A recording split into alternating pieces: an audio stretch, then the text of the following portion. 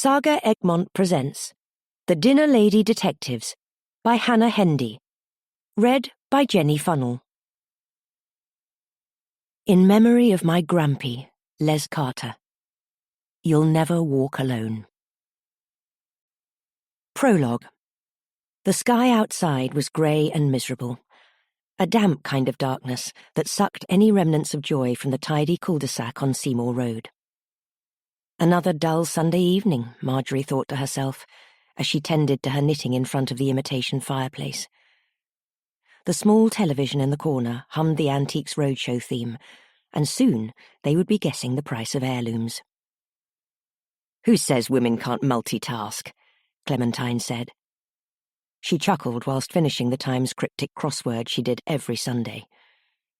Marjorie laughed back in what she hoped were the right places, even now as she struggled to knit a particularly difficult sleeve, the wool almost certainly getting the better of her. They had lived together at number 22 for more than 30 years, and the routine had barely changed.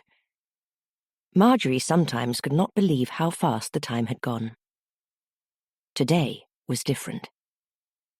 There was a soft knock on the door, followed by a rapping on the letterbox.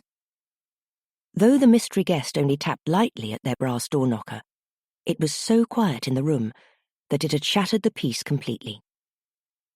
The ball of wool slipped from Marjorie's fingers and bounced under the coffee table, as the two women sat silently, staring at each other for what felt like an age. Clementine's big brown eyes were wide with surprise, her white eyebrows rising high on her wrinkled forehead. "Who the devil could that be?" Clementine finally said. The next knock made Clementine reluctantly lower her crossword. "Marjorie," she hissed, "get the door." Marjorie got up dutifully from her comfortable seat in the cosy living room and made her way out into the cold hallway. She peered through the peephole. "It's Seren," Marjorie said. "Hide the Quality Street." Clementine jumped to attention and ran over to the coffee table where the large, colourful tin had sat since Christmas. Marjorie and Clementine were treating themselves to as sweet a night. "It's okay," Clementine said. "We've only toffee pennies left. She's welcome to those." Marjorie breathed a sigh of relief and opened the door. "Hello, Seren. To what do we owe this pleasure?" "Good evening, Marjorie," Seren said, forever out of breath. She bent to stub her cigarette out in the large terracotta plant pot on the doorstep. "So sorry to bother you at this ungodly hour." Marjorie looked up at the carriage clock in the hallway and saw that it said 5:30. "But you know, I wouldn't have come if it wasn't of high importance. May I come in?" "Oh, of course," said Marjorie, and swung the door back to usher her in, sighing in dismay at the cigarette butt now nestled next to her favourite succulent. Seren lumbered past her, almost knocking over the small hallway bookcase that housed Clementine's Books I May Read Again. She sat down in the pink floral armchair Marjorie had just vacated, helping herself to a toffee penny. As she took off her huge, dirty coat and hung it on the side of the chair, several lumps of rolling tobacco fell onto the floor out of its front pocket. Marjorie noted Seren's yellow fingernails, making a mental note to get the chair cover dry cleaned at the earliest convenience. As Marjorie pottered about the kitchen putting together the tea things, she pondered on what Seren could be here to tell them. A social visit from her was unheard of. Until very recently, Seren had refused to go out at all in the evenings, and it was strange to see her looking so normal outside of the work clothes they usually saw her in. Well, almost normal. Marjorie felt bad for thinking it, but there was just no denying that Seren was not known for looking after herself. It was even worse now that Seren lived alone. Today, her unwashed hair was pulled back tightly in a scrunchie, and what looked to be several days' worth of foundation had created a tide mark across her jawline. Though she was not overweight, the selection of dirty, oversized anoraks and saggy old leggings she exclusively wore outside of work did nothing for her. Poor Seren, Marjorie thought. She shook her head. Poor, poor Seren. She brought in the pot of tea on the wheeled trolley and felt embarrassed by Clementine's blatantly disgusted look at Seren's appearance. "So, what was it you wanted to talk to us about, dear?" Marjorie said, trying to snap Clementine out of staring as she helped herself to a cup of tea and sat down on the arm of the armchair. "Help yourself to a toffee penny, or can I get you something a little more substantial?" "Thanks, but no thank you," Seren said, opening her third sweet. "You've put out a fine array of crudités already, and I shan't keep you long." Marjorie frowned confusedly at the small finger bowl of twiglets and the saucer of party rings she had put out on the coffee table next to the Quality Street. There was not a vegetable in sight. "Unfortunately, this is not a social visit. I've come here on very dire business indeed." "Well, spit it out, woman. We haven't got all night," Clementine said, a little too impatiently for Marjorie's liking. Seren leaned forward conspiratorially. "There's been a death." Marjorie dropped her teacup in shock. "Good God!" "Marjorie, please don't swear," Clementine said, turning to Seren, who was nodding her head vigorously, as though she was a person of great importance. As though no one had ever caught her eating profiteroles in the school kitchen's walk-in freezer. "What do you mean, Seren? Who's died?" "It was a terrible accident. Well, that's what they're saying down at the leisure centre," Seren said, still nodding. "I wouldn't have believed it myself, but accidents do happen. You know, just last week I broke my back tooth eating a Cadbury mini egg." Marjorie and Clementine exchanged a look. "Anyway, she was one of our own. Our kitchen manager, Mrs. Hughes." "Mrs. Hughes?" Marjorie said, struggling to find her voice. "You can't mean Caroline Hughes?" "Unfortunately, I do, and I have it straight from the mouth of the man who found her. Gary Matthews. Do you know him? Works on security. Found her dead Friday night." She picked the teacup off the floor and handed it back to Marjorie. "Do you know the worst bit about it?" Seren paused dramatically. Marjorie and Clementine shook their heads enraptured. "She didn't even get to deliver her last batch of Avon." Marjorie gasped and dropped the teacup again. "I don't know how many people know already.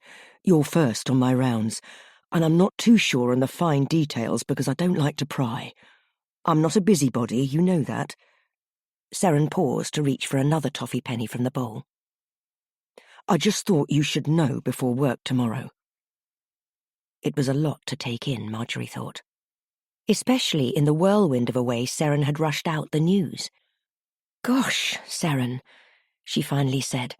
"A death like that, and it's hardly been a year since, well—" She stopped, not wanting to upset the woman sitting across from her. "I know," said Seren. Well, I'd still rather not talk about it if it's all the same to you." Clementine and Marjorie nodded in sympathy. Seren hadn't really had an easy time of it recently. Marjorie made a mental note to drop a Tupperware of homemade lamb caul or shepherd's pie off at her house. "Well, I'd better be off. Thank you for your hospitality." Seren dragged herself up and out of the chair in a flurry of falling toffee penny wrappers, grasping her dirty coat that Marjorie was sure she just sprayed with deodorant instead of washing. Marjorie saw her out, feeling ashamed of her relief when they were rid of the smell of the woman's clothes. "Can you believe that, Clem?" Marjorie tentatively perched back down onto the chair. "Caroline dead. Avon undelivered. That just doesn't happen here." Clementine had remained in her seat, and she picked up the cryptic crossword again. "No. Things like that don't happen in Dewstow." After a minute, she sighed and threw the newspaper down on the coffee table in defeat, letting her reading glasses fall onto the cord they were attached to so she could rub her eyes. "We should get a good night's sleep. Who knows what awaits us tomorrow?" Chapter 1. The next morning, sat in their usual seats on the number 5 bus, Marjorie and Clementine listened intently to the gossip that surrounded them. "Oh, Marjorie, Clem, you knew her, didn't you?" said Mrs. Mugglethwaite, the lady who worked at the post office. Everyone in the bus turned and stared. Marjorie smiled back grimly, glancing nervously at Clementine.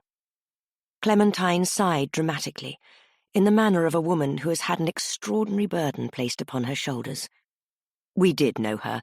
We worked with her for years. Such a shame." The ladies of the number 5 all nodded agreeably. "Such a glamorous woman. She'd been to London, you know," Clementine said proudly.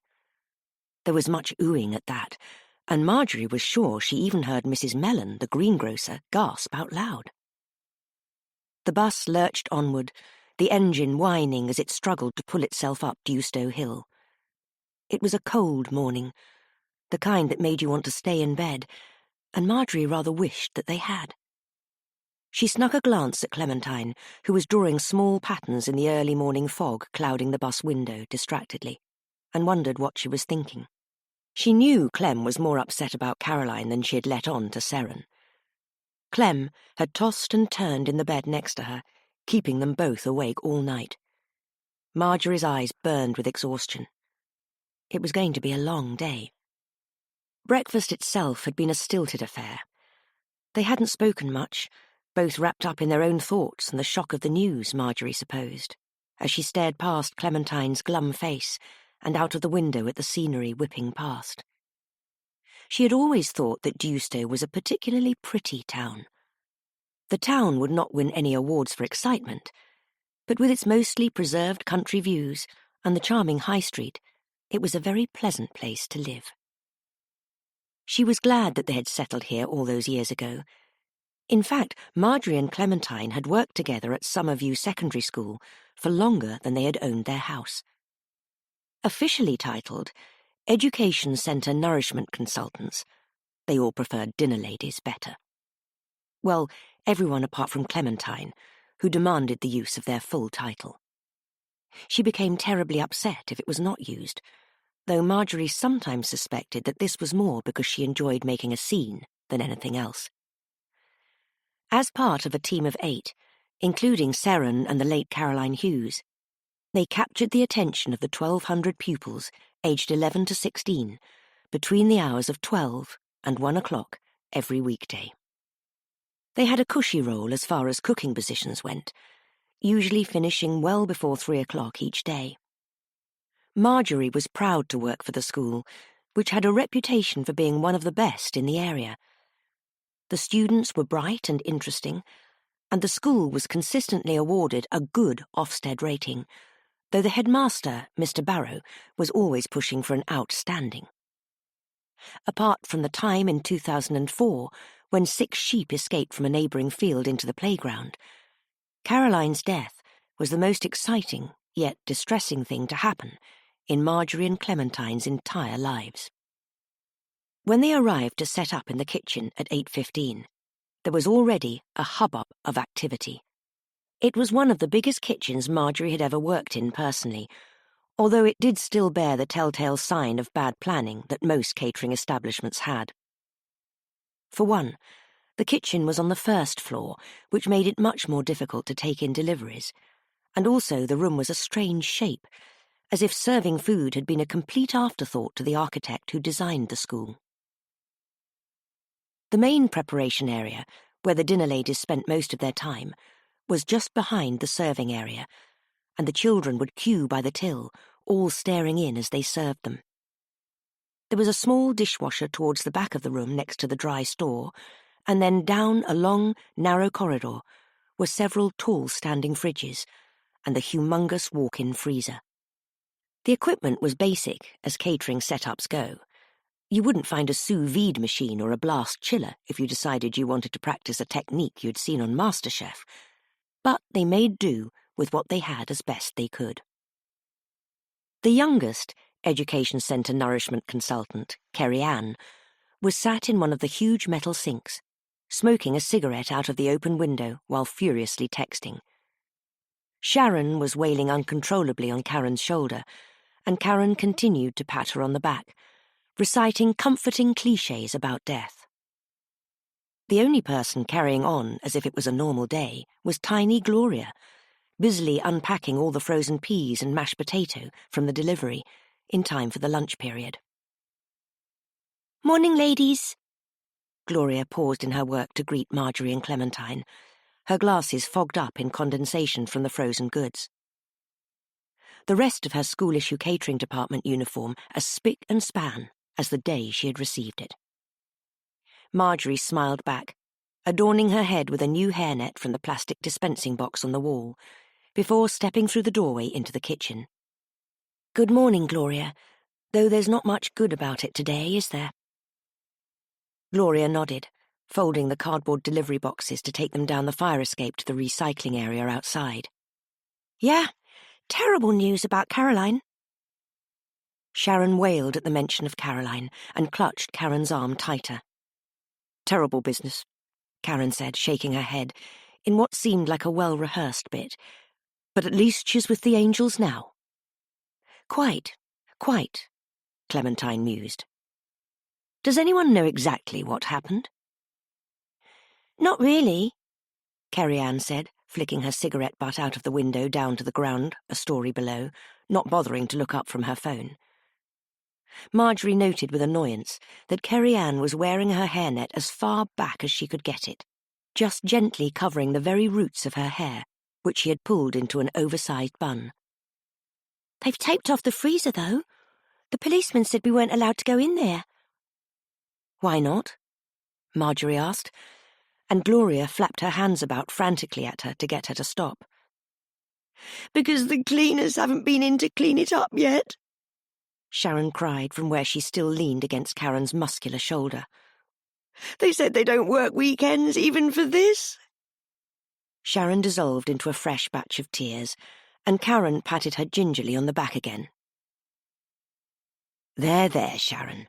I'm sure she didn't feel any pain. She's in a better place now. And anyway, she loved being in the freezer. She really went out with her boots on." "What do you mean?" Marjorie said. "She died here. Oh, my God. She's not still in there, is she?" she exclaimed, feeling herself leaning back against the nearest kitchen countertop as her legs went to jelly. Gloria shook her head. "No, they took her body away before we all got here.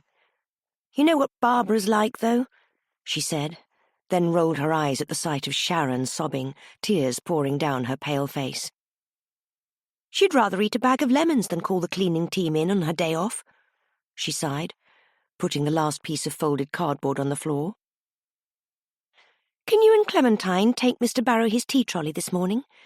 The assembly is at 9, and I can't leave the delivery only partly put away. Anyway, Kerry-Ann is insisting she needs to mark herself safe on Facebook." She turned to glare at Kerry-Ann, who was engrossed in taking a very sombre-looking selfie. "Whatever the hell that means," Gloria mumbled. "Sharon, can you please stop that incessant wailing and help me with the onions? If we're going to make the assembly on time, we need everything ready before we go." "Of course we can take the headmaster's trolley," Clementine said. "But where is Seren? That's usually her job." "Saw her at the newsagent's this morning buying her breakfast," Kerry-Ann said, finally jumping down from the sink and grabbing a colour-coded chopping board. "Haven't seen her since." The dinner ladies knew what Seren's breakfast consisted of: half a pack of Lambert and Butler's cigarettes and a chocolate chip muffin. She was never usually this late, though. In Seren's absence, Marjorie and Clementine busied themselves arranging the tea trolley in the dry store. They carefully avoided the cordoned-off part of the kitchen, but Marjorie could see Clementine giving it occasional glances. They decided on the good biscuits from the top shelf, as today seemed as good a day as any to use them, and tried to find 2 similar teaspoons. Failing miserably, they settled for plastic ones. The headmaster's office was a short walk away, and yet to Marjorie it seemed to take hours. Every corridor looked exactly the same, even with the different displays of children's work proudly arranged on the walls above the threadbare carpet. Though the students changed year by year, the subjects never seemed to. Marjorie always thought the teachers must just replace the old work with new identical pages, and wondered how they managed to tell it all apart.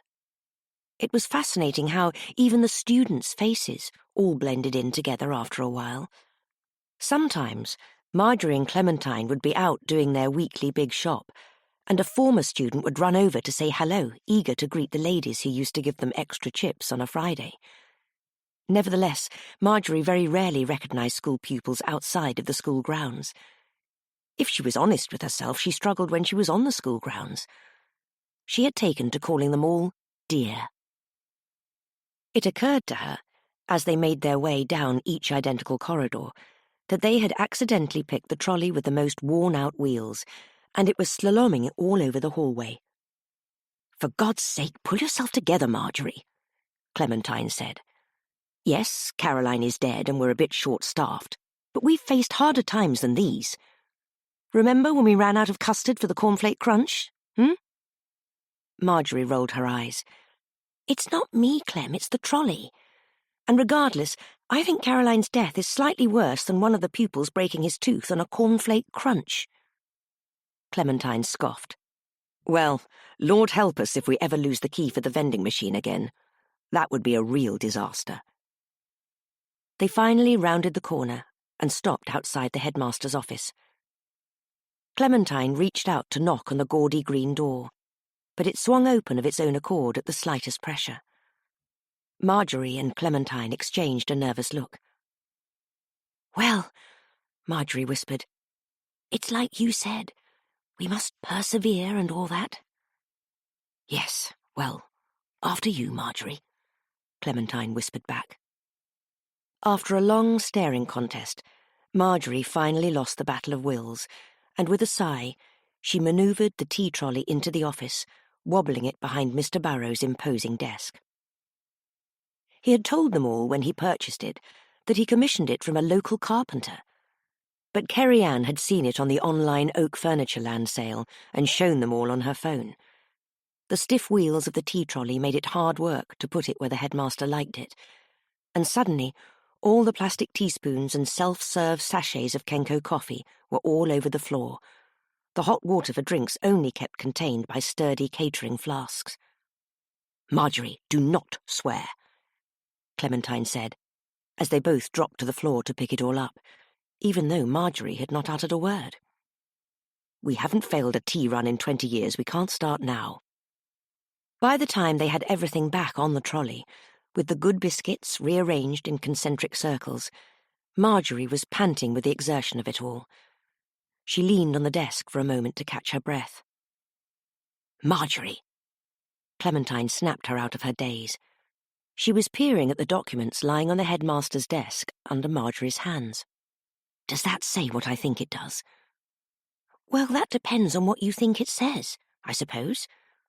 You don't have your reading glasses on," Marjorie said, lifting the paper close to her face. She, too, did not have her reading glasses on. "Oh, my." Transcribed on the document she was holding were notes from the police report on Caroline's death. She tried to skim it as fast as she could. Mr. Barrow was obviously trying to write an accident report for the freezer, judging by the open risk assessment folder that had laid next to the paper on the desk. Two of the scribbled lines stood out. "Blood needs cleaning," and "scratches on inside of freezer door." Clementine gasped from where she was reading over Marjorie's shoulder. Marjorie was suddenly aware of the voices outside in the corridor, and she dropped the paper back on the desk as if it had burnt her, just as Mr. Barrow entered the office. "Oh, hello, ladies," he greeted, beaming at them as he entered, despite practically having to bend himself in half to get through the average-sized doorframe. Although he was in his late 50s, his smile always made him seem a lot younger to Marjorie, along with the fact he still had a full head of red hair, darkened by the gel he used to slick it back. "Thank you ever so much for the trolley. I'll need a few cups of coffee with the way this day is going already, though it would be nice to have something a bit stronger." He smiled as they moved away from his side of the desk, so he could take off his 3-button suit jacket and place it firmly on the back of the IKEA chair he had told everyone was a gift from an estranged aunt who lived in Italy. "Not a problem, Headmaster," Clementine squeaked as they departed the office, power-walking as fast as they could. Marjorie could not imagine how to say what she was thinking. How could there possibly be scratches on the freezer door? It was a ginormous great metal thing, and in Marjorie's mind, completely impenetrable by anything less than a sledgehammer. What could have happened to cause something like that? And blood needed clearing up. It was almost unthinkable. Clementine broke the silence first. "The special assembly starts in a few minutes. I don't know why he ordered for all that coffee now. He won't even have time to drink it." Marjorie sensed that Clementine was more upset about what they had read than whether the headmaster drank his coffee, but she was too shocked to try and lure the conversation out of her. "The biscuits will have gone soft by the time he gets round to eating them. The good biscuits, too. What a waste." "It's okay," Marjorie said.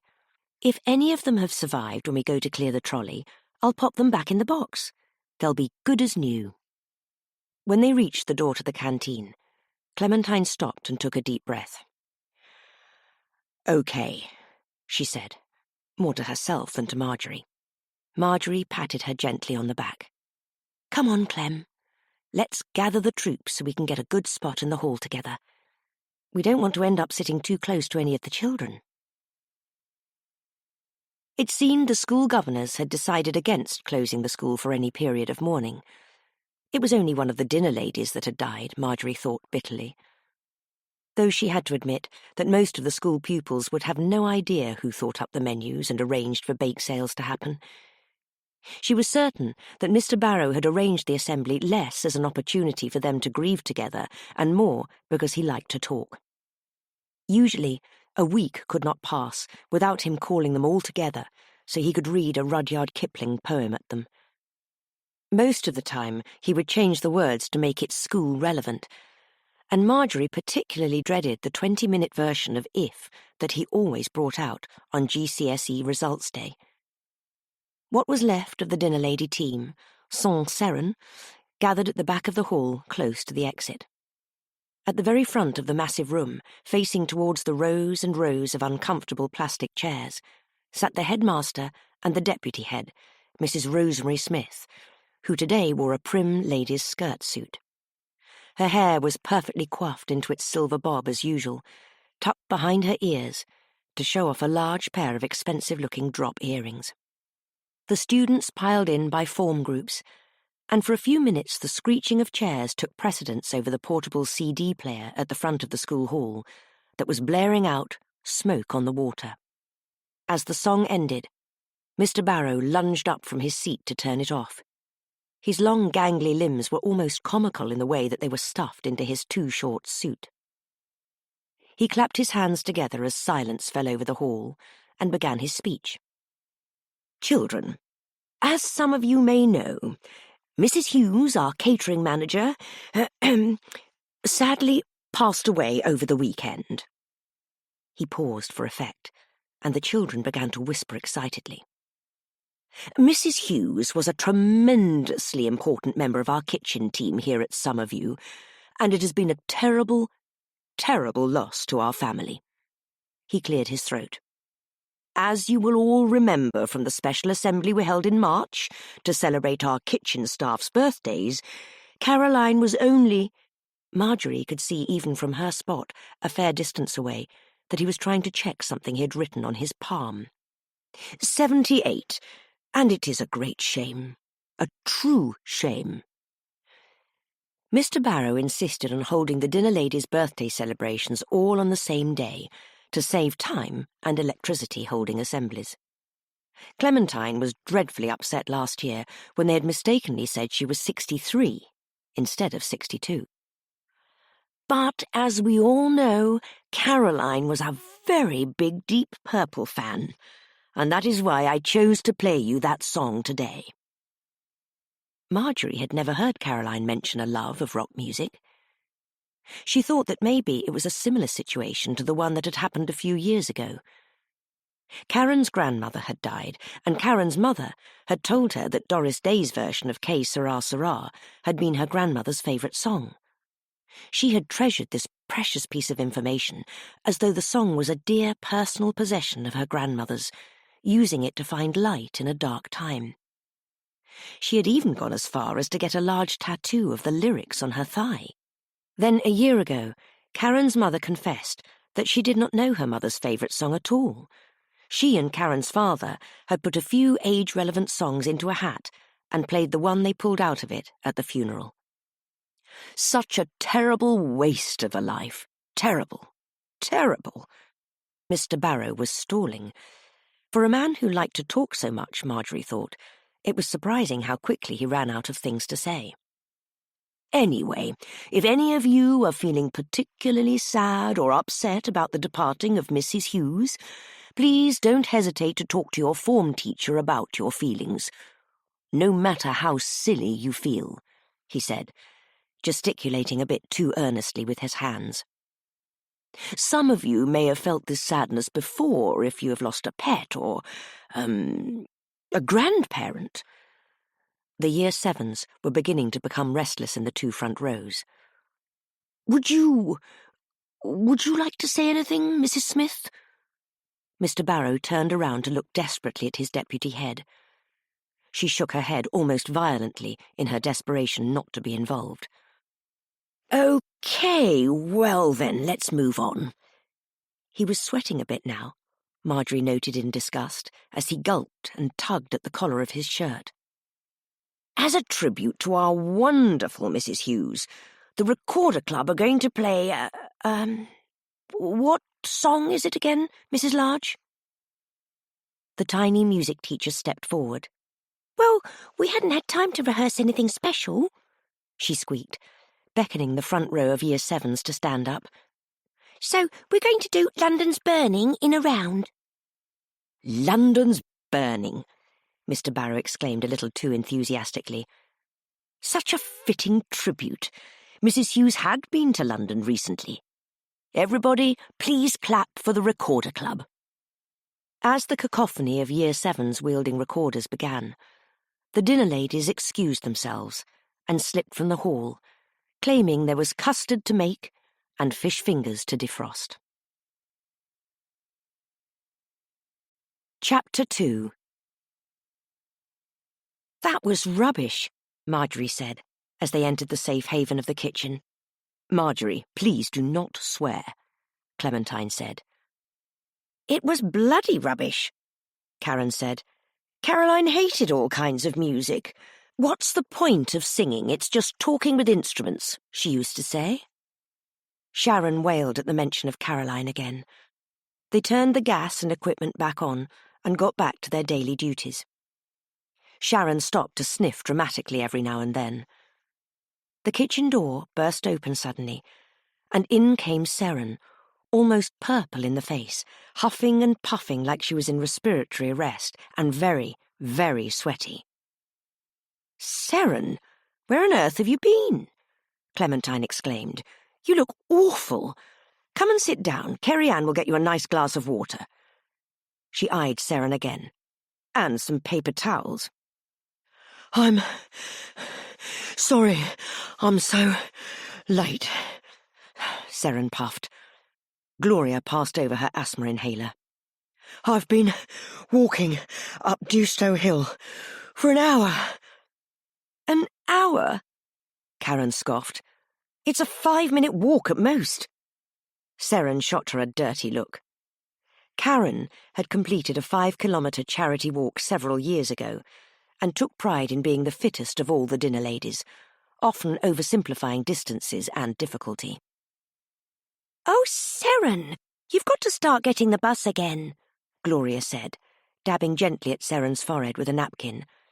It's been months. No one's talking about it anymore. Yes, they are, Seren wailed. They talk about it all the time. Gloria went back to making soothing noises and wiped Seren's brow. Kerry Ann, she hissed, her long braid nearly catching Seren in the face as she turned. Get Seren a cup of tea. Kerry-Ann scuttled off, phone in hand. Marjorie thought about Seren for the rest of the day and well into the evening.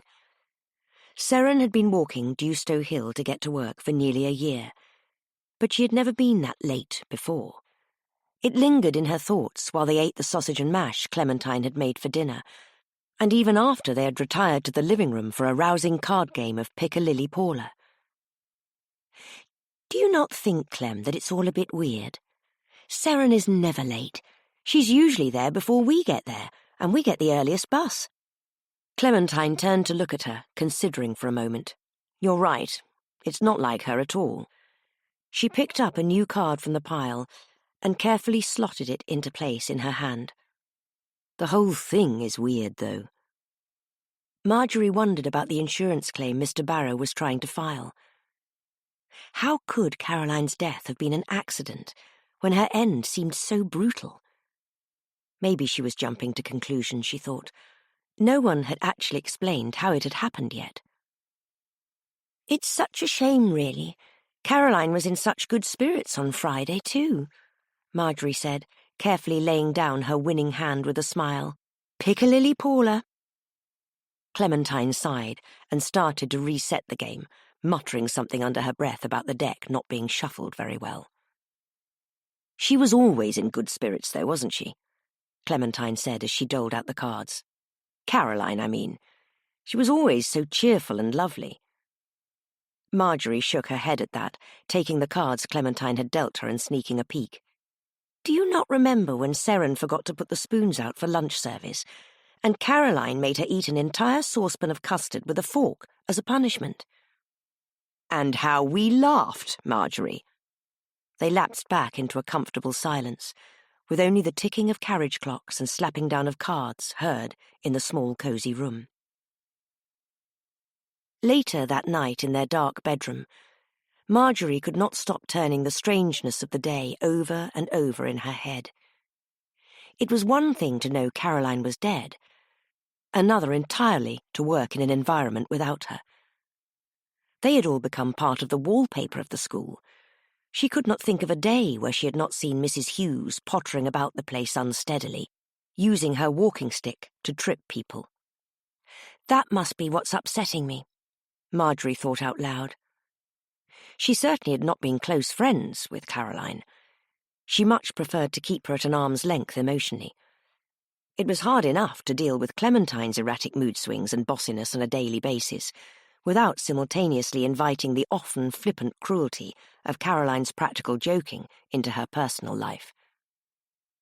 Marjorie, Clementine hissed from across their bedroom into the darkness. Yes, Clem? That bit of paper in Mr. Barrow's office was a bit weird, wasn't it? Marjorie thought about it. Yes, it was. I wish there was something more we could do to find out what that was all about. There was a long pause, and Marjorie suddenly wished she had never said anything. This could quickly turn into one of Clementine's things, which often became no more than extended wild goose chases. The last, seemingly innocent Clementine-concocted adventure ended in a literal goose chase, after Henry and Henrietta, the local pond's resident geese, had eaten all of the quack snacks that Marjorie brought with them to feed the ducks. Clementine had tried, and failed, to have them both arrested for theft. Marjorie, Clementine said. Marjorie could feel her sitting up to peer over at her through the darkness. Something's wrong with this. Seren said it was an accident, but I'm not so sure it was. Well, we know literally nothing about what happened, Clem. Yes, I know, but that's why we should find out more. They slipped back into silence.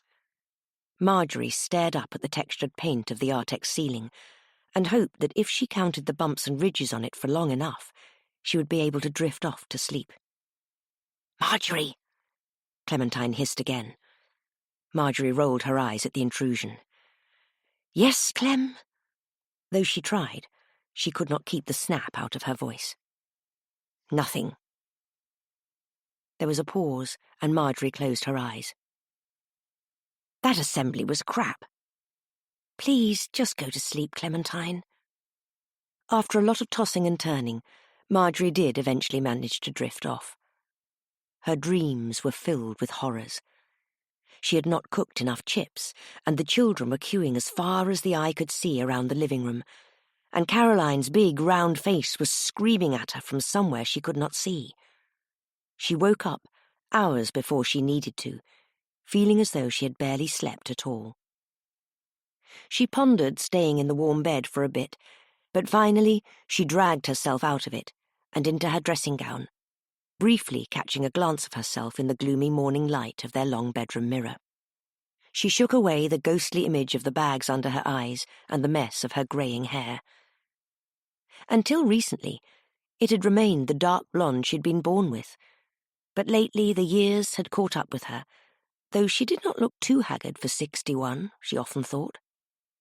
Clementine had gone grey hilariously early in comparison, and it had been much more noticeable with her dark brown strands.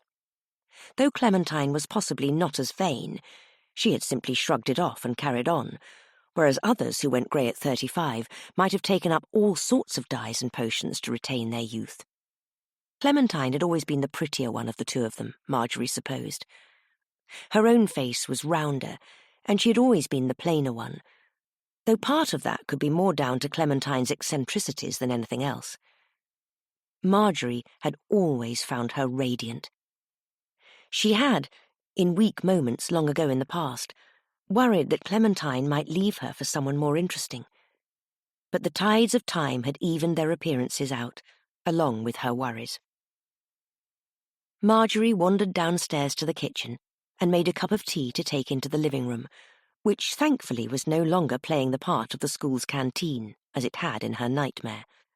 Instead, it was awash with early morning sunlight and the comforting ball of sleepy, purring fur that was their old lady tortoiseshell cat, Pumpkin, curled up on the arm of Marjorie's favourite chair. Pumpkin stretched and chirruped serenely as Marjorie sat down next to her.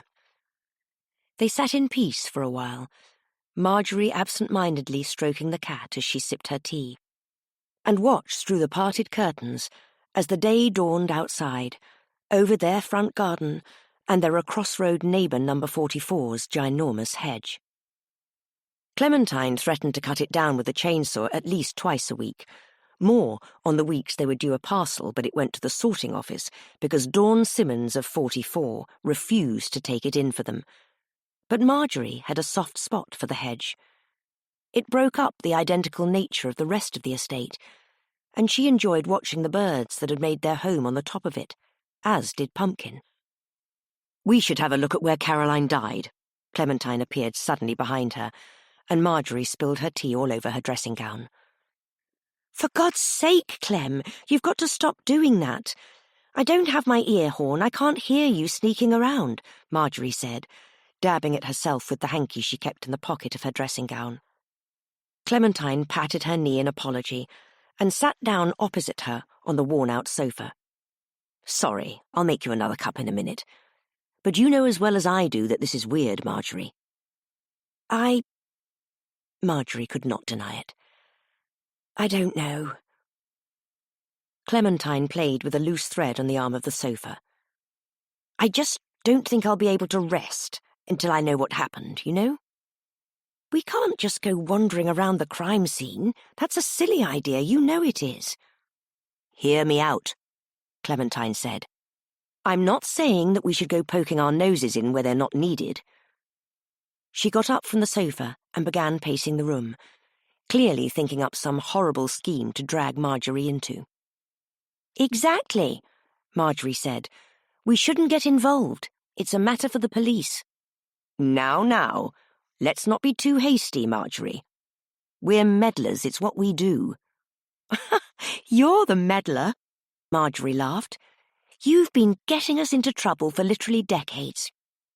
"Listen, Marjorie, we knew Caroline for years. We're grieving." Clementine said the last word, as if it absolved them of a multitude of sins. Marjorie could hear the cogs turning in Clementine's head. Clementine continued. "So, if we did decide to have a little look at where Caroline died, well, how could anyone object? Marjorie shook her head. Clementine was going to win. She always did, in the end. Chapter 3. Marjorie and Clementine clock-watched the day away. Lunchtime had been a roaring success, as it usually was, though there was a notable upswing in compliments for the dinner lady team. Complaints about lumpy custard and undercooked quiche pastry were down, and Marjorie could not help but think that it was a result of the wave of empathy directed towards them after Caroline's untimely departure. Marjorie took charge for the time being. Someone needed to, if only to stop Karen wearing running trainers in the kitchen, and to keep Gloria from throttling Seren when she arrived late again. Being the manager was exhausting, even if it was not an official role. She spent most of the shift begging Kerry Ann to put her phone away, and pleading with Sharon to please, please stop crying and start buttering bread before we all drown, for Christ's sake. Sharon did no such thing, and the sombre tone lingered relentlessly as they worked. A much different day than usual, Marjorie thought. The last time the team were this miserable was the day of the Grand National Sweepstake, when none of them had won anything. Usually by this time after the lunch hour, the small canteen kitchen was full of laughter as they cleaned up. But then Caroline had been the leader of most of the fun, Marjorie supposed. Though Caroline's idea of fun was usually one horrible practical joke or another. She had constantly been filling people's home shoes with a mixture of porridge and honey, or setting someone's house keys inside a bowl of jelly. Clementine often roared with laughter at the memory of some of these pranks. But Marjorie, who would be the one chiselling the porridge oats from out of their shoes, did not find them so amusing. Though she was not all bad, that was the enigma of the woman. Her sense of humour could seem so needlessly callous and flippantly cruel, but then at the same time as you discovered she had glued your locker shut, you would also find that she was leaving work a little bit early to go and volunteer at the local food bank. Or that she had left extra money in the vending machine for the next person who wandered over to use it. She was constantly giving away meals to less well-off students and their families, disguising the charity as recipe boxes to dissuade from embarrassment. So really, in the grand scheme of things, the occasional porridge in your shoes was mostly forgivable. At 2:00, Clementine offered their services in mopping the floor, and Gloria nearly bowled them over in her excitement to leave so early, throwing the cleaning cupboard keys to Marjorie on her way out. Seren was hesitant to go, but eventually they shuffled her out with a thermos of pre-mixed Angel Delight and a bag of out-of-date sandwiches from the canteen's vending machine. Marjorie did not know why Seren tried so hard, in all honesty. Seren had been Caroline's scapegoat for all wrongdoings, and Marjorie privately felt that things might improve for her now her tormentor was gone. Marjorie was nervous about looking inside the freezer. She did not like Clementine's plan one bit. Clementine never had much impulse control, and the older she got, the worse it seemed to become. But Marjorie learnt over the years, when faced with similarly outrageous schemes, that to swim against the current was to drown, and Marjorie intended to float. Clementine insisted, in an almost hushed whisper, that they were not doing anything wrong by having a little look, but she simultaneously decided that they should don protective clothing. "You know, just in case, Marjorie," Clementine said, but would not give her any further details on why. Nevertheless, when Clementine handed her the goggles and gloves they usually wore when cleaning the ovens, Marjorie put them on obediently. "Right, Marjorie," Clementine said, pulling on her own set of rubber gloves and easing the goggles down onto her face. "We shall have to get into Caroline's mindset and retrace her steps. What would she be doing?" "No idea," Marjorie said. "Well..." Clementine was obviously trying to think of what the particularly robust children in an Enid Blyton novel would do. "Let's think logically about it. Where would she have gone?" Marjorie shrugged. She genuinely did not know. They spent most of their days trying to leave work early. She could not fathom why Caroline would still have been here on a Friday night. Well, Clementine enthused again. Why was she here? How many cups of tea would she have had? Clementine must really be clutching at straws. As we both know, Caroline hasn't drunk a cup of tea since 1976, Marjorie said. Clementine nodded back. It was a well-known fact amongst the dinner ladies. Ooh, but she did enjoy a hot chocolate, though, Clementine said. Good call, Marjorie. To the water boiler. 2 cups of off-brand Horlicks later, and they were still none the wiser to Caroline's plight. Well, Marjorie said, that didn't help at all. No, Clementine said, putting her empty mug in the sink. I feel like we're just wasting time with all this drink-making, and we've got to get in and out of here before the cleaners turn up. She turned to Marjorie, suddenly wide-eyed. I mean, not that there's anything wrong with what we're doing, Marjorie. She laughed, the forced chuckle of someone who had nearly been caught doing something very, very wrong indeed. Marjorie rolled her eyes and turned to look back down the kitchen. It seemed very empty now that the rest of the team had left. The preparation area seemed much more claustrophobic than it did during the daytime. Gloria had turned the gas off before she went home, and the incredibly noisy extractor fans went off with it. Without the usual roaring of the fans, the room was left in an almost deafening silence. The kitchen had become unbearably stuffy much quicker than Marjorie imagined it would, and the quiet clicking from the under-counter fridges was enough to make her heart race with anxiety. This is stupid, Clementine said. We know why we're here. Let's just get on with it. Marjorie nodded in agreement as Clementine turned on her heels. They both headed past the dry store, down the corridor, and towards the freezer. They made their way under the protective police ticker tape denoting the scene and paused. The freezer door was large enough that 2 people could stand in the doorway and chat at the same time, as Kerry Ann and Clementine often did when they were both trying to get out of doing any work. On its right side was an enormous door handle, which you had to pull with quite some force to open. Marjorie had always found it a pain when carrying trays of food to put in it. You either had to call someone over to pull the handle for you, or do a sort of balancing act, holding the tray or container under one arm and resting it on your hip as you pulled the handle quickly before you dropped the food all over the floor. It was designed to be airtight, Marjorie supposed, but that never made it any less infuriating. To get out of the freezer, if someone accidentally shut you in, you simply pressed hard on the big round button on the other side of the door. The panel next to the door handle displayed the temperature, which the dinner ladies dutifully logged in the kitchen paperwork twice a day. Today, it sat at a stirring -20 degrees centigrade. The freezer was always a source of fun for Caroline, so this whole thing was a bit ironic, really. Marjorie remembered the day Caroline demanded that Seren mop the freezer.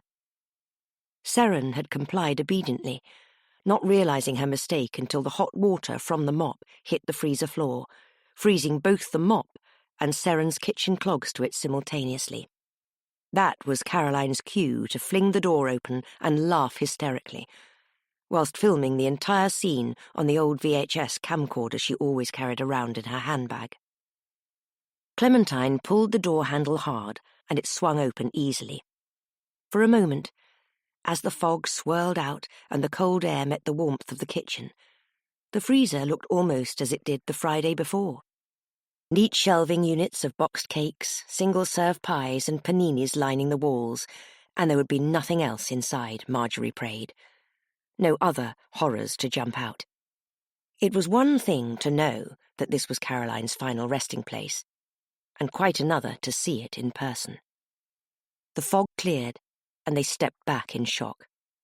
In the dim light from the small bulb on the freezer ceiling, Marjorie saw that the freezer door was entirely coated in blood. Not just the door. The freezer floor had a line of blood smeared along it from the front to the back, as though someone had dragged themselves across it while bleeding. The emergency door button was similarly coated, where it had obviously stood useless. "Oh," Clementine breathed out. She looked as stunned as Marjorie felt. There were several long scrapes in the ice on the inside of the door, where someone had clawed at it. A chill went down Marjorie's spine as she imagined Caroline trying desperately to escape. She had to turn away with her hand over her mouth, trying with all her might not to be sick. "Oh," Clementine said again, quieter this time.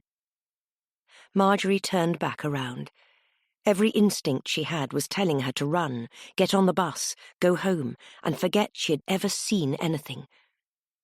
But she forced herself to turn and look again. She had to know what happened. They had come this far. "Clem, there's something back there, under the shelf." She retched and had to look away again. "Okay." Clementine seemed to be psyching herself up. "Okay." She charged into the freezer and slid on the icy floor, one of the rubber gloves flapping off in her haste. "Careful, Clem," Marjorie said, and followed her into the cold air instinctively. Marjorie was right. On the floor, right at the back of the freezer, was a clipboard. It had slipped behind the shelving unit and was lodged between the shelving and the back wall. Clementine had to really yank it to get it up from its precarious position, but she managed it after a few strong tugs. "It's just the stock-take paperwork," Clementine said grimly. That's the mystery of what she was doing on Friday solved. They should have known, Marjorie thought. Caroline always did the stock-take on Friday nights, though they were not usually there to witness it. Caroline had always seemed quite at home in the freezer the few times Marjorie had seen her in there, her face set determinedly, as if she were about to start individually counting each frozen pea. Marjorie shivered and pulled the collar of her kitchen-issue polo shirt closer to her neck. Her nose was beginning to feel like it might fall off. Her lungs burned as she inhaled in the cold air. "We should put it back," Marjorie said, her breath billowing out in a cloud. She was about to suggest to Clementine that they went straight home and forgot all about this, when the freezer door slammed shut, throwing them into pitch black. "Marjorie!" Clementine yelped, and they both screamed in surprise. Marjorie made her way back to where she was sure the door was, and scrabbled around in the darkness, looking for the door handle, her fingers sliding all over the icy door. She was unable to even see her own hand in front of her face.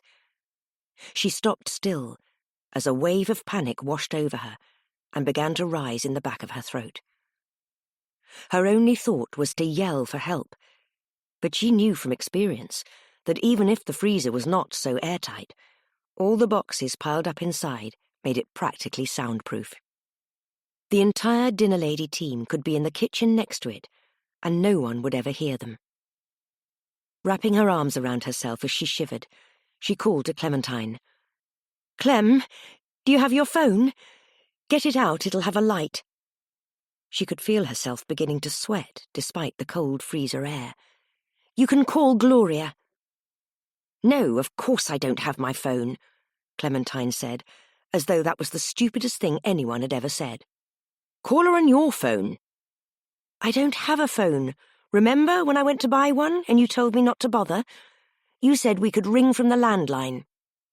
"I don't recall saying that." "You said texting was the handiwork of the devil," Marjorie exasperated. "I don't think I would have said—" "You said if you wanted to send someone a photo, you'd print it out and post it to them." "That doesn't sound like me," Clementine scoffed in the darkness, but Marjorie cut her off again. "You said you'd tried to send a photo to Gloria once, and the signal was so bad she didn't get it for 3 days, so you might as well have posted it." "Oh, well, I suppose I do remember that." Marjorie could not see her, but she was sure Clementine was nodding somewhere inside the icy box in which they were trapped. Marjorie stamped her feet, trying to warm up her frozen toes, and she put her hands in the pockets of her cardigan, which was proving useless in the artificial chill of the pitch-black room. She wished that they had worn more of the protective garments she thought so silly when Clementine convinced her to put them on. Marjorie could picture Clementine's mobile phone plugged into the charger on her bedside table at home, where Clementine occasionally used the front camera as a mirror to take out her top denture. She only owned it because Carrie Ann had found out she did not have one and forced her to take her old one as a gift. Marjorie rubbed her cold arms with her hands, holding them close to her sides to try and contain her own body heat. She did not dare to reach out and try to touch anything, in case her cold fingers got stuck to one of the frozen walls or shelves, or she accidentally dislodged a box of frozen lasagna portions and crushed them both. It would be just her luck to die here, she thought. To die in the freezer, frozen stiff overnight in the darkness.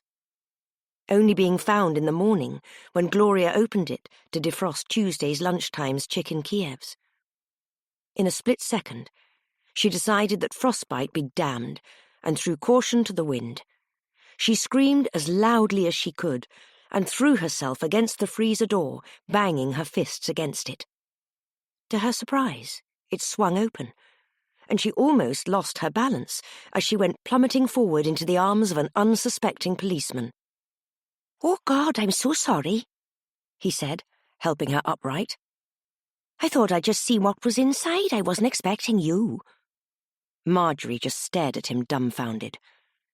Clementine had emerged from the freezer too and was trying to catch her breath, bent over with her hands on her knees. "Are you all right?" he said, wringing his hands together. "What were you doing shut in there?" "What do you mean, shut in?" Marjorie said. She could see Clementine judging the young officer's weedy excuse for a moustache from the corner of her eye. He was young enough to still have the remnants of teenage acne, Marjorie noted, his uniform slightly too baggy on his lanky figure, as if his mother had bought it a size too big for him to grow into. "This was under the lock." He pointed at the broom that lay innocently on the floor next to the freezer. "It was jammed under the fridge handle, and I I kicked it away." Marjorie just stared at him dumbfounded, rubbing her hands together to dispel the almost painful feeling of the blood rushing back into her frozen fingers. The relief of the warm kitchen air was blissful. Another, much older police constable rounded the corner of the kitchen, and the younger officer stood to attention at the sight of him. Marjorie was sure she heard him mumble, "My dad said I should have just become a traffic warden," under his breath. "Is everything all right here, Simon?" the older constable asked, his fantastically layered hedgerow of a moustache hiding any emotion on the bottom half of his face. Simon nodded and pointed at Marjorie and Clementine, suddenly red-faced. "Yeah, all fine, Officer Thomas. Like I told you, ladies, you can't be here." Officer Thomas stepped in. "Ladies, I'm going to have to ask you to come with me," he said, moving towards them. "This is a protected area. You are aware it is a criminal offence to step foot in a crime scene?" "Officer," Clementine began. Marjorie didn't like where this was going. "We were merely popping into the freezer to get some bread rolls out to defrost. The children need bread." The officer looked at her, and then his gaze wandered behind them towards the blood-coated freezer door. "I think you both know that inviting yourselves into the middle of a police investigation is a terrible idea, bread rolls or not," he said witheringly. Marjorie could feel herself shrivelling under his gaze as he turned back to look at them sternly. "This is a sensitive conversation, and I'd prefer for it to be done at the station." "Someone shut us in the freezer!" Marjorie cried before she could help herself.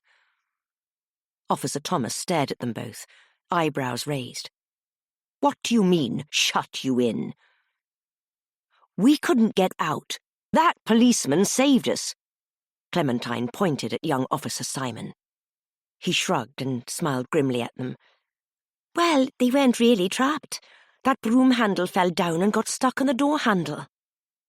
"We are going to have to investigate this back at the station," Officer Thomas said, shaking his head.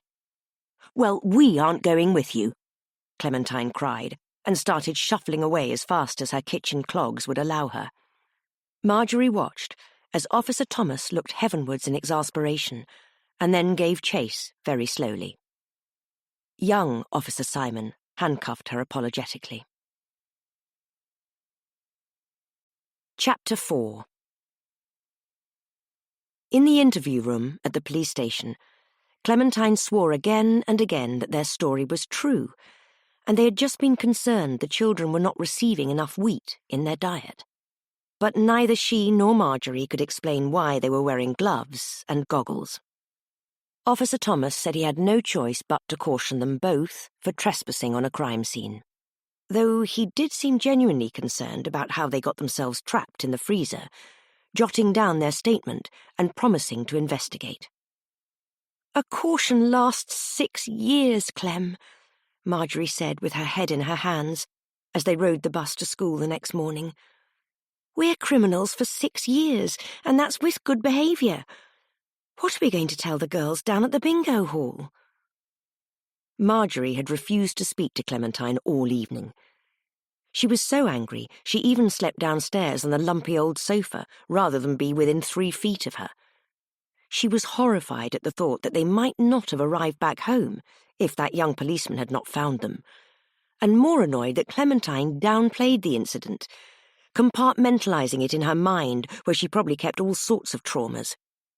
She had obviously added, "nearly frozen to death like an ice lolly," to the pile and then shut the door on it again. But then, in the morning, Clementine had brought in her favourite breakfast, a cup of black tea and 2 slices of plain toast, all served on a tray with a flower in a vase she knew Clementine had stolen from Dawn Simmons' garden. Marjorie had softened like butter, left under the school kitchen's heat lamp.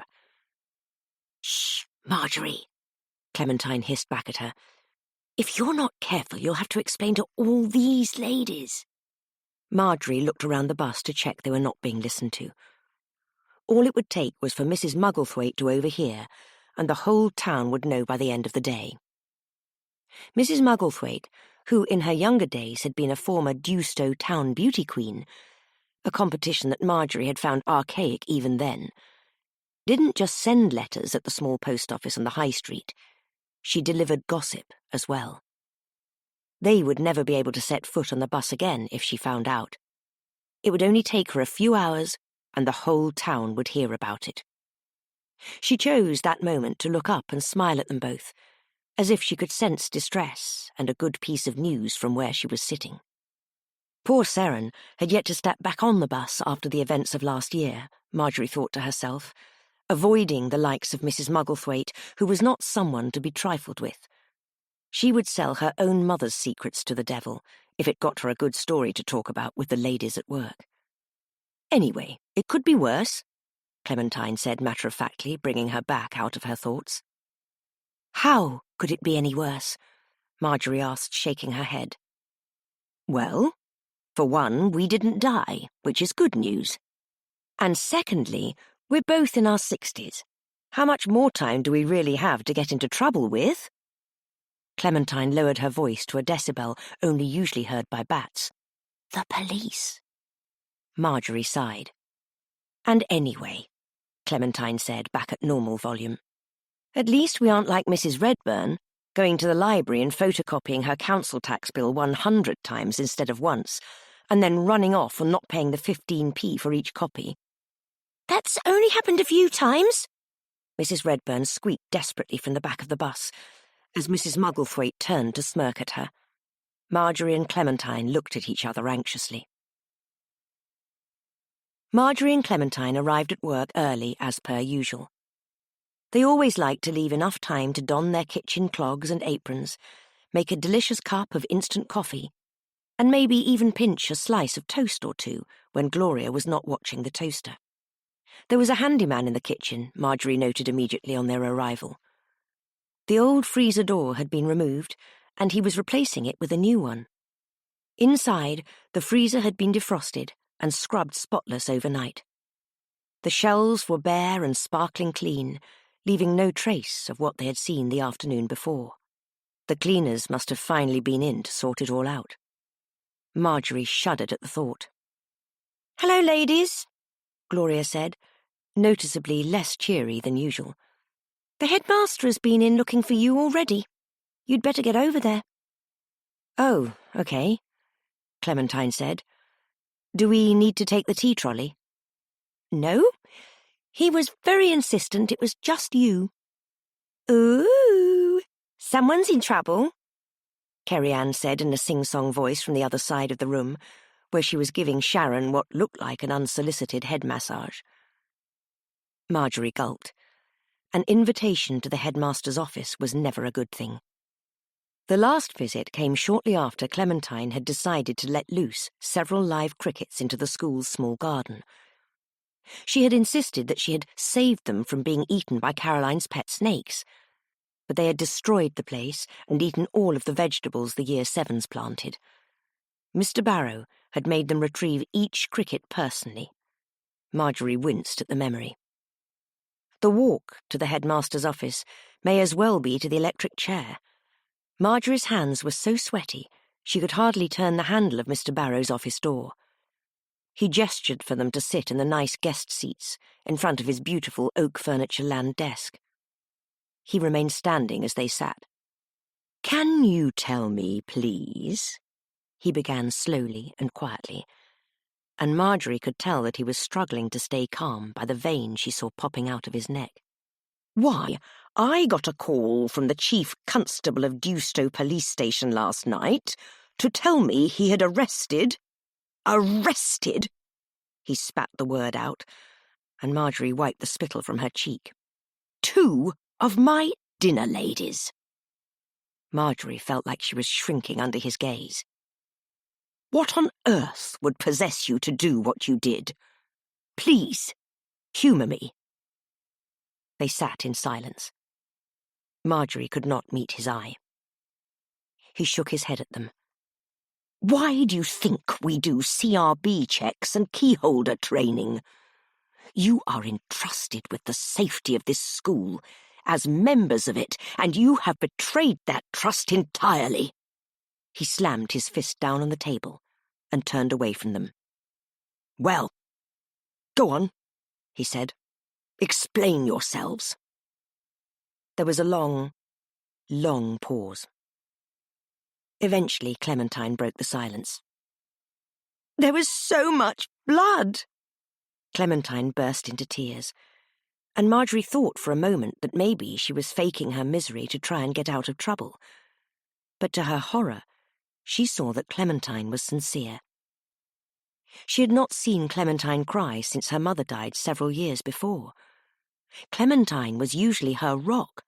Marjorie was used to leaning on her, and it was a genuinely unsettling sight to see her so distraught. "Caroline was one of us, and she died like that and all alone." She put her head in her hands and began to weep. Marjorie gently patted her on the back. It was just like Clementine to hide her real feelings. She was like the mini egg that had broken Seren's tooth, seemingly hard and unfeeling on the outside, but very much the opposite on the inside.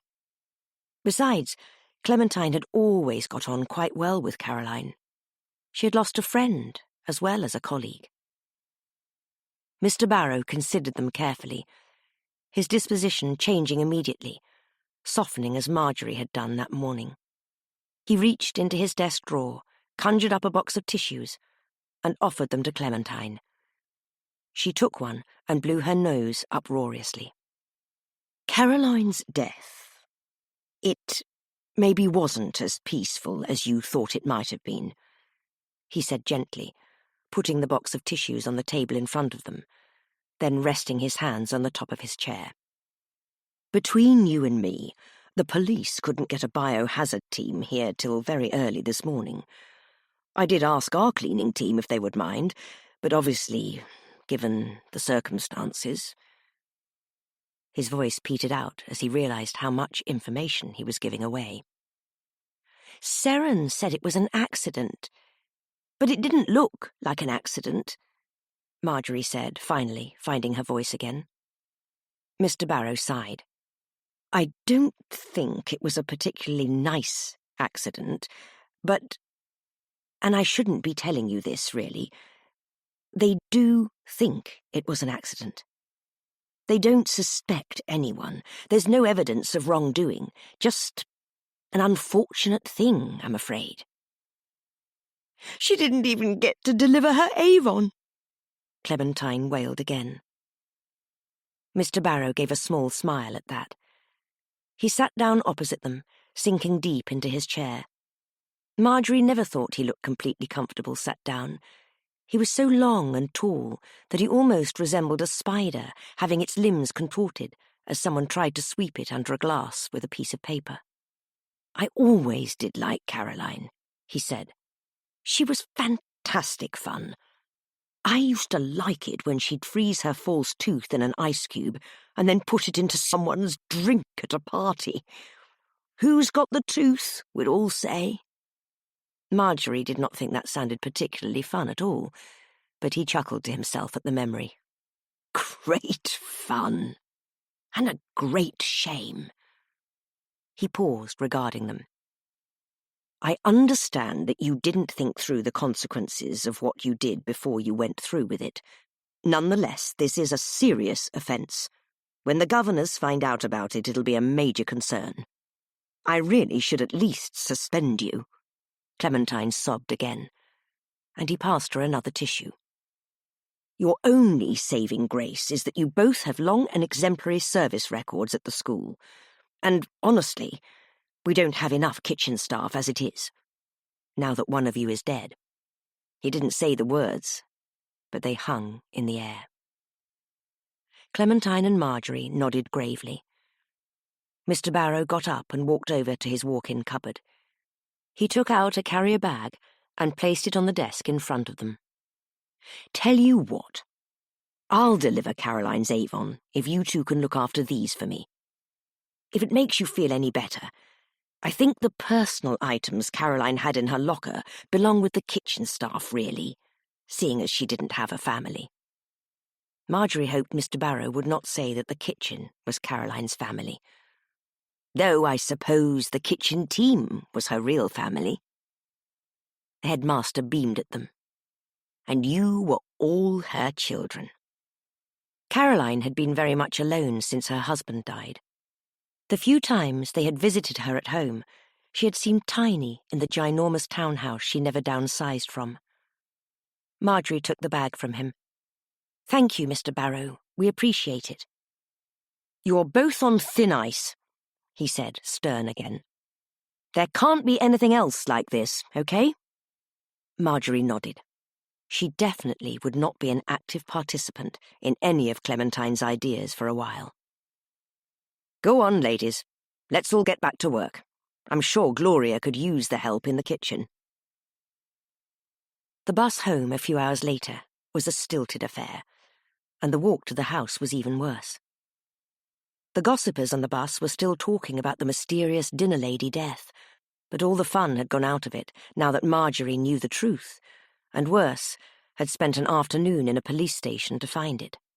Still, by the time they arrived home, greeted a mewing pumpkin who was waiting for her dinner, and were on their second cup of tea, she was beginning to feel much more herself.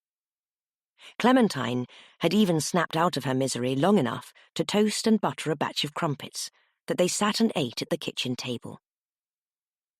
I wish you'd told me you were so upset about Caroline, Clem, Marjorie said through a mouthful of crumpet.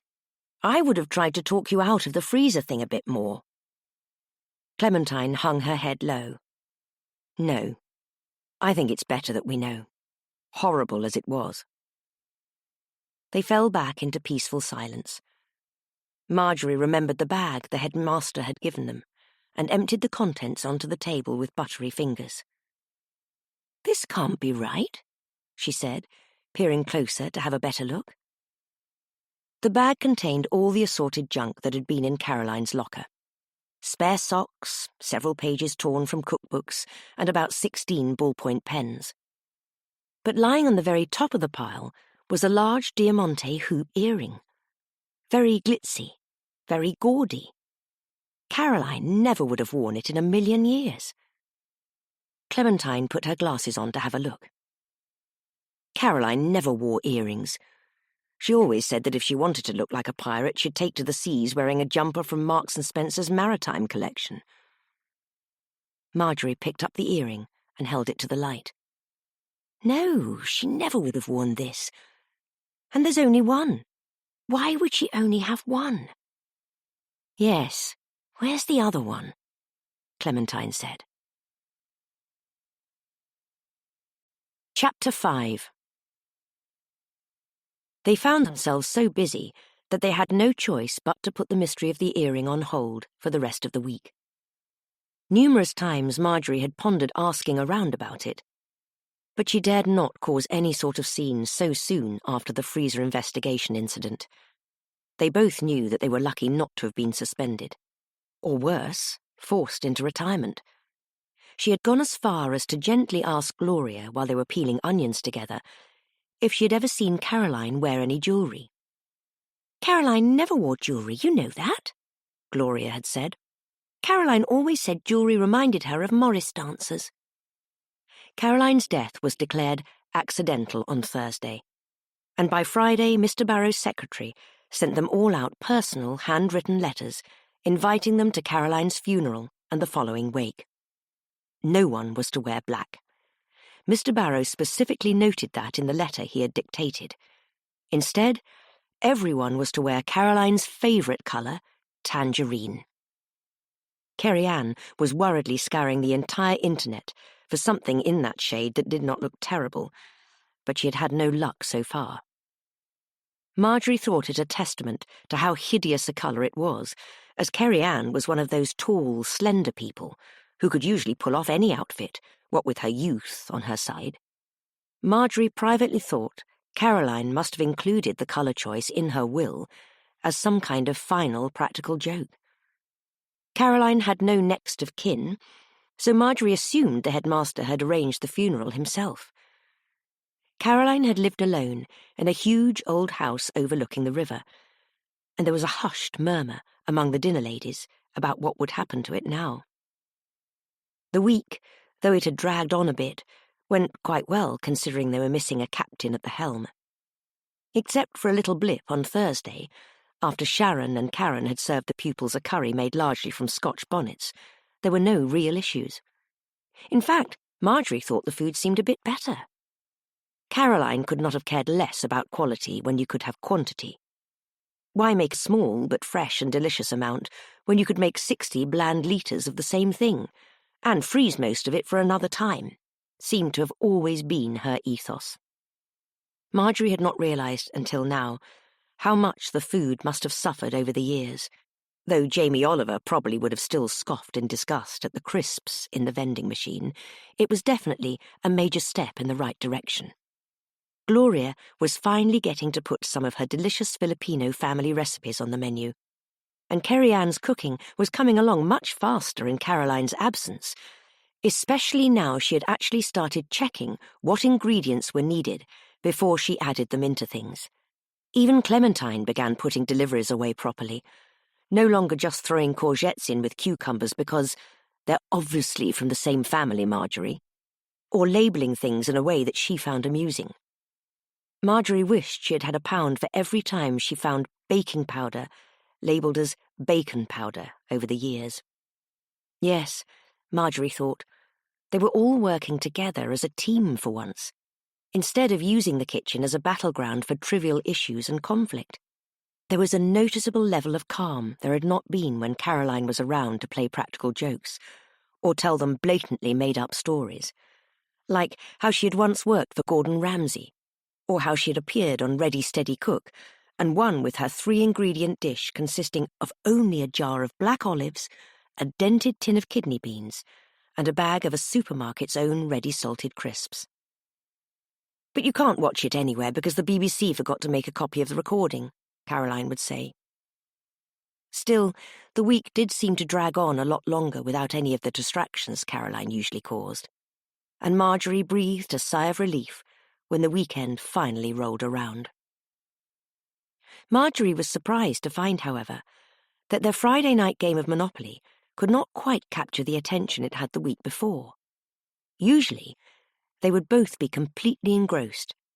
They had been playing the same game for the past 2 years after all, so long, in fact, that they had eventually needed to buy a second Monopoly set just for the extra hotels and houses. But Marjorie found herself asking to be excused after only an hour had passed. Marjorie was always the boot, and Clementine was always the top hat whenever they played, though the pieces and board were beginning to show major wear and tear now, and it had been sellotaped back together one too many times. Clementine had won the game they had managed to finish 2 years ago, but Marjorie had suspected at the time she'd been sneaking more hotels onto her properties when she was not looking, and reading the chance cards out incorrectly.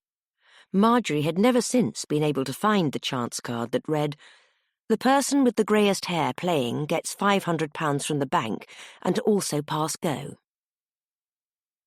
Once a month, Clementine would have a case of wine delivered. She had spent a small fortune on a sommelier course a few years back, and they still enjoyed trying a different bottle or two on a Saturday afternoon and making tasting notes on them. But this week's wine was a dessert bottle, and Clementine refused to drink it, reasoning that the past few days had been too bitter to ingest anything as sweet as a sauterne. Marjorie could not say she disagreed, but by Sunday she found herself counting the hours down as she knitted by the fire, so distracted that she kept losing count of her stitches. By the time they finally called it a day and went to bed, she had never looked forward to a Monday so much in her life. The day of the funeral finally arrived, and Marjorie felt as though she had held her breath all weekend in anticipation. Mr. Barrow had managed to get everything sorted quite quickly, in time to have the funeral on the bank holiday Monday, rather than close the school for the day. Very efficient of him, Marjorie thought, though it meant that most of the children and their parents did not show up, citing holidays and other general excuses. Marjorie did not think Caroline would have minded too much. She was never fond of children. It was a sombre affair, all in all. The church service was particularly dreary, even though they were all dressed in varying shades of orange and must have looked like a bowl of interestingly shaped satsumas to any oblivious passers-by. The vicar kept calling Caroline Caroline, at which everyone grimaced repeatedly, but no one corrected him. Mr. Barrow played Smoke on the Water again, which Marjorie did not think was at all appropriate, but they all bobbed their heads along to it anyway. Then Caroline's coffin was carried back outside and plonked into the ground, and they all went back to the school for a mediocre spread of stale sandwiches and salt and vinegar Pringles, which had raised no spirits at all. Luckily, there had been no rainfall, but Marjorie still worried about Clementine's special funeral best wool cardigan that Marjorie had spent so long knitting for her. The will reading was held immediately after the funeral service at Caroline's request, upstairs in the school's small library.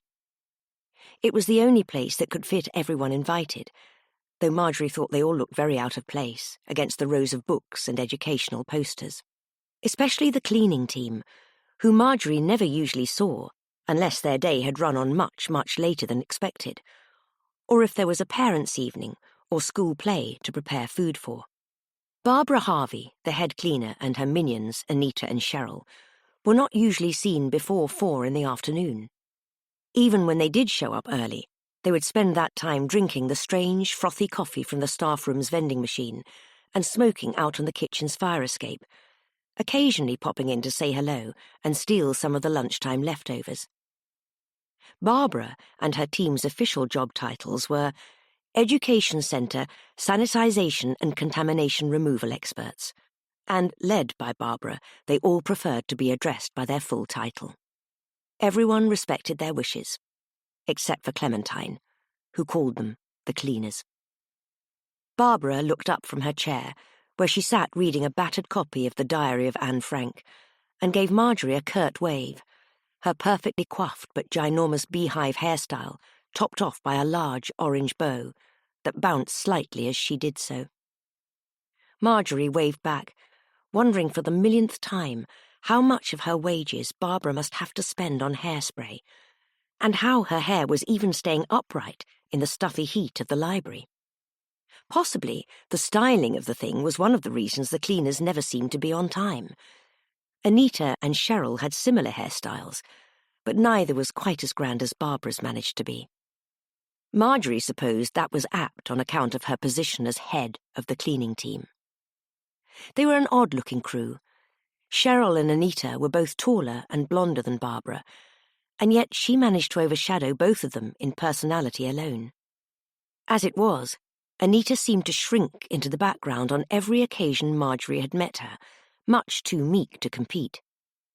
Cheryl fared only slightly better, though Marjorie thought she could probably hold her own much better than Anita could. On the other side of the library, Karen and Sharon sat at a study table. They were wearing the exact same orange dress and glaring at each other. Gloria was sat in between them, seemingly impervious to their fury, and casually swigging squash from a plastic cup. But Marjorie noted that Gloria would occasionally look from Karen to Sharon and smirk in the manner of someone enjoying themselves immensely. Seren sat right at the back of the library, solemn-faced, still wearing her dirty anorak, which was tucked much too tightly into the top of an orange pencil skirt that reminded Marjorie of struggling to remove a 2-full bin bag from a bin. "Hello? Chantel?" Kerry-Ann hissed at full volume into her phone. "Oh, my days, yeah. We're at the will reading, like in CSI or something." Everyone in attendance shushed her loudly. Mr. Barrow entered pushing a bulky television and DVD player combination on a trolley, helped by a rather rotund gentleman who sported a weedy goatee and a pinstripe suit. Towering Mr. Barrow nearly hit his head on top of the double doors leading into the library, but the stranger did not have such a problem. There was a good foot of air between his head and the doorframe, and Marjorie thought it a shame that they could not have mixed their heights and made 2 normal-sized people. "Sorry about your wait, ladies," Mr. Barrow said, as he hefted the television into position, and the other man began scrabbling around trying to find a plug socket. "Are you calling us fat?" Karen demanded, and Sharon burst into tears. Mr. Barrow stared at them dumbfounded for a moment, then picked up the remote from the trolley and turned to switch on the television. "Firstly," he said, ignoring Sharon, who was still weeping, "can anyone here who hasn't officially been invited by me please leave?" He looked behind them all pointedly, and Marjorie turned to see that the deputy head, Rose Smith, sat in the corner at the back by Seren. She had not even noticed her sitting there before. Rose sighed loudly. The chair she had been sitting in caught on the linoleum and toppled over as she stood dramatically. She made a big show of pulling on her coat and checking she had her car keys in her bag, as they all waited in awkward silence. Mr. Barrow checked his watch as she finally pulled them out of her handbag with a flourish. Glaring at him purposely, she pottered past them all on her high heels, clacking her way out through the library doors. Marjorie wondered why the deputy head had come at all. She had been most surprised to see her at the church service. Caroline Hughes and Rose Smith had never been on particularly good terms to her knowledge, or even on speaking terms for the most part. Surely she couldn't have expected anything to be left to her in Caroline's will. Mr. Barrow cleared his throat. "Thank you all for being here today. Mrs. Hughes left me as the executor of her estate, as you are all aware, and her solicitor, Mr. Campbell," he gestured to the man standing next to him, "is here to help me share with you Caroline's last will and testament." Mr. Campbell nodded at them all and passed the headmaster a disc from the envelope he held. Mr. Barrow slid it into the DVD player and then stepped back to watch. "Hello?" Mrs. Hughes's voice rang out through the speakers, but the screen showed nothing but a busily decorated living room. Ornamental cats littered every inch of shelf space, with even the shelves above the fireplace smothered in an abundance of them. The walls were covered in a bizarre mix of framed amateur watercolours and birthday cards, purchased mostly from National Trust sites, Marjorie guessed, judging by how many of them were of St. Michael's Mount. "Can you see me?" Mrs. Hughes said again. There were several long seconds where the living room spun wildly, followed by a concerning number of loud bangs. Then, much too close to the screen, the deceased woman's wrinkled face appeared, forever alive in the moment of time the camera had captured.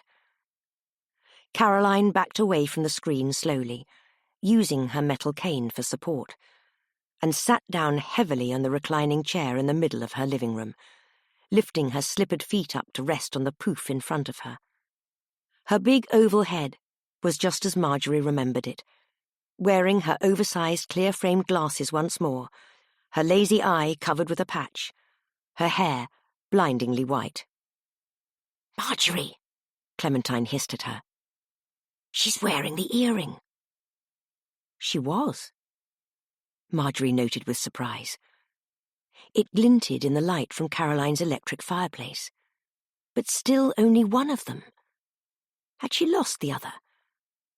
Or maybe used it as collateral at her weekly poker nights? Before she had time to turn to Clementine and discuss it, Caroline Hughes cleared her throat. Chapter 6. "Dear friends, dinner ladies," Caroline smiled on the screen. "Fellow countrymen." Marjorie rolled her eyes. "If you are watching this—" Caroline paused for dramatic effect. Marjorie was sure she heard Clementine mutter something that sounded a lot like "show off" under her breath. "Then I am—" Caroline paused again to really draw it out. "Dead." Sharon and Karen gasped in unison. "And so, I am coming to you here live from my very own living room to share with you the spectacular plunders of wealth I have gained over my many years." Caroline raised her hands up in the air in joyous exclamation, as though she was Jesus, Marjorie thought wryly, or presenting a game show. "Well, without further ado," Caroline leaned forward in her seat with a groan to pick up the notebook on the coffee table. The dinner ladies in the library sat waiting, enraptured. Marjorie thought that she could have heard a pin drop, but she supposed that was to be expected for the wealth Caroline had to give away. Her father was, for a long time, the only mechanic in town, and she had inherited a large amount of money, if the rumours were true. Marjorie always thought that some of the diamonds Caroline had shown her from her private collection could rival the Koh-i-Noor with regards to size and carat. "Sharon and Karen," Caroline read aloud. Sharon looked over at Karen in excitement, the dress disaster already forgiven and forgotten. "I leave to you my entire collection of royal family memorabilia." There was a silence as Sharon and Karen took in this new information. "Please be aware, though, dears, that you may need a hand getting it all home. The Princess Diana yearbooks are especially heavy." Caroline peered into her notebook and continued. "Gloria Bassa," she said jubilantly. "I leave you in the care of Gregory and Barty, my exotic snakes. I know they'll be very happy with you." Gloria sat wide-eyed at this news, the plastic cup almost slipping out of her hand. "Oh, no," she said gravely. "Oh, no." "Kerry Ann Reynolds, I thought you might like the contents of my wine cellar, though there's not much left in there now." Everyone oohed at that, except Clementine, turning to scowl nastily at Kerry Ann, who looked upset but had finally put her phone down. I don't even drink wine." She thought for a moment. "I don't even have a corkscrew." Gloria turned to face her. "Do you think I have anything to keep exotic snakes in?" "No, I've got a 3-year-old. They'll probably eat her." Sharon stood up. "Well, I've got a 2-bedroom house and 2 3-year-olds, for Christ's sake. Do you really think I've got any room for a bunch of Princess Diana crap?" "So? I'm not taking it all." Karen stood up to shout back at Sharon. "My husband hates the royal family. He's got a Morrissey tattoo and everything." "Ladies," Marjorie said, trying not to snap at her colleagues and failing miserably. You're missing the rest of the tape. They all paused and turned back to Caroline on the television screen. And this is why you, Seren, deserve all my knitting patterns. They're from John Lewis. Oh, wow, Seren, Marjorie said sincerely. Great haul. Seren just shrugged, stony-faced. Mrs. Hughes continued, oblivious to any drama building in the small room. Clem and Marjorie, my dear friends. For you, she sat forward in a manner of great importance, and everyone mirrored her body language in earnest. My entire videotape collection. All of it. Caroline looked ever so pleased with herself, Marjorie thought. It was almost as though she had planned this. The original Poldark series, every episode of Coronation Street for the past 16 years, and the best bit of all, Marjorie held her breath, I have tried not to record any of the adverts. It's mostly commercial-free. Clementine swore under her breath and whispered to Marjorie, The adverts are the best bit. Marjorie was suddenly glad Clementine never managed to talk her out of getting rid of the hardly used VCR player that still sat under the television in their living room. Caroline Hughes smiled again on screen and continued unabashed. Barbara and the rest of your team? Marjorie turned to look over at Barbara and her team, who had all leaned forward expectantly. Cheryl sat to Barbara's right, dropped the copy of War and Peace she was holding in suspense. To you, I leave this voucher I won in the school raffle.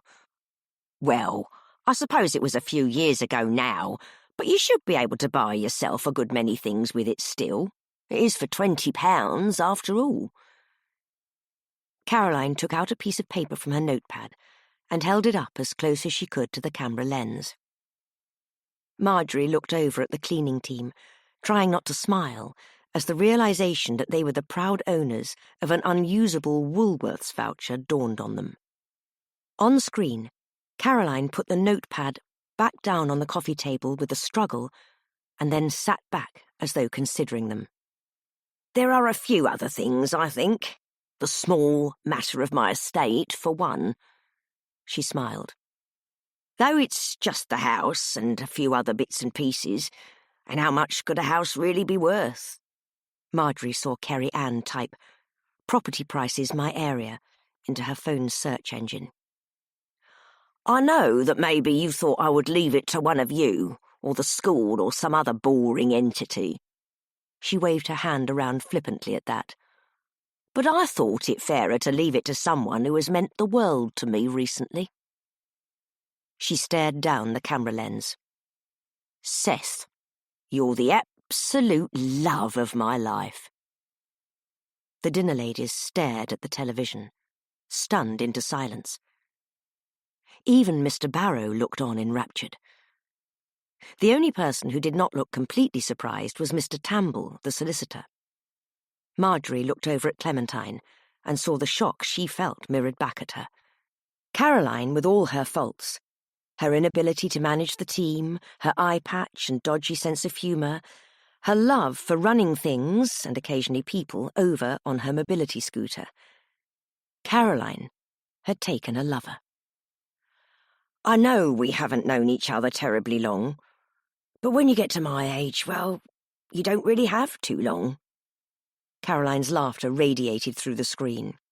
I know I'm an old romantic fool, and I hope that we have many more years together before this recording is needed, but it's just in case. She smiled again. This was probably the most Marjorie had seen her smile in years. You just do things to me I never thought I'd feel again. Clementine turned to Marjorie with such a look of disgust on her face that Marjorie had to suppress her laugh by pretending to cough. The pixels of Caroline carried on oblivious.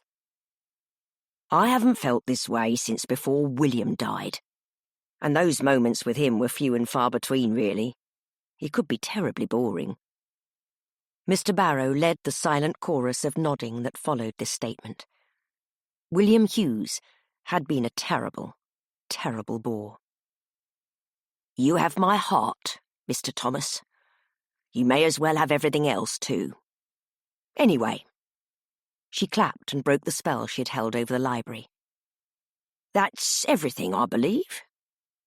I do hope you all enjoy your new-to-you things, and I hope to see you on the other side, she said and grinned. I'm hoping it's not too hot in hell if I end up there. Marjorie felt that if anyone deserved a porridge-filled shoe's worth of hell, it was Caroline. The next several minutes of the film were of Mrs. Hughes trying to get out of the reclining chair, which, although it looked fantastically comfortable, was seemingly impossible to escape. Eventually, Mr. Barrow stepped forward and turned the television off. The room was silent. Marjorie looked around at the other dinner ladies' seething faces. Right, Mr. Barrow said. He seemed as stunned as they were. Well, come along then, ladies. We'll have a bit of a send-off for Mrs. Hughes, and then in an hour or so we'll go to my office so we can organise receiving your prizes. I mean, dear sentimental gifts from Mrs. Hughes. Mr. Tamble has some paperwork that you all need to sign too, I'm sure. Marjorie and Clementine stayed perched on the uncomfortable library chairs as the rest of the team filed out after him. Who the hell is S. Thomas? Clementine said. As soon as Seren stamped through the exit in her orthopaedic trainers, the door swinging closed behind her. Did you even hear Caroline say anything about a new man in her life? You mean Seth Thomas, Marjorie corrected her. But no, I didn't. Clementine shook her head. It's like we never knew her at all. The Caroline I knew always said if she ever wanted to marry again, to shoot her and dump her body into the sea. Yes, Marjorie said. Well, maybe that's why she didn't tell us. Clementine laughed at that, and then shook her head in disbelief. Seriously, though, I don't want to sound greedy, but she's left the people she spent the last 20 years with a load of stuff she couldn't be asked to take down the dump. And then her new bloke gets the house. He can't love her that much. He's not even here. Clementine gestured around them at the empty room, then leaned back against the plastic chair, exasperated. They sat in silence for a while. You know, we do know a Thomas. Marjorie pondered to herself out loud. That officer that arrested us was a Thomas. Oh, I wonder what his first name was. Well, what are we waiting for? Let's go ask him. Clementine had already stood up, gathering her things. Really? Today? Marjorie said as she rushed to follow her. Maybe we should wait until after the wake, though. Clementine stopped dead at the library door and threw her hands up in exasperation. Really, Marjorie, this could be a murder investigation. There was a cough from the back, and Marjorie turned to find that Barbara and the rest of the cleaners were standing behind them. Hello, Barbara, Marjorie said. Anita? Cheryl? She nodded at each of them in acknowledgement. Anita squeaked a greeting back from where she stood, tucked behind Barbara like a loyal dog, her big blonde bouffant topped with an oversized silver bow. Hello, Marjorie. Barbara nodded at her. Clementine? Clementine nodded back. Marjorie wondered for a moment if they would now get stuck in a circle of nodding and exchanging pleasantries till all their heads fell off. But then Barbara continued. Could we get past, ladies? I think we've had quite enough misery for today, haven't we? Barbara smiled at them both.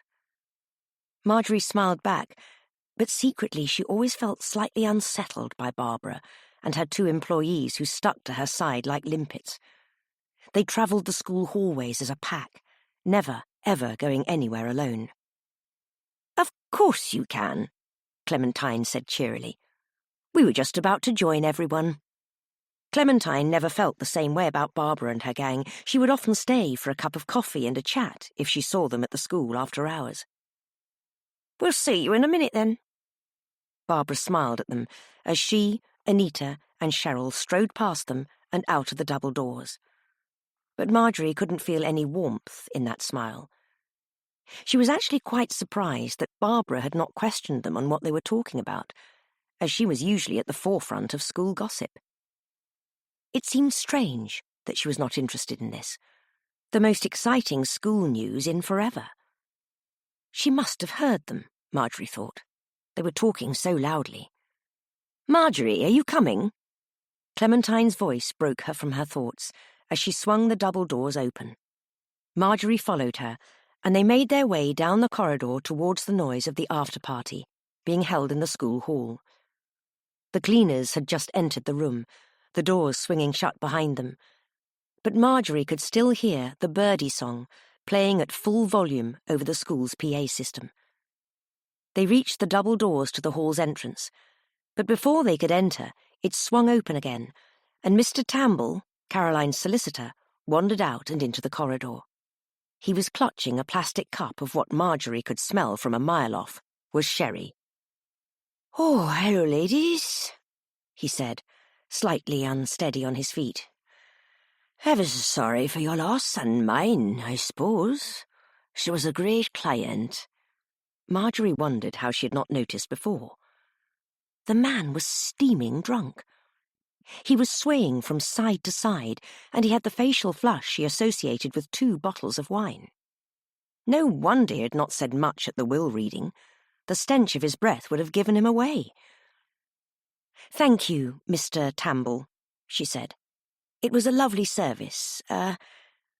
Marjorie tried to think of one of Karen's trite platitudes to take away from the awkwardness of the meeting. Well, at least Caroline didn't suffer. Mr. Tamble snorted, staggering back ever so slightly, eyeing his drink as though he might find his senses in it. "I wouldn't be so sure of that." "What do you mean?" Clementine asked. He shook his head. "Nothing, nothing." But then he tapped his finger to the side of his nose and winked at them, leaning much too close to their faces for Marjorie's liking. Inside the hall there was a loud smash, and then a loud chorus of cheers as people inside applauded whoever had dropped their glass. Marjorie noted that the music changed from 70s pop to some sort of contemporary dance music. The wake must really be in full swing by now. "Well, if you're going to be like that, Mr. Tamble, we really have to be going," Clementine said, and gestured for him to move out of the way. He threw his hands up in apology and staggered back from them. "I'm sorry to be so rude, ladies. I've had a bit to drink, and, well, I wasn't lying when I said she was a great client. I only saw her 2 weeks ago when she dropped off her will." He lost his balance and leaned back against the wall for support. Clementine stepped back again. Marjorie considered him carefully. "She only gave you her will 2 weeks ago?" she asked him. He stared at her, as if wishing he could take back the words he had let slip. "Yes," he said, nodding erratically. "But we'd been working on it for a while before that. You know how it is." His voice petered off. "Just how good of friends were you, Mr. Tamble?" Marjorie said suspiciously. The man looked sheepish suddenly and maybe a little embarrassed. "Please, call me Ethan," he said, blushing more than Marjorie thought possible. "And well enough that I thought I'd be Mr. Hughes's replacement. God, he was so boring." Marjorie and Clementine nodded agreeably. William Hughes's idea of a fun night out had been vacuuming his car on the driveway. Mr. Tamble lurched forward, almost spilling his glass of sherry, and grabbed Clementine's hand with his free one. "Listen to me." His voice dropped to a conspiratorial whisper. "If you love someone, let them know. You must let them know." Clementine pulled her hand away, forcing a smile at him. He hiccuped. His breath smelt like fruit-flavoured paint stripper. "I'd better get back to the office," he said, and downed the remaining sherry. He crushed the plastic cup in his hand, then searched around in the top pocket of his suit jacket till he found a crumpled business card and gave it to Marjorie. It was nice to meet you, ladies. If you ever need a will written or a divorce, give me a call." He wobbled away, staggering down the hallway, and Marjorie and Clementine watched silently. Marjorie looked down solemnly at the bare ring finger of her left hand. "What the hell just happened?" Clementine said. Caroline had 2 boyfriends. Caroline? Boyfriends? 2? She was 150 years old. And that earring, Marjorie, she was wearing 1 earring. What kind of lunatic wears 1 earring? Clementine leaned against the wall by the entrance to the school hall. Kerry-Ann must have been kicked off her DJing spot because the dance music had stopped, and they were now playing Caroline's actual favourite song, Private Dancer by Tina Turner. "I feel like if we can figure out the earring, we can work out what happened to Caroline. There's still something odd about it all." Marjorie agreed. "Why don't we take it to show someone?" she suggested. Clementine scoffed. "We can't just waltz into H. Samuel with an unexplained single earring, Marjorie." "I know, Clem, but what about the antique shop in town?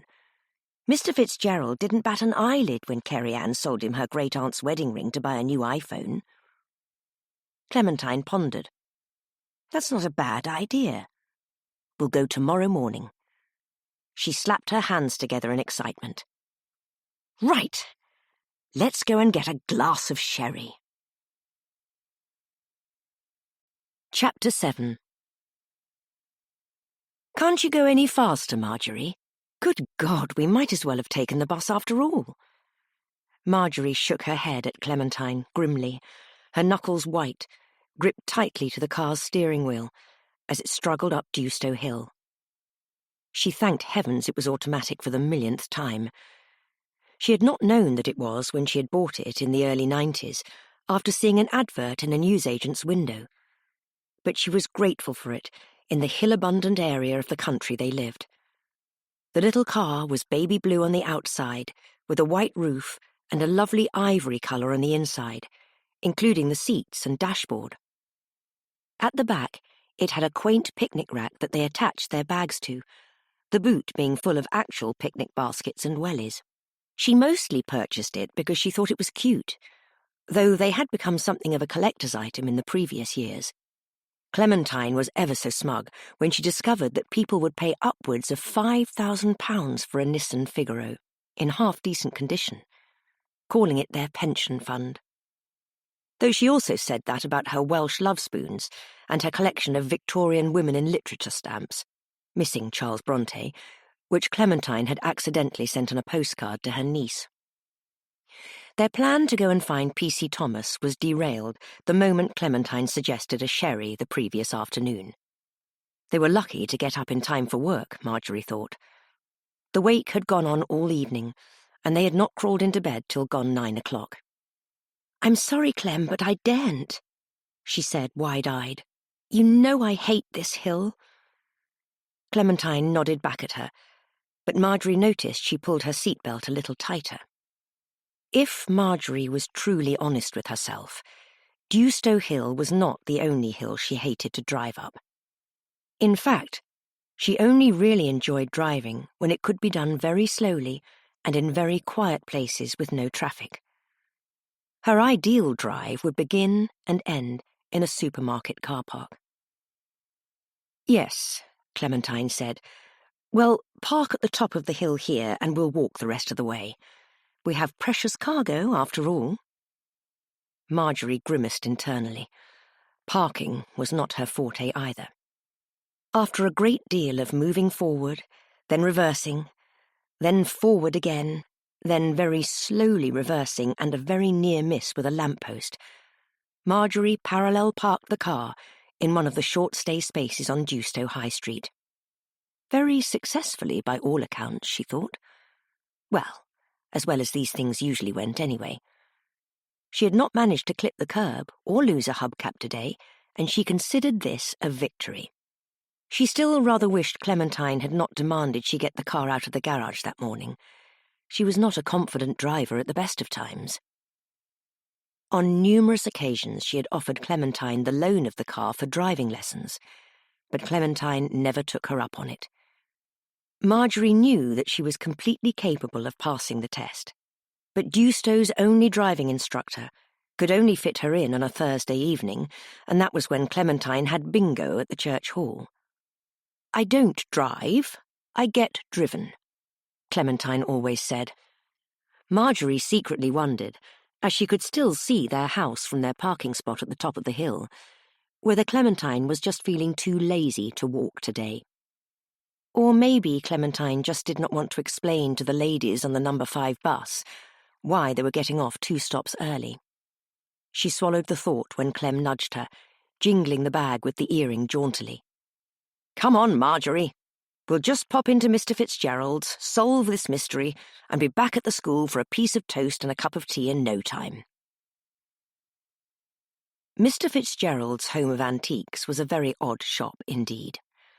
Marjorie had debated ringing ahead to check if Mr. Fitzgerald would actually be there, but decided at the last moment not to, and that they should just try their luck. It was well known in the town that the shop's opening hours were sporadic, but no one was entirely sure why. Mrs. Mugglethwaite insisted that Timothy Fitzgerald had a lover in Spain, and that was where he was on the days the shop remained locked up with the lights out. But Marjorie was not so sure. In any case, it was never closed for long and never empty of stock.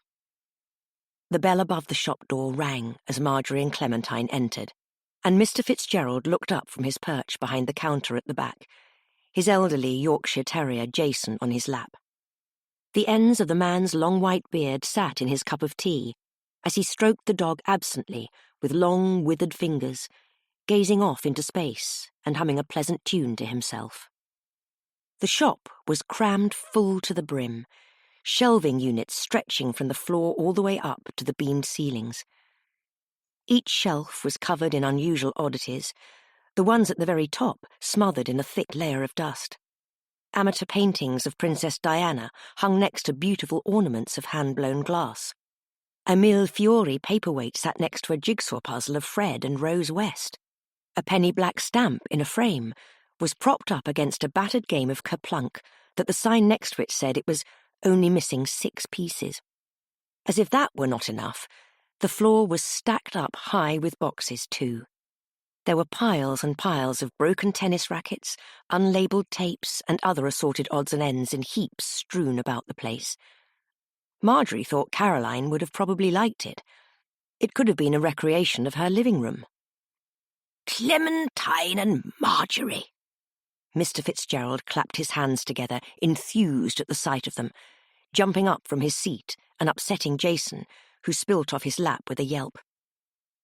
"How can I help you this fine dewstone day?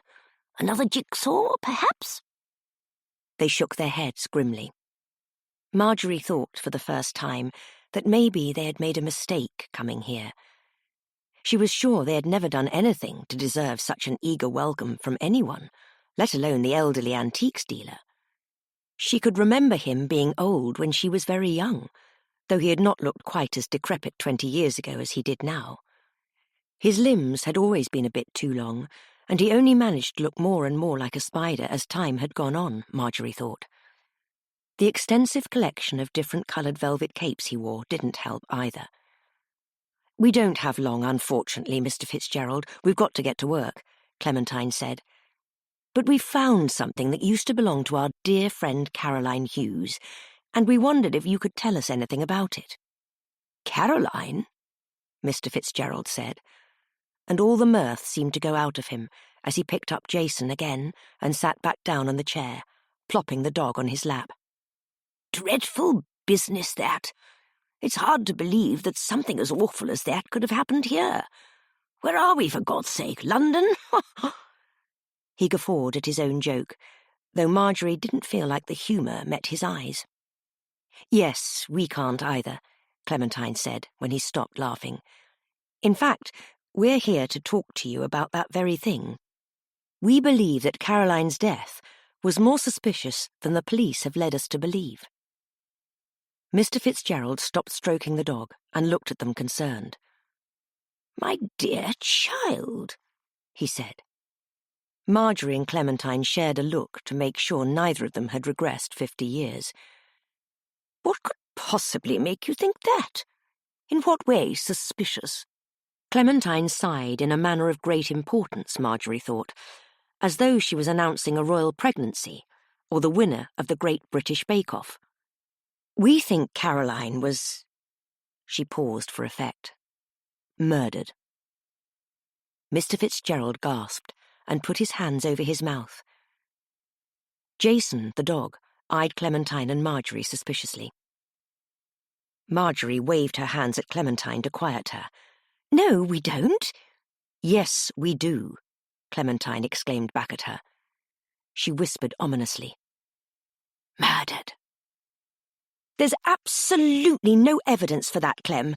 Don't tell people Caroline's been murdered," Marjorie shouted back. "Nothing happens here in Dewstow. It's a very safe place to live." "Yes, perfectly safe till you get killed in your very own work freezer," Clementine said. Mr. Fitzgerald coughed from behind the counter, and they remembered where they were. "Sorry, Mr. Fitzgerald," Marjorie said, embarrassed. He smiled at her and shrugged. "No need to apologize, ladies. I'm not sure if I can help you with Caroline, honestly, but I can try my best. I do have some emergency planning skills. I wrote Dewstow's zombie apocalypse contingency plan, after all." "Oh, was that you?" Clementine said excitedly. "I printed it and put it up on the fridge." Mr. Fitzgerald nodded, his thick white fringe bouncing enthusiastically. "Oh, gosh, I spoke about it on my podcast. If I'd known you enjoyed it, I would have made you a copy of the tape recording." Clementine oohed at that. Marjorie decided to step in so they could get back to the reason they were actually there, and she would not get trapped talking about the best way to stock up for a pandemic, or what kind of torch was the best to have in the case of a nuclear war. "Mr. Fitzgerald, have you ever seen anything like this?" She raised the earring still within the bag to show him. Mr. Fitzgerald looked at it for a moment. "Hang on." Mr. Fitzgerald plopped Jason back on the floor and put on the first pair of glasses hanging from his neck on a chain. "Oh, no, these are wrong glasses." He picked up the other pair of glasses around his neck and put them on instead, then squinted at the bag, frowning. "Ah, yes, just as I suspected." He took off his glasses, picked Jason up and sat down again. "That is an earring." Clementine nodded back at him in earnest. "Yes," Marjorie said, "but we were wondering if you'd ever seen an earring like this. It was in Caroline's locker." Mr. Fitzgerald snorted. "My dear, Caroline never wore earrings. She always said they made her look like a Christmas tree."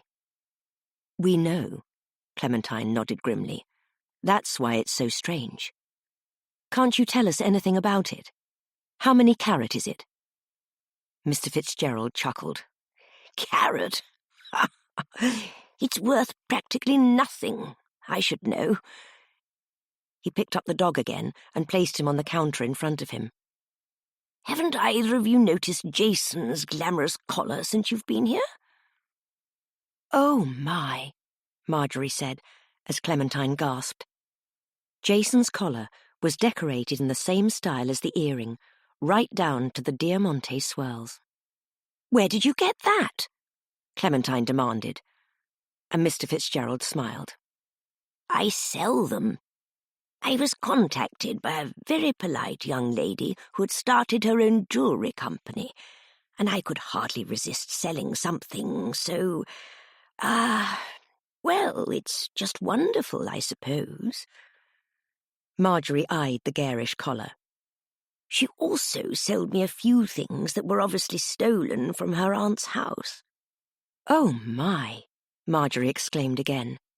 "Who was it?"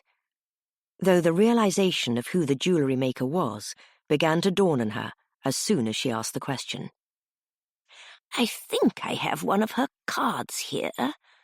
Mr. Fitzgerald said, rummaging around on the counter. He shuffled through the piles of bills and receipts. Aha! Here it is. He handed the crumpled business card to Marjorie, and she read it out loud to Clementine. Kerry Ann's Designs and Wellness Consulting. Chapter 8. "What are we going to do, Marjorie?" Clementine said, as Marjorie slowly manoeuvred the car through the school's car park. After they saw the poorly applied diamante of the dog collar, it became glaringly obvious to Marjorie who had stolen the trinkets from the Christmas crackers last year.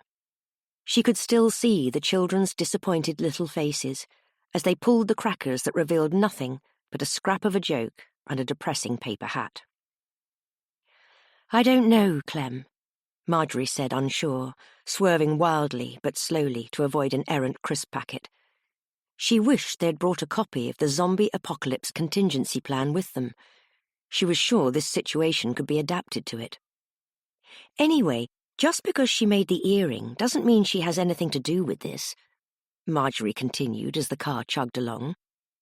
"Mr. Barrow did say it was all accidental." "Au contraire, Marjorie. Accidental," Clementine scoffed. Karen and Sharon passed them, plodding along at a leisurely pace with matching ponytails and sports trainers on. Their right wrists both adorned with a fitness watch. The girls waved at Marjorie and Clementine waved back grimly, Marjorie not daring to take her hands off the wheel to join her. "Do you not think we should go to the police, Clem?" Marjorie said, eyeing the back of Karen's Race for Life 2013 T-shirt as they passed. "Talk to that policeman we met the other day." "The police?"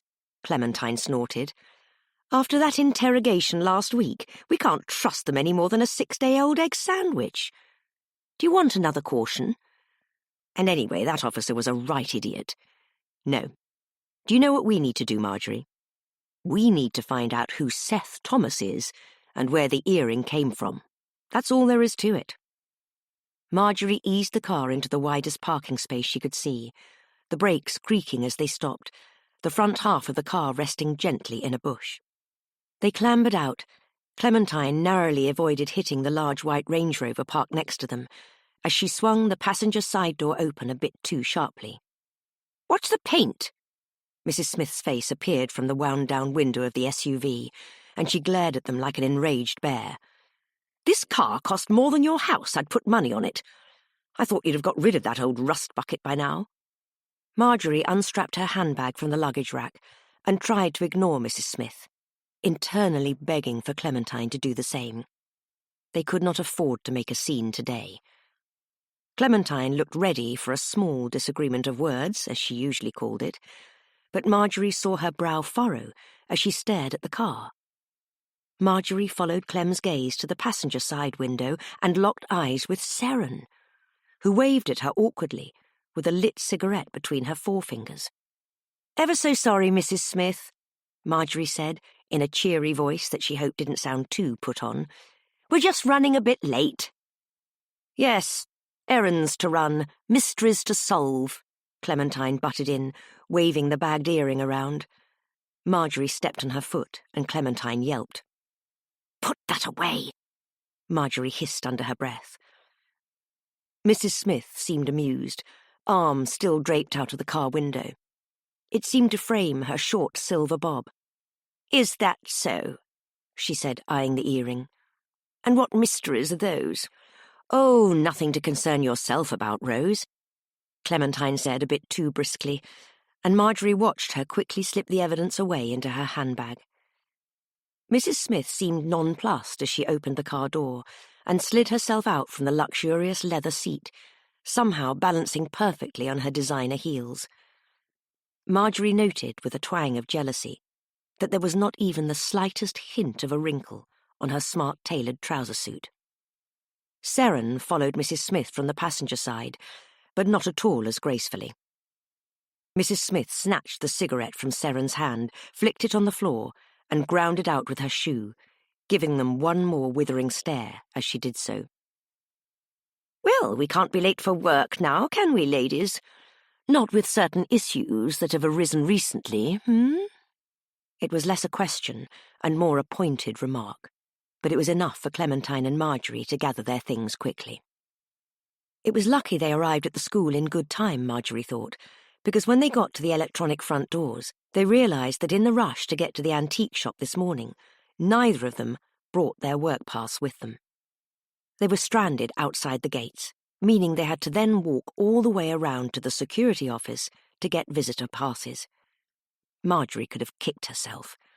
She hadn't forgotten anything for work in years, but then, she supposed, she was never more than 5 minutes late to work either.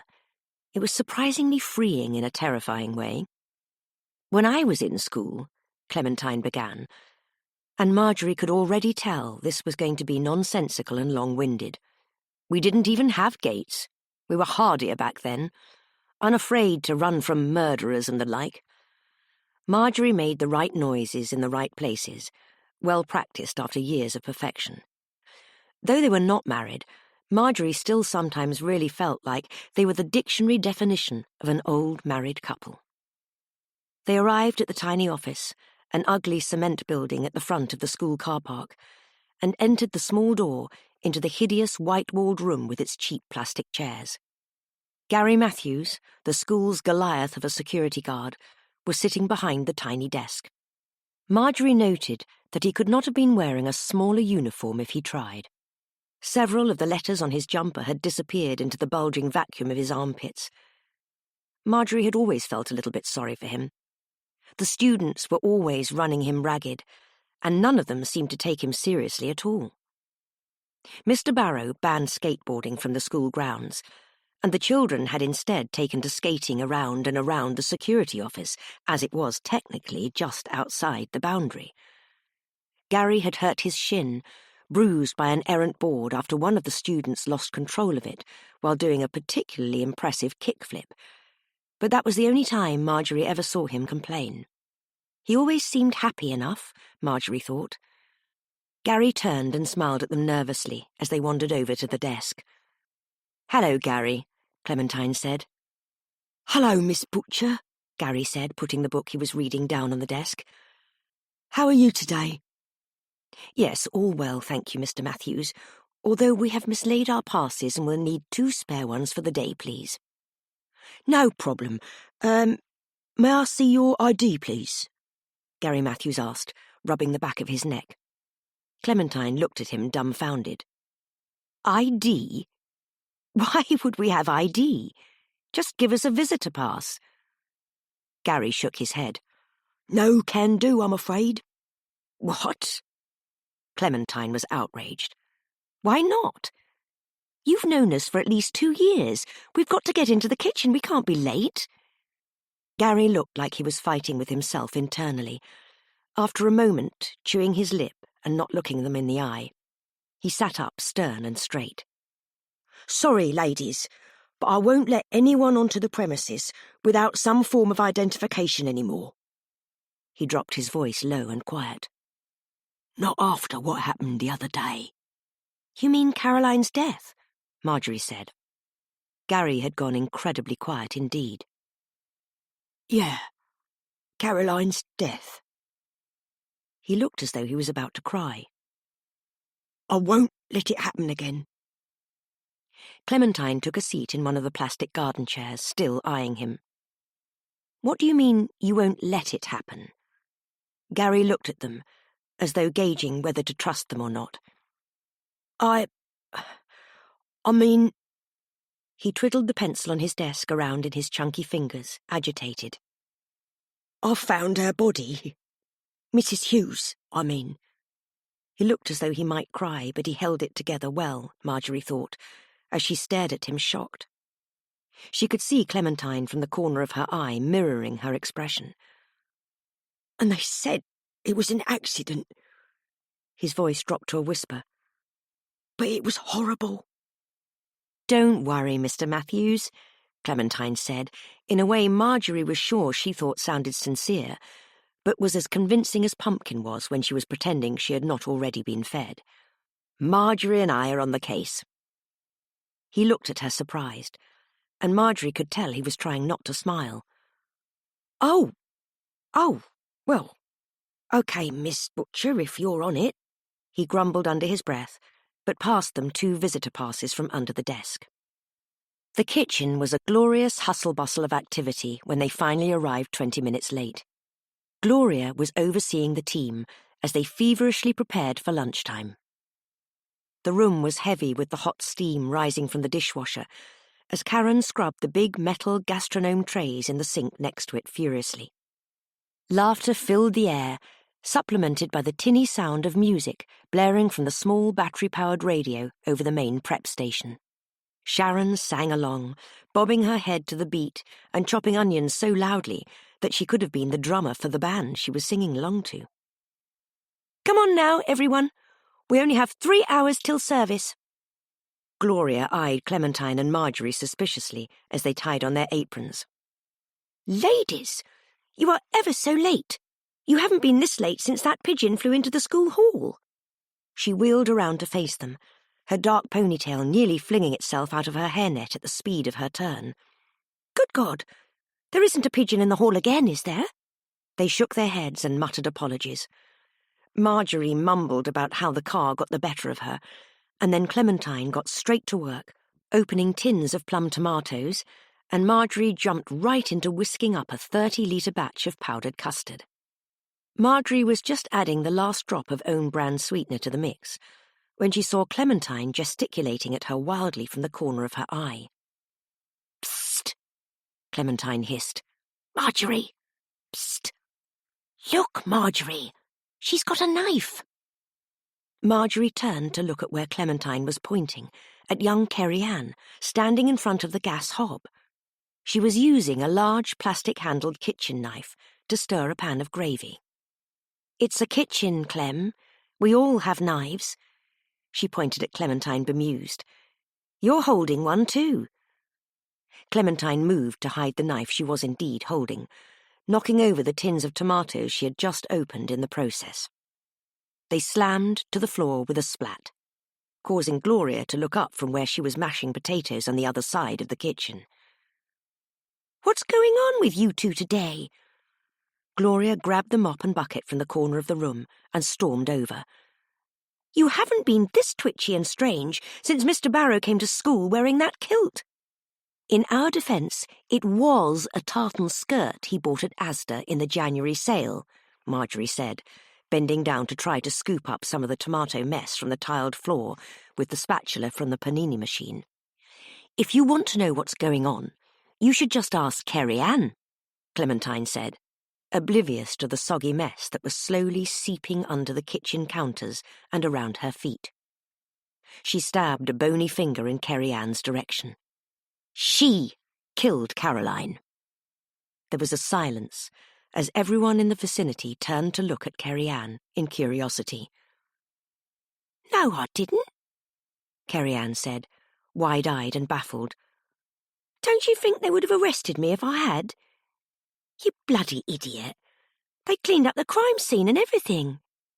Seren stopped peeling onions at that and stepped between them. "It's not a crime scene, for Christ's sake. Caroline was about 400 years old and the police ruled it accidental." "Oh, yeah, well, you'd know all about crime scenes, wouldn't you?" Kerry-Ann shouted back into Seren's face. Seren staggered backwards, hand on her heart, and her mouth open in shock. Gloria pulled Kerry-Ann back. "Now, you know that's not fair. Seren did her community service, didn't you, Seren?" She nodded at her kindly, and the woman nodded back with tears in her eyes. Clementine turned back to Kerry-Ann. "Well, why was one of your hideous creations found in Caroline's locker then, Marjorie thought fleetingly about preventing Clementine from making a scene, but there was no stopping her once she was in full flow. Kerry-Ann just looked at her, brow furrowed. "You mean something from my Etsy page? Did you find one of my scarves?" "A scarf? Lord, no," Clementine said. Marjorie could not believe there was enough diamante in the world to make something as hideous as a scarf. "It was an earring." "Oh, yeah, I haven't made them for ages," Kerry-Ann said. "I sold a few of them. Never to Caroline, though. You know what she thought about earrings?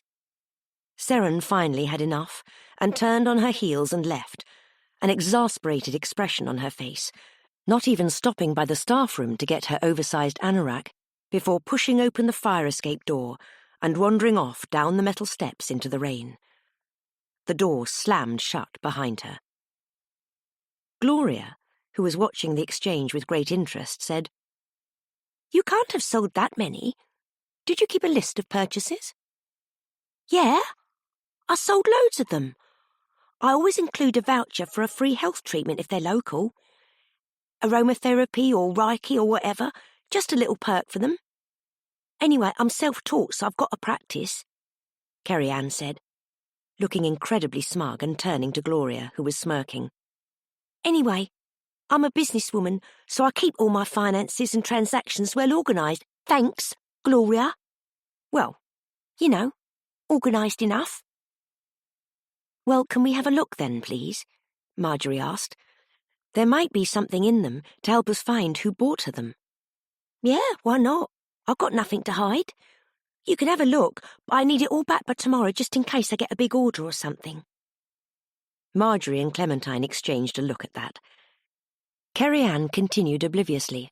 "Come on, I'll show you. I'll keep it all in the changing room." Kerry Ann's well-organised finances turned out to be an A4 ring-binder notepad, which she had triumphantly dragged out from the bottom of her locker for them. It had a unicorn motif and Kerry Ann carefully labelled at the front with sequins. She neatened the scrunched-up pages and handed it to Marjorie. "There you go, love. The keys to my kingdom."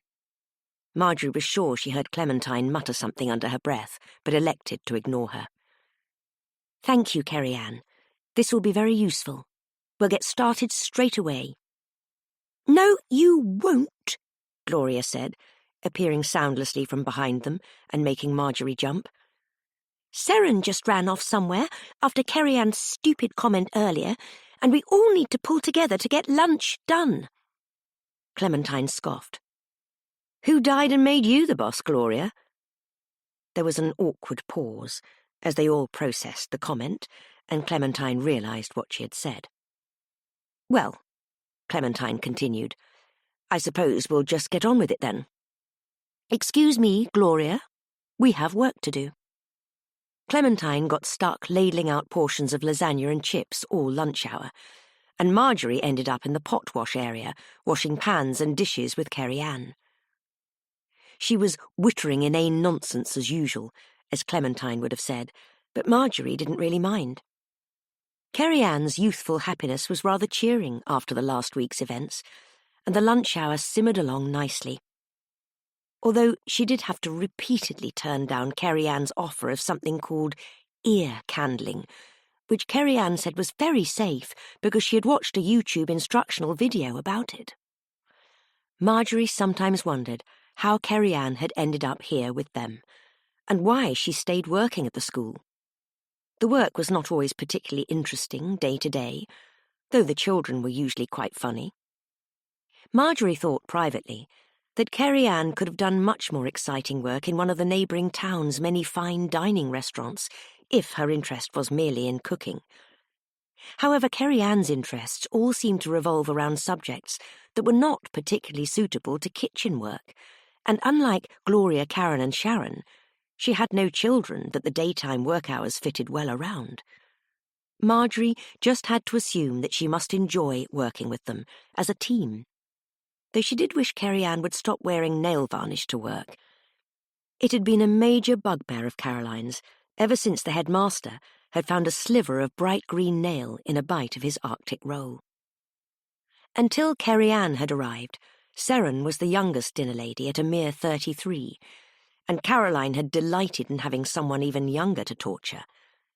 Well, until she realised that, although Kerry Ann had youthful-looking skin on her side, she was actually in her late 20s and was not going to be messed around by Mrs. Hughes and her practical jokes. After lunch was finished and the kitchen was relatively clean and packed away, Marjorie and Clementine stole themselves away to a quiet stairway and started the arduous process of sorting through Kerry Ann's accounts. Marjorie was secretly unconvinced that this would help. An out-of-place earring and a weird circumstance of death did not make for a murder case in her eyes, especially when the police had already pronounced it a closed case. But Caroline's solicitor had seemed suspicious, and Marjorie knew that if the mystery did not reveal itself immediately, Clementine would get bored and give up on it. It seemed best to just go along for the ride. For all the ugliness of Kerry Ann's account books, they were in a surprisingly logical order, and, with a highlighter pen, Marjorie was able to quickly sort through names, addresses, and items. Clementine sat next to her on the staircase, drinking a can of Diet Coke, completely invested in not helping her at all. Marjorie looked over at her and sighed. She seemed to spend most of her time being Clementine's secretary. "It's a shame she's not a little better at making the things," Clementine said as she took a sip. "She could have taken the world on with her terrible designs by now. The organisation and business acumen is all here." She waved her free hand vaguely towards Marjorie's workings. "Probably." Marjorie shook her head at her in annoyance as she continued to work through the notebook. With the highlighter pen she stole from the special pen tray Caroline had kept on the top of one of the racks in the dry store, along with her still-locked toolbox of knives and a spare apron. Marjorie did not think Caroline would mind them borrowing her things anymore. She reached the last page of the book and double-checked her work. "So if I'm right, she only sold 4 pairs of earrings locally. The rest were sent far and wide," Marjorie said. "Some to London." "Disgusting," Clementine muttered. Undeterred, Marjorie continued. "But I think once we discredit what Kerry Ann sold to Mr. Fitzgerald, we can narrow it right down." Marjorie peered through her reading glasses at the page again. The only name she recognised did not make any sense at all. Caroline hated her when she was alive. It did not seem likely she would have bought her a gift. In fact, on the rare occasion that they had ventured into the canteen for lunch, Mrs. Hughes had made herself scarce. But here it was, in black and white. She sighed to herself and put the paper down on her lap. "Hello, ladies." Marjorie looked up from her work to see Barbara and her enclave walking towards where she and Clementine were perched on the bottom step of the stairwell. Each of them had a plastic cup of vending machine coffee, and Marjorie could see the rectangular outline of a pack of cigarettes in the pocket of Anita's black tabard. The constant smoking was the one thing about Anita that Barbara did not seem to have a hand in. Anita seemed to enjoy it as much as Barbara did. Anita was always puffing away with the rest of the cleaners out on the kitchen's fire escape, cigarette in hand. "Oh, hello, Barbara," Clementine said cheerily. "Just starting work." "Hello, Clementine. Hello, Marjorie." Barbara smiled at them both.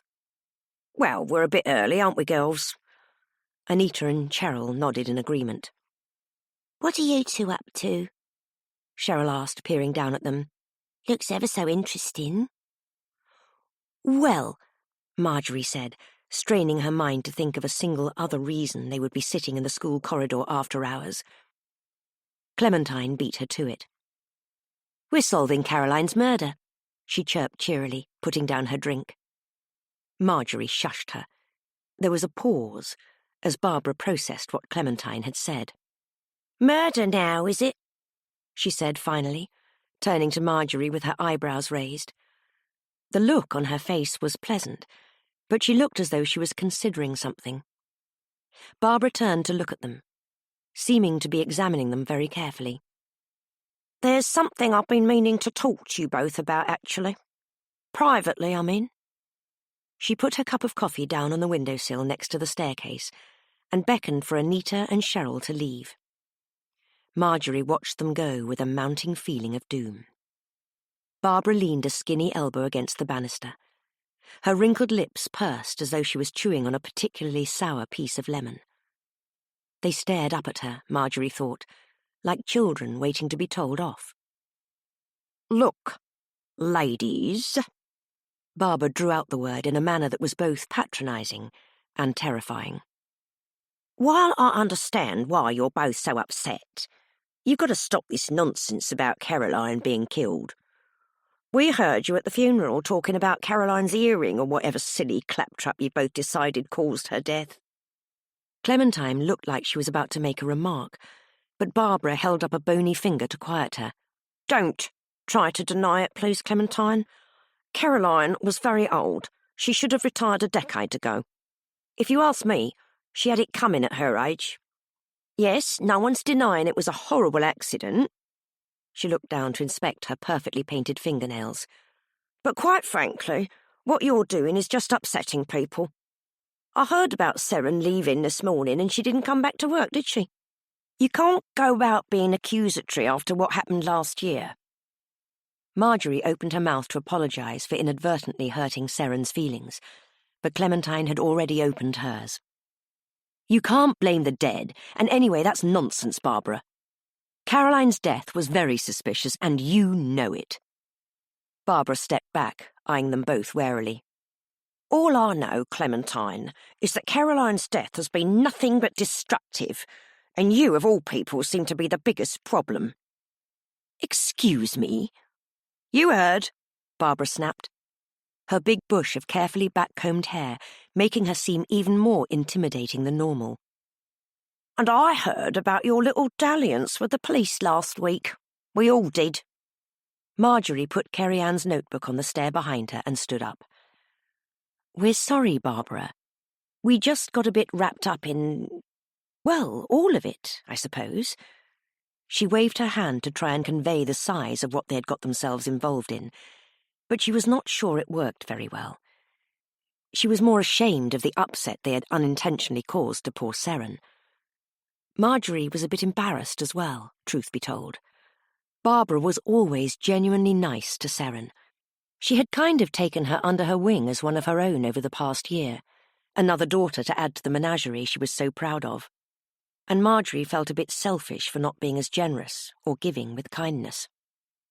Compassion for everyone, Marjorie's grandmother had always said, though saying that, her grandmother had eventually shacked up with a door-to-door con man, been robbed absolutely blind, and was left with just £6 in her bank account by the end of her life. Perhaps her slogan really should have been, "Compassion for some, a very wide arc for others." Barbara picked up her cup of coffee again. It must have gone freezing cold by now. Marjorie always wondered why she always saw Barbara microwaving her cup in the canteen, and the reason must be the amount of time she spent talking. "I'm just saying, ladies, be very careful where you tread. You might end up following in Caroline's footsteps." With that, she smiled at them one last time and strode off down the corridor. "See you later, ladies," she said as she exited. Marjorie sat back down on the stairs, dumbfounded. Clementine tutted under her breath. She has no capacity for silence, that woman. Marjorie turned to look at her. "She's right, though, Clem." Clementine snorted. "No, she isn't. She didn't nearly get frozen to death inside a freezer, did she? And Seren has had it coming. You don't get to do what she did without some form of retribution." Marjorie reached behind them and grabbed Kerry Ann's book again, pulling it into her lap. "Oh, so you're admitting we nearly died now, are you?" Clementine smirked and turned to look at the ceiling. "Something weird is going on, Marjorie," she finally said. "We're so close to figuring out a clue. Are you really saying we should stop now?" Marjorie stared down at the notebook.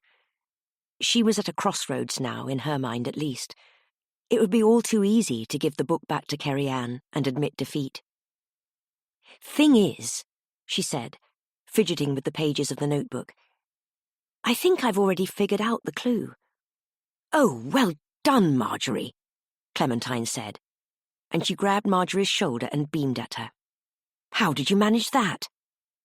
Marjorie smiled back. "You'll never guess who bought the earrings, Clem."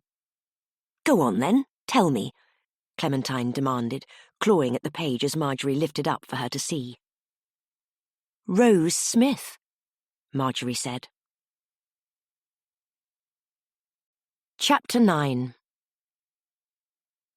"I'm not sure about this, Clem," Marjorie said, wringing her hands together as Clementine frog-marched them towards the drama department.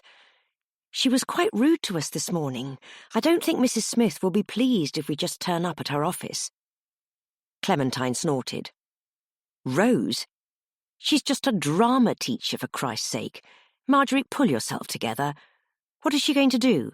Read Shakespeare at us till we fall asleep? Do you not remember the time she threw an egg at you because you burnt her cheese toastie? She's not someone to be trifled with," Marjorie said. "Or the time she called you a witch because we ran out of sandwiches?" Clementine's face soured at the memory. "Yes, well, I must admit that I, for one, will not be in the least bit surprised when she turns out to have had something to do with all this."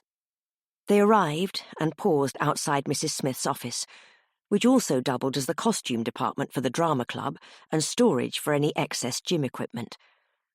Her desk was squashed against the left-hand side of the room, and on the other side and all around the desk were boxes and boxes of deflated footballs. The entire room was full of assorted school bric-a-brac, errant pool noodles that had been stolen from the leisure centre and smelly lost gym kits. Marjorie always wondered how the woman could breathe in there, let alone work at her computer. "Knock, then," Marjorie said to Clementine, who had raised her hand as a fist, but had not brought it down onto the wood of the door. "What are you waiting for?" "Maybe," Clementine began slowly, "maybe this isn't the greatest time. It means we'll have to talk to her twice in one day. She is horrible after all." "I can hear you out there." The muffled voice of Mrs. Smith sounded through the door, and Marjorie and Clementine both jumped. "Well," Clementine said and stepped back. "After you then, Marjorie, this being your idea and all that." They stared at each other. Marjorie admitted defeat and pushed the garish purple door open, not bothering to knock. Mrs. Smith was revealed, perched at her desk. She had taken off the suit jacket she was wearing earlier.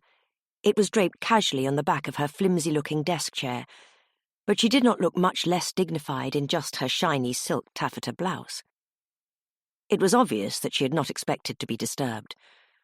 The box of Thornton's chocolates that were designated for next month's summer fete raffle was open at the desk in front of her, raffle tickets still stuck to it. A vape pen also sat to one side of the desk. Marjorie assumed she had confiscated it from one of the children, and the room stank dreadfully of artificial strawberries.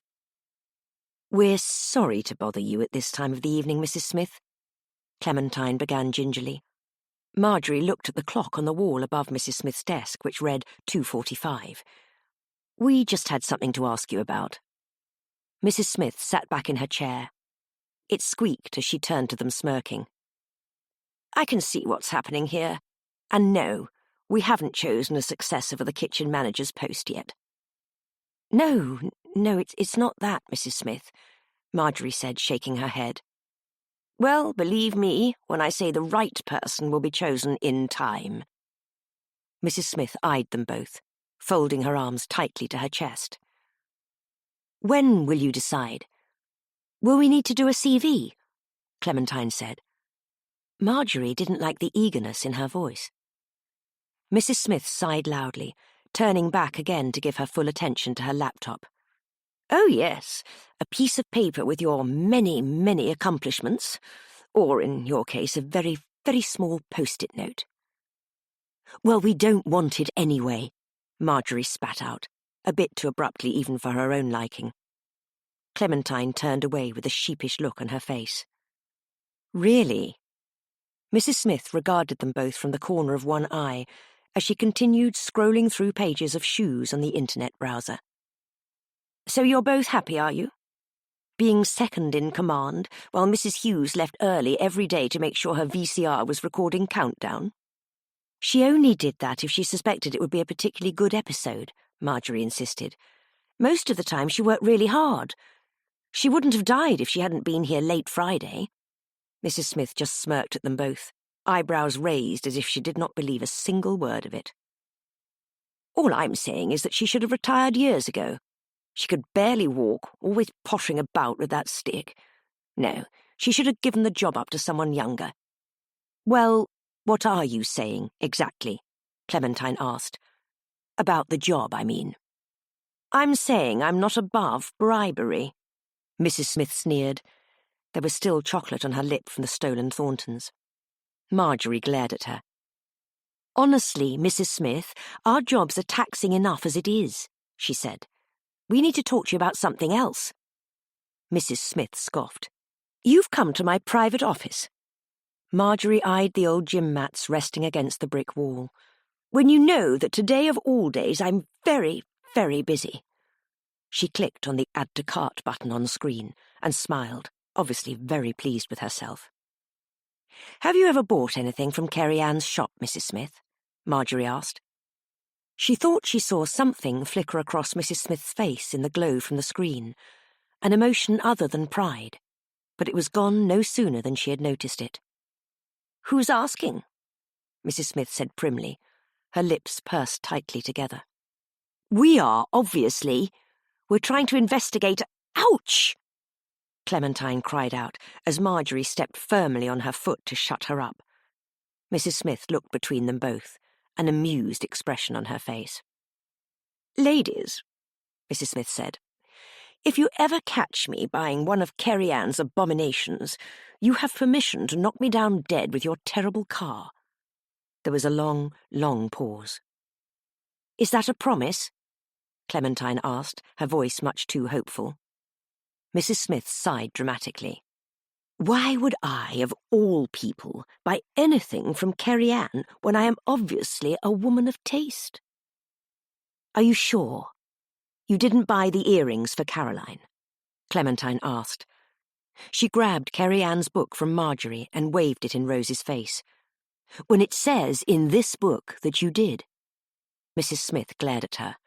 Why ever would I buy anything for Caroline of all people?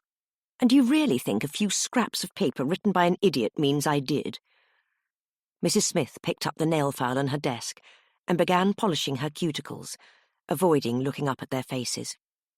Now, please, I'm very busy. Mrs. Smith blew on her fingernails and held them up to the light to inspect them. As if I'd wear anything Kerry Ann made.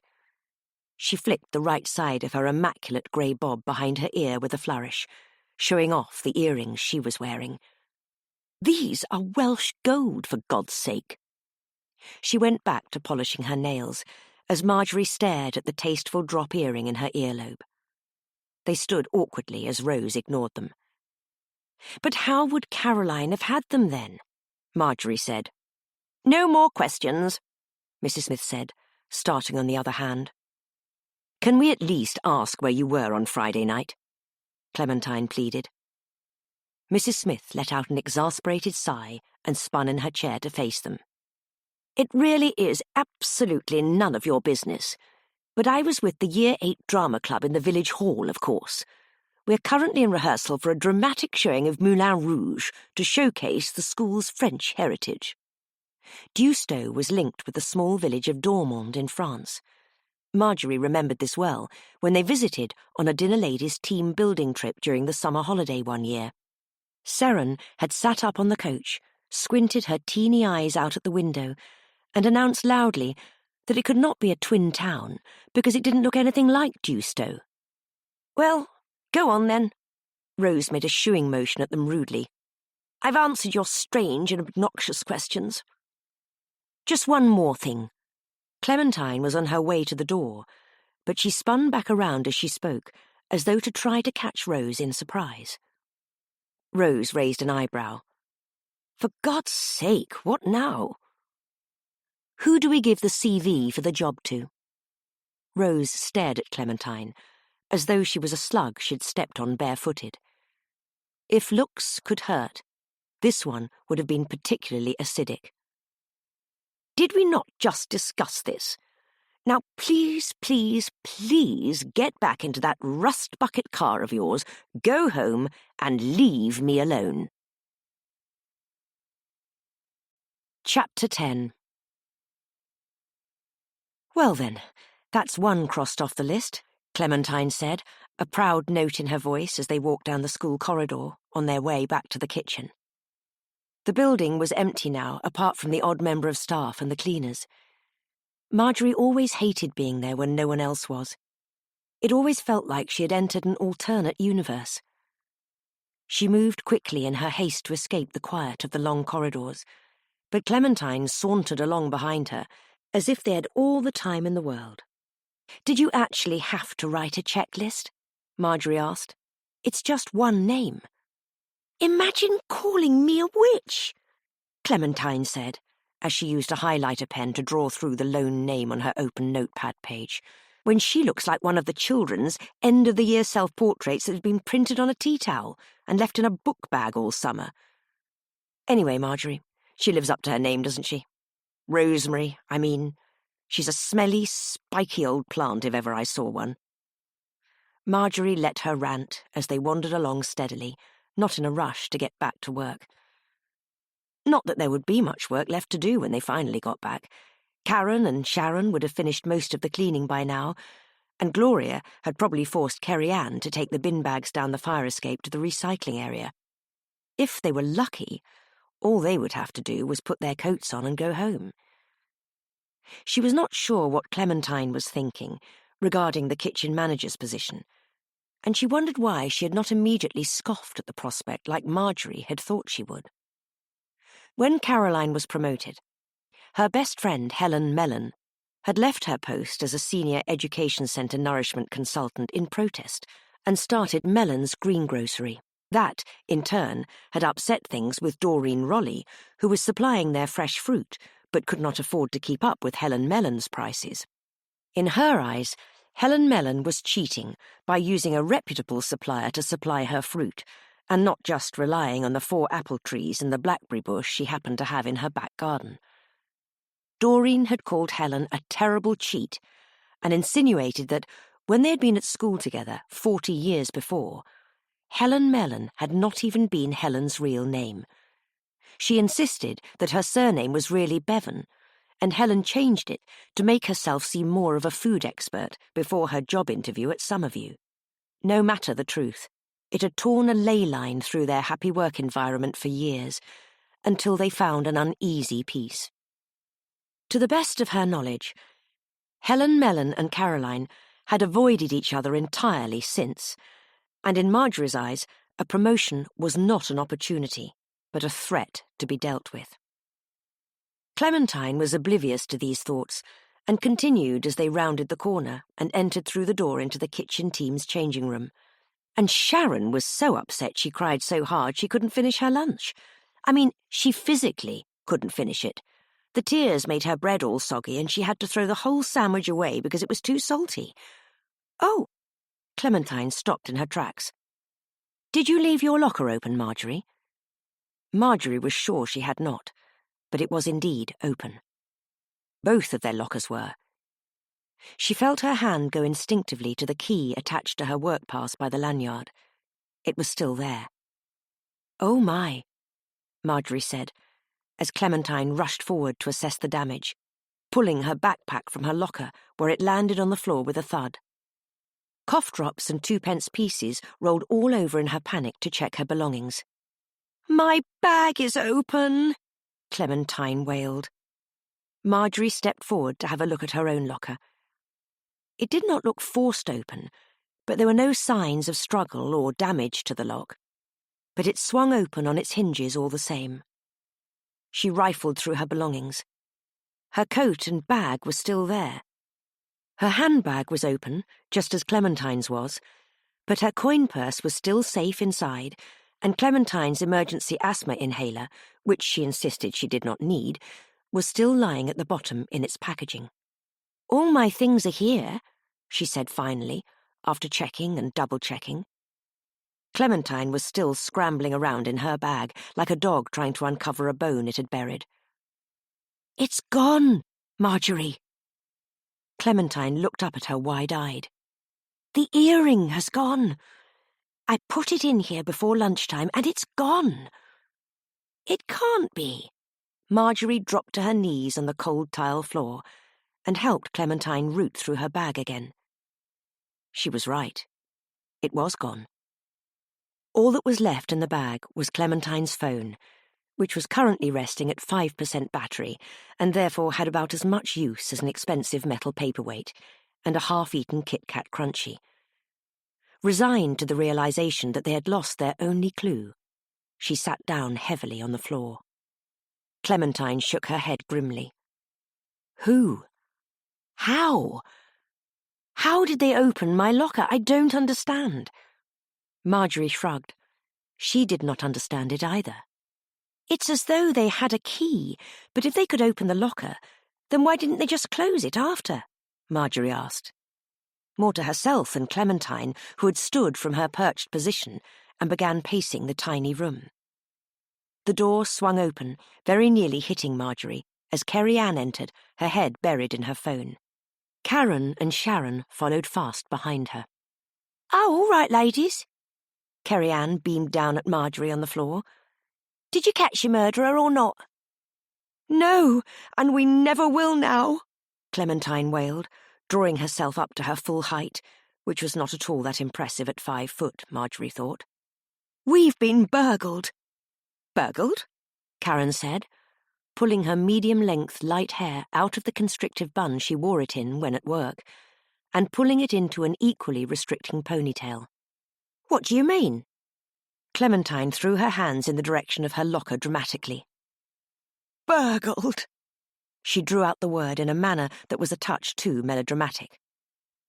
Sharon burst into tears. Oh, Caroline would have loved this. It's so sad she isn't here. Karen patted her gingerly on the back as she grabbed her raincoat from the coat hook with the other hand. Now, Sharon, absence makes the heart grow fonder after all. Sharon nodded back at Karen, blinking away the tears. Oh no, she'd want us to remember all the drama she was alive to see, not worry about the things she's missing. Karen smiled at her. Come on, let's go and get a cup of tea in the Tesco cafe and then go for a nice run round the park, shall we? She handed Sharon her coat, and they waved goodbye to the rest of the team and left. Kerry-Ann was eyeing Clementine's locker with great interest as Marjorie clambered to her feet and handed her back her folder. I don't understand how they opened it, Marjorie said. I do, Kerry-Ann said, scrutinising the inside of the open locker. They just opened it with a credit card or something. Makes sense because they might not have had time to shut it after. She paused and peered closer, her head disappearing inside for a moment, and then pulled something small and square and plastic out and held it up to show them both with a triumphant gleam.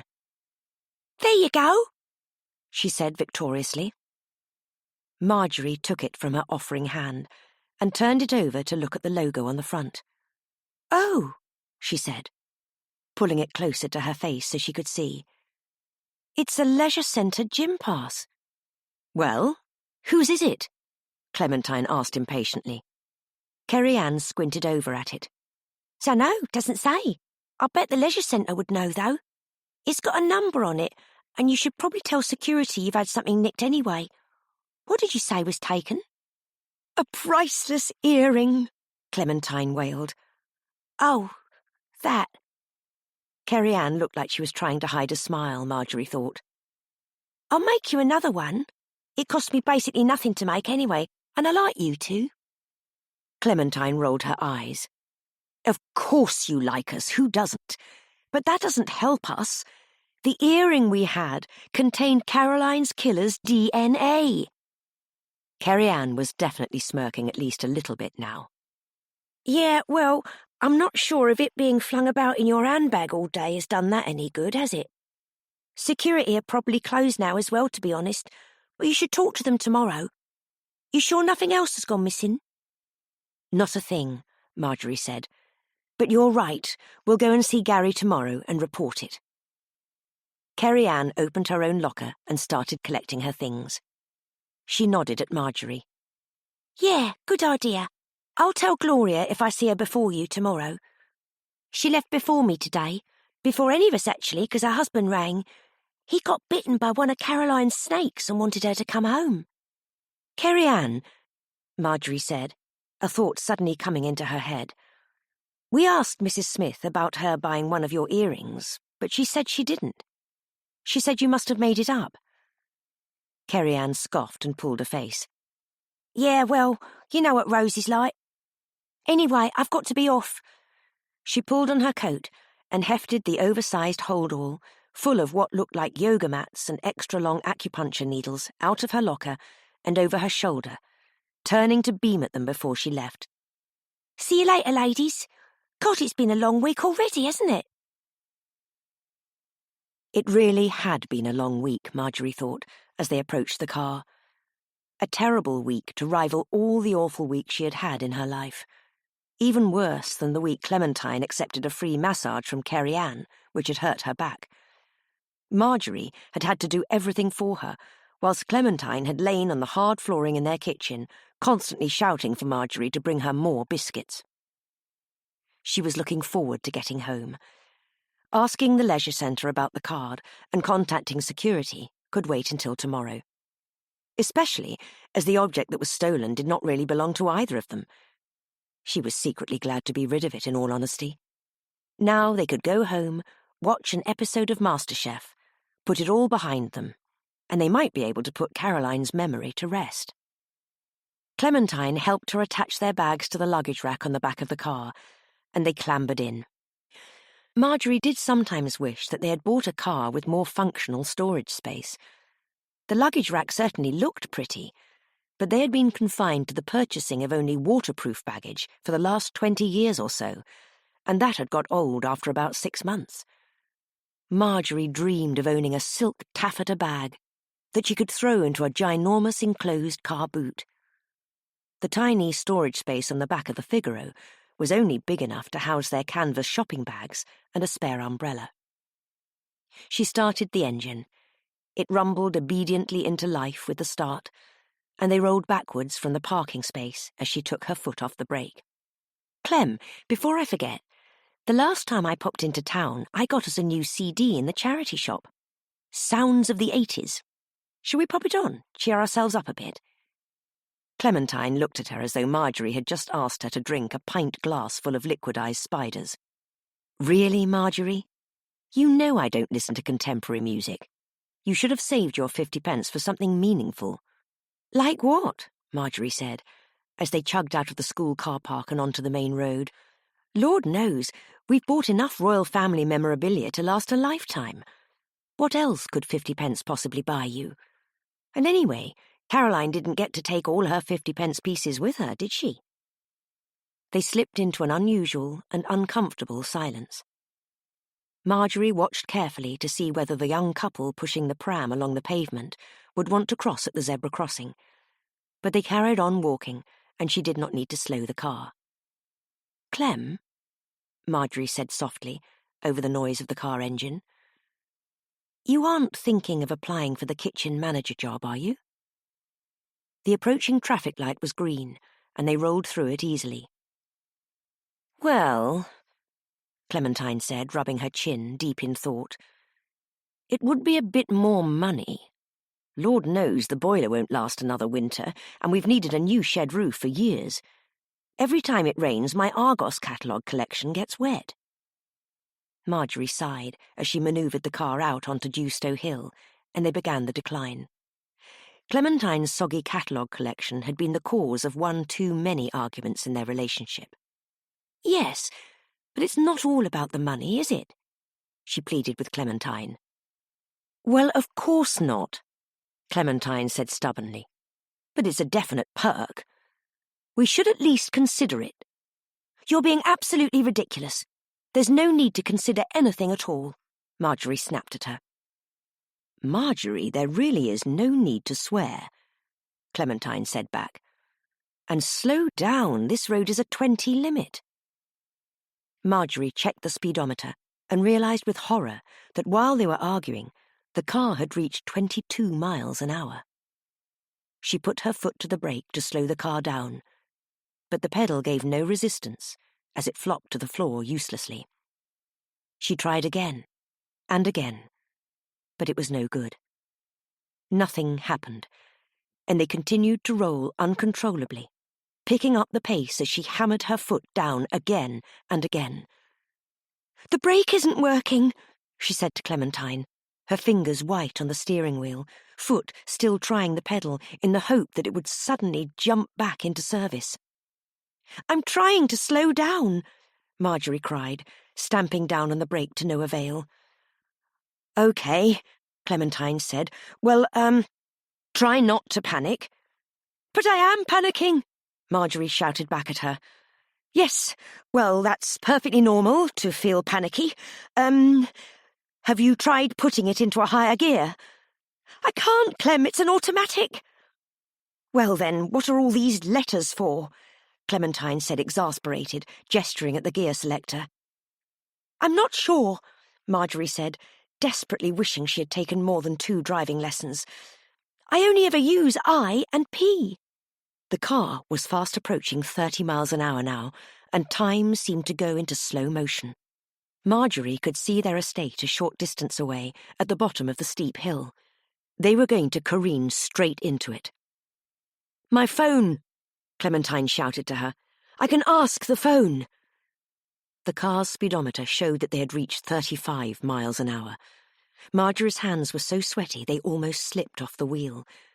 She had never driven the car this fast before, not even on the motorway. Clementine searched through her coat pockets and came up empty each time. She reached for her bag, but it was not there. "Marjorie, my bag is in the back of the car." Marjorie cursed the luggage rack for the 2nd time today, and the phone for the 50th time this year. "What did we say the other day about phones?" she wailed. "Well, you won't get to lecture me any more because we'll be dead soon," Clementine said. They careened down to the bottom of the hill, and the road evened out onto a flat plain. Marjorie steered wildly off the main road, and they hit the first speed bump as they entered their street, flying over it with a bang. Marjorie's thoughts came in rapid bursts. They were going to die. She knew it instinctively. She could feel it in her bones. They were going to die, and they would never fix the shed roof or finally get married or even enjoy another Sunday in front of the television. And who would look after Pumpkin when they were gone? She suddenly found herself remembering the washing up she had not put away the night before. It was funny, the things that came to a person at a time like this. She tried to think of something, anything that could help them. Clementine was gripping the dashboard for dear life, and Marjorie suddenly realized that there was only one thing left to try. She quickly reached out and pulled the handbrake up with all her might. It crunched upwards, and the car began to spin as the wheels locked. Marjorie realized her mistake, as she nearly lost control of it completely. "Clem, what do I do?" she screamed. "Aim for the hedge," Clementine shouted back, gesticulating wildly at the long row of hedges separating the street and the pavement from number 44 Seymour Road's garden. Marjorie swore that if they survived, she would never, ever complain about the unsightly nature of next door's hedge again, or Clementine's lack of phone, or Kerry-Ann's blatant disregard for the school's nose-ring policy. She checked that her seatbelt was still buckled, grimacing as they swerved desperately. The tyres of the car bounced hard off the pavement as they careered haphazardly into the hedge, through the fence, and landed in number 44's back garden with a terrific crunch. Chapter 11. Marjorie opened one eye and was astounded to find that they were both still alive. Her hands hurt from gripping the steering wheel so tightly, and there was going to be a big bruise where the seatbelt had dug into her shoulder, stopping her from propelling out of the windshield. Nevertheless, it was an overwhelming relief not to be dead. Even the pond water, seeping through the floor and into her shoes, was not much of an upset. She felt ever so lucky in that moment as she stared through the broken windscreen and out to number 44's neatly trimmed grass. The fact that her once pride and joy of a car was in the water was currently irrelevant. She turned and smiled broadly at Clementine, who returned her grin, and they both started to chuckle. "Oh, no," Clementine said, her attention drawn to something in the distance. Dawn Simmons is coming, and she looks absolutely livid. Dawn Simmons had indeed slid open her patio doors and was making her way over to them, wearing a flour-covered apron and brandishing a rolling pin, a sour look on her face. On her feet, she had on what must have been the closest footwear to her back door, a pair of large men's slippers on the wrong feet. Dawn must have seen them arrive gracefully into the pond through her kitchen window, Marjorie thought in amusement. The hive escaping the Grim Reaper was not yet worn off. "What the hell are you doing?" Dawn Simmons said, red-faced and waving the rolling pin around in fervour. "You've ruined my hedge! Look at the state of it! Do you know how much topiary work that was? I am going to ring the police." "Well, ring an ambulance too," Marjorie shouted back through the glassless windscreen, eyeing the bruise on Clementine's forehead from where she had hit the dashboard. "I will," Dawn Simmons said, spitting the words at them. "And then they can lock you both away, you loonies." She pointed the rolling pin in her hand in Clementine's direction menacingly. "I always knew you hated my hedge."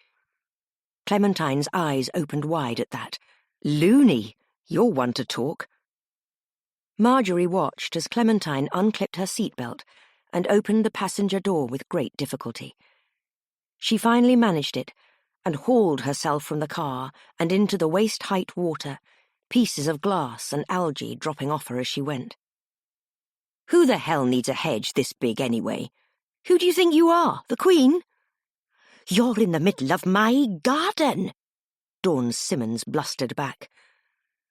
"Well, I'm sure you would have invited us over at some point," Marjorie said, unclipping her seatbelt and clambering after Clementine. Dawn Simmons was not quite as brave now that Clementine was dragging herself through the pond towards her, like a badly costumed creature in a 1950s B-movie. As Clementine reached the edge of the pond, Mrs. Simmons reluctantly stretched her arms out to help her clamber up. Marjorie followed. She could not wait to get home and put on a fresh pair of socks and a new cardigan. The koi carp swimming around in the water kept gently brushing her bare legs, making her feel sick, and she wished she had put on anything else but a skirt that morning. She struggled out after Clementine, and then, once back on dry ground, she turned and surveyed the scene. "Oh, God, Marjorie," Clementine said. "Look at your poor car." They had tumbled through the hedge with enough force to create a big hole in it and bring down a large panel of the fence. They had then careened across the garden, ruining the nicely lined grass with tire marks, and finally came to rest in Mrs. Simmons's koi carp pond. In a way, it was lucky that the large, cherub-shaped fountain in the middle of the pond had stopped them, Marjorie supposed, but looking at the car bonnet wrapped around it was still upsetting. "Oh, Marjorie," Clementine said, squelching over in her wet trousers and patting Marjorie's shoulder gently. "I'm sure once we get it out of the water, that will buff right out, you'll see." The three of them fell silent for a moment, in what Marjorie felt was a solemn minute of silence for the memory of the car. Even Dawn Simmons had stopped gesticulating wildly with the rolling pin for a second. Marjorie would never be able to fix it. It was 30 years old for one, and they did not even make them anymore. "If I'm being honest, though," Clementine said quietly, "it didn't have airbags, and we aren't both dead, so this did go quite well by all accounts." Dawn Simmons raised the rolling pin again, the spell broken. "Get out of my garden!" Not long after Dawn Simmons had threatened them with all number of unspeakable things and thrown them off her property, the police did in fact arrive, joined by paramedics, and they had to reenact the entire shambles again. Marjorie understood it was for the policemen to understand what had happened, but Clementine whispered suspiciously that it was for their own entertainment. After they were thoroughly checked out by the ambulance crew, the tow truck finally turned up, what felt like days later, and they were finally allowed to go back home and change into dry things. The mechanic, who came to pull the car out of the pond, had nearly laughed himself sick at the sight of it, and Marjorie was glad to get away from his constant sniggering. The young policeman, Simon, was waiting for them, sat in the pink crinoline chair in the living room, along with the older officer, Thomas, who had arrested them only a few days before. The officers both had a look of bemusement on their faces, and Marjorie wished she could wipe it off. Clementine wheeled the tea things in, looking none the worse for their ordeal. Marjorie was always awed and envious of her ability to still look put together in a dressing gown and with towel-dried hair. "Please, help yourselves to a toffee penny, officers," Clementine said, playing the graceful host. She had even put the clotted cream and jam in the best china alongside the homemade scones. The china they would use for their wedding, if they had ever had one, Marjorie thought somewhat bitterly. Not that she had not suggested it to Clementine when civil ceremonies had been announced, but Clementine had said, "Let's see how we get on, shall we?" And then there'd be no more talk of it. She had not wanted to push Clementine, though she did think that 40 years together might be enough to see how it goes. Clementine reached over the trolley to pick up the teapot, but Officer Thomas motioned for her to sit down, and he proceeded to do it for them. Marjorie could see young Officer Simon looking at the photographs on the mantelpiece above their £49.99 Argos imitation coal electric fire. Most of them were of her and Clementine. The biggest one was of the time they had won Dewstow Town's Cherry Bakewell Bake-Off in 1987. Both of them were laughing, pointing happily at their winning entry. Marjorie had hated that photo when they first got the film developed, but now she could see she was neither as fat nor as ugly as she had thought she was. In fact, she would give anything to go back and do it all again, and actually enjoy her healthy, younger body and unbroken teeth, to really relish being able to read in a dimly lit room at night time without straining her eyes. She smiled at the memory, though she did now wish she could have lived her youth without worrying about it all so much. Worrying gives small things big shadows, Marjorie's mother used to say, after she'd had a few too many sherries for an evening. Marjorie accepted the cup gratefully as Officer Thomas passed it over. She was sure there was something they had meant to ask him, but it had slipped away in all the drama of the day. It came back to her as she watched Clementine add 5 spoons of sugar to her tea. Caroline's beneficiary had been a Seth Thomas. It seemed a long shot that the officer would be the same one, and she did not think Caroline would have ever seriously dated a policeman. Caroline had always said, well, it was probably best not to think about what Caroline called police officers when she was alive. There had been a lot of off-colour jokes. "Officer Thomas," she said. "Lovely name, your name, she stumbled over the words. "Well, is your first name also Thomas?" Everyone stared at her for a long time, and she could feel her face flush. Even Clementine had stopped ladling sugar into her cup, teaspoon paused in the air, as if in second-hand embarrassment for her. "No," Officer Thomas said, the tiny teacup looking ginormous in his oversized hands. "Of course it isn't." He pointed to the badge on his chest, tapping it gently with his index finger, very slowly, as though he thought her very stupid. "It's Nigel." "Right. Yes, of course," Marjorie said, and pretended to take a sip of tea. Clementine shook her head. "Will we have to pay for the fence?" "Only it's obvious someone was trying to kill us," she said bluntly. "First, a priceless kitchen family heirloom is stolen from our lockers," she waved in Marjorie's direction, "and then our brakes fail. And let us not forget about the freezer door incident the other day. I don't need a policing degree or whatever it is to know that someone's probably ordered a hit on us to steal our fortune." Officer Simon continued to look around the room at the tatty old furniture. "Miss Butcher," Officer Thomas said gently, and lowered his cup. "Let's just wait to see what the mechanic says, shall we? Because, as Miss Baker has just told us, the car is 25 years old and she's never had it serviced." He turned to Marjorie. "I'm amazed it passed the last MOT. "Oh," Marjorie blushed. "Yes, well, I suppose there were a few faults that needed sorting out. The truth was that the number of things that needed sorting out were considerable at the car's last MOT and had cost them a small fortune. She wished she had not mentioned the lack of servicing to the policeman. She did occasionally open the car bonnet and peer inside, but she very rarely did more than refill the windscreen wash. The only garage in town was nearly always fully booked, so she would often book the date of the next MOT at the same time as paying for the one the car was having done. She worried about it all sometimes, but Clementine always reminded her that they did not do many miles, and she nearly always managed to forget about it. Officer Thomas smiled at her and put his china cup down with a clunk onto the coffee table so he could brush the biscuit crumbs from his moustache. Clementine winced at the mark the cup left on the tabletop. "Well, ladies," he said, "we won't take up too much more of your time. I would count yourselves lucky that Mrs. Simmons isn't pressing charges on behalf of her offence." He paused.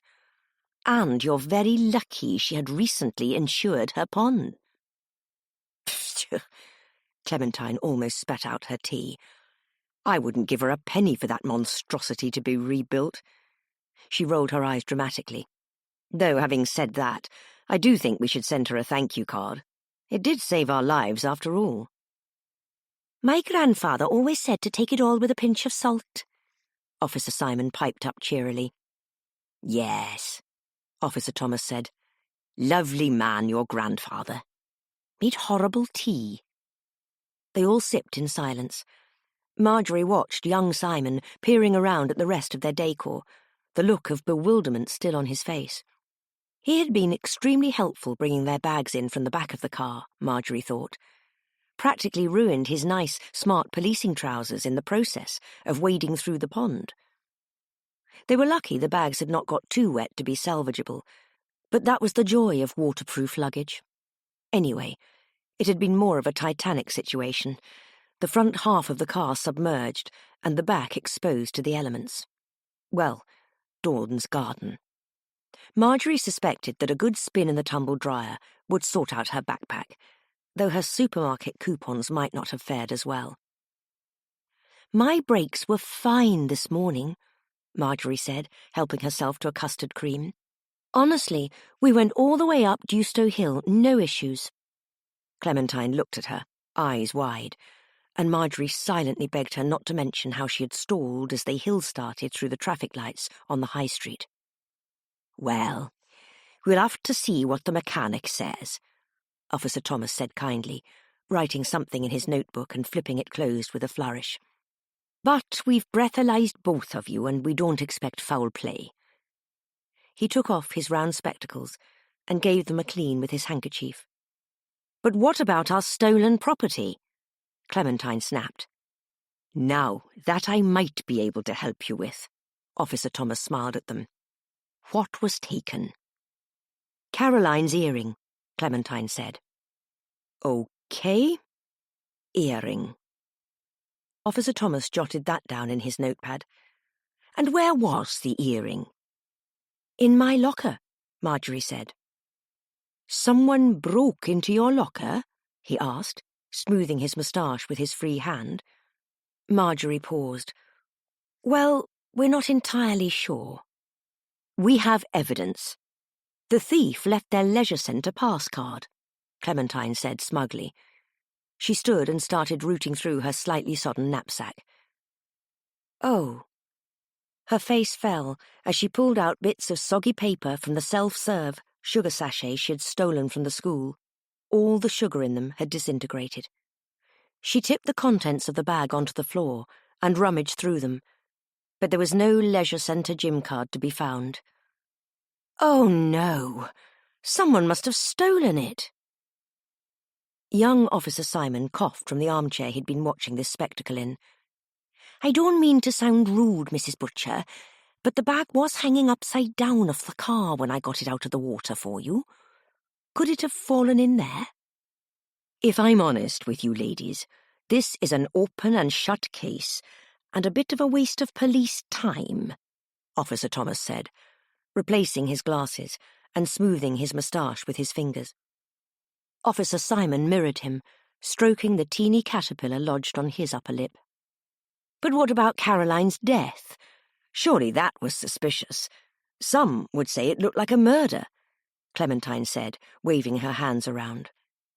Ms. Butcher, the last murder we investigated in Dewstow was of crows, Officer Thomas said, snapping his notepad shut and slipping it into his front pocket.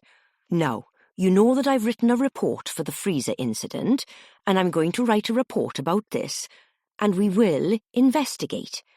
But from what we can see, there's no evidence of wrongdoing. For all we know, you drove that car into the hedge on purpose. Mrs. Simmons was very clear on where you stand with it. Clementine started to rebuke him. But have you considered accident? What about the accident? But the freezer. I'm so sorry, Miss Baker, Miss Butcher. But unless you would like us to start questioning Miss Baker's driving capability, we'd better be off. I've got a lovely bit of cheese and some doorstop bread waiting for me at home for tea. Officer Thomas paused suddenly, his brow furrowed in thought. Gosh, he said, and looked at them wide-eyed. How could I be so stupid? He desperately grasped for the radio attached to his police vest. Mary, are you there? Urgent call. This is Thomas. Over. The radio crackled for a moment, and Marjorie and Clementine waited with bated breath to see what Mary, whoever she was, had to say. Marjorie was glad Officer Thomas was finally taking the matter as seriously as they were. This is Mary. Go ahead, Officer Thomas. Over, came the fuzzy reply through the radio. Oh, thank God, Officer Thomas gasped, sinking into the chair in relief and pressing the button on the radio to reply. I'm just checking whether you got the chutney, Mary. Over. Affirmative, Mary said over the radio. I wasn't sure which you wanted, so I did get Branston, but I also got mango. Also, I picked up a small quiche for Lorraine. Over. Clementine looked over at Marjorie in disbelief, her hands still holding the soggy paper sachets. Sorry about that, ladies, Officer Thomas apologised after he'd said his goodbyes to Mary. Just had to check in with the wife. Clementine shook her head, red-faced with rage. Are you kidding? We're down a dinner lady, and we've had an earring stolen, and you're using police radio to talk to your wife. Have you never heard of using a phone? Marjorie rubbed her eyes and tried to fade Clem's voice out for a moment, slumping back in her seat as she argued with Officer Thomas. The police were not going to help them. That much was clear. And solving this was going to take more experience than having Midsummer Murders on in the background while they played cards. Marjorie never thought she would dare say it out loud, most definitely not in front of the ladies on the bus, but she found herself suddenly wishing they lived somewhere that cared less about shoplifting and more about solving murders. Later that evening, after Officer Thomas had forced his way past Clementine and out of their home, young Simon at his heels, Marjorie was glad to finally sit down at the kitchen table. Clementine made them both a cup of tea and a few cheese crackers each for supper. Clementine had flumped the very recently delivered local version of the Yellow Pages down on the table before she had put the kettle on, and Marjorie was flicking through it in earnest. There were plenty of Thomases in the ginormous tome of a book, but only one Seth that she could see.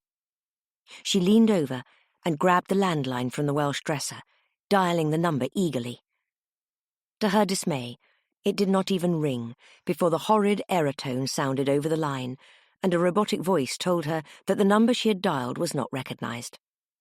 She tried again, twice, but it was no good. Marjorie stared at the name in the phone book, willing it to give her an answer. No luck, Clementine asked from her place at the kitchen counter. Probably a problem at the exchange, Marjorie.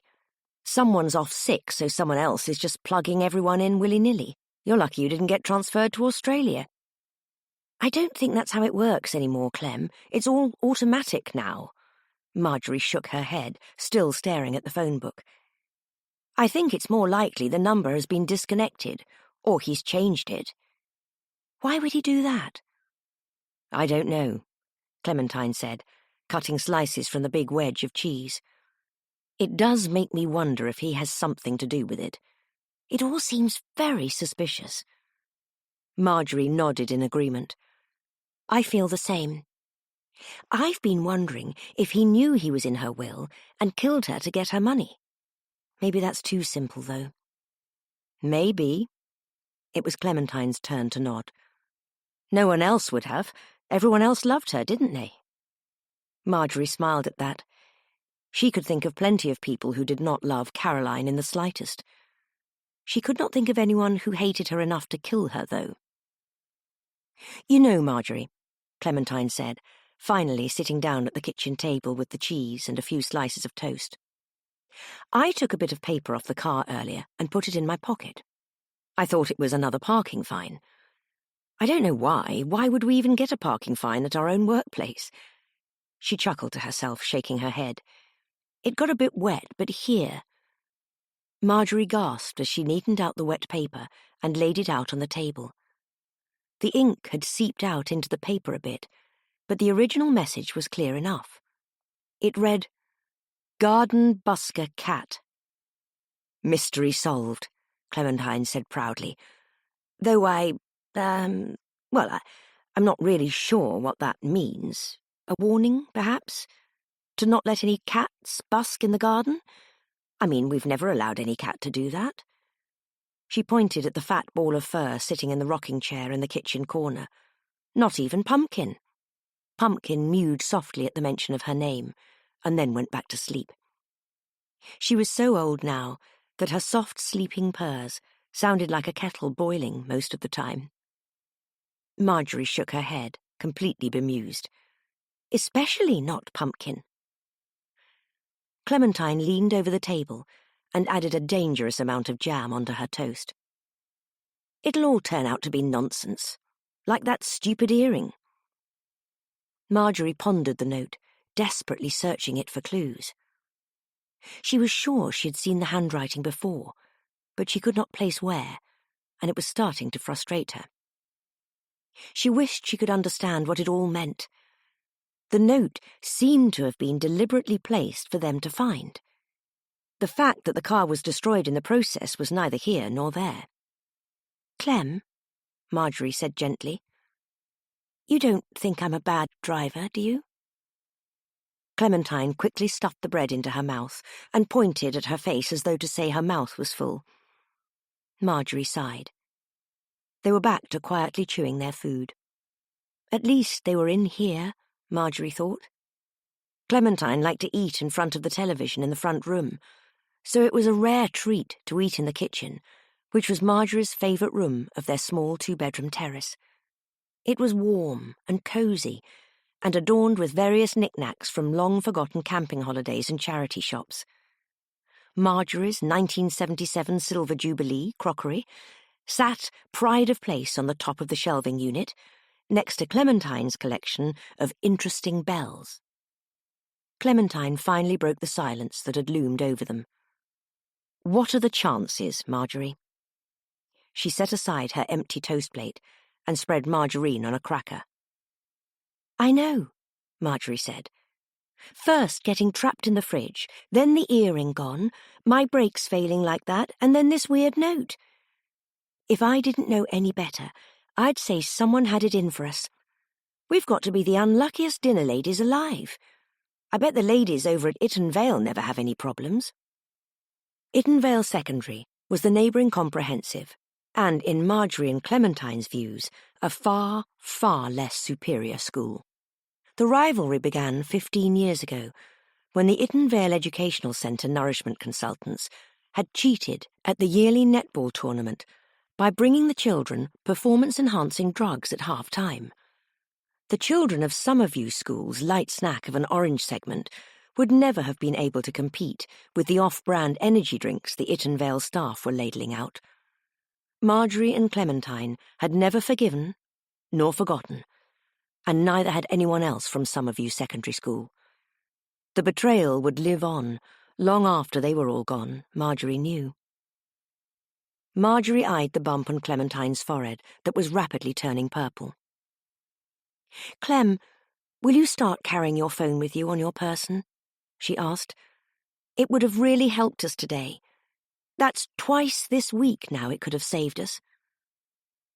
Clementine scoffed, spraying the table in crumbs. Why don't you keep your phone on you? She air-quoted the last part, and Marjorie reminded herself to record less American television programs on their VCR player.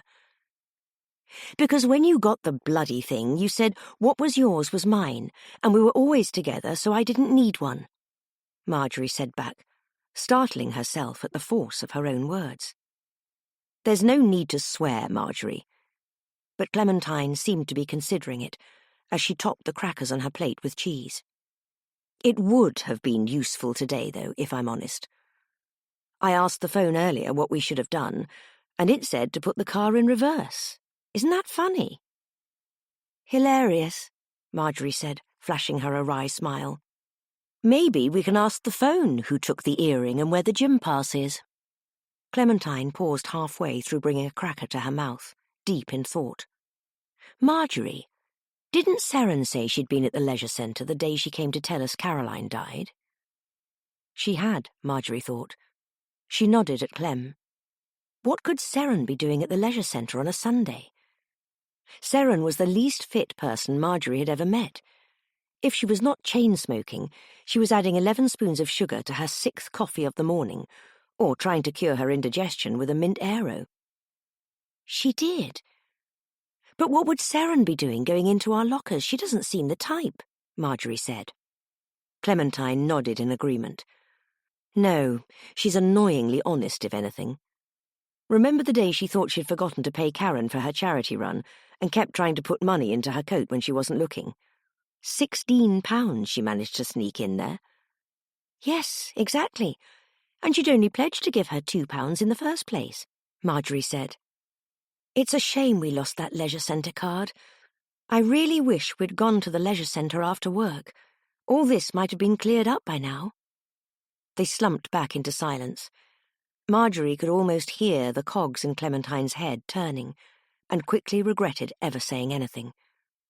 Rose was a bit strange today, though, Clementine said, fiddling with the rings on her fingers. Mrs. Smith? Marjorie paused, chewing her cracker thoughtfully. I suppose, a bit, maybe. What makes you say that? Clementine rubbed her chin thoughtfully. She was just so cagey about it all, you know? And thinking about it, she's the only other person I can think of that hated Caroline enough to kill her. Marjorie had thought that too. Rose said she never would have bought anything like that for herself, but why was she in Kerry Ann's book? I know there's got to be more to it than she let on. Clementine paused halfway through a cheese cracker, as though in deep thought, and then suddenly said, Get your coat, Marjorie. We're going out. Crumbs and crackers fell everywhere in her hurry to get up. We can't go out, Marjorie said aghast, trying to sweep up the mess with her hands. It's 5:30 in the evening, and you probably have a concussion. Clementine had already escaped into the living room. We're going out. Chapter 12. The school's long corridors seemed much more threatening in the darkness of the early evening, with the chill still hanging in the air, not quite summer, despite what the sunshine during the daytime would have someone believe. During working hours, the corridors were bright and bustling with pupils and teachers alike as everyone went about their lives.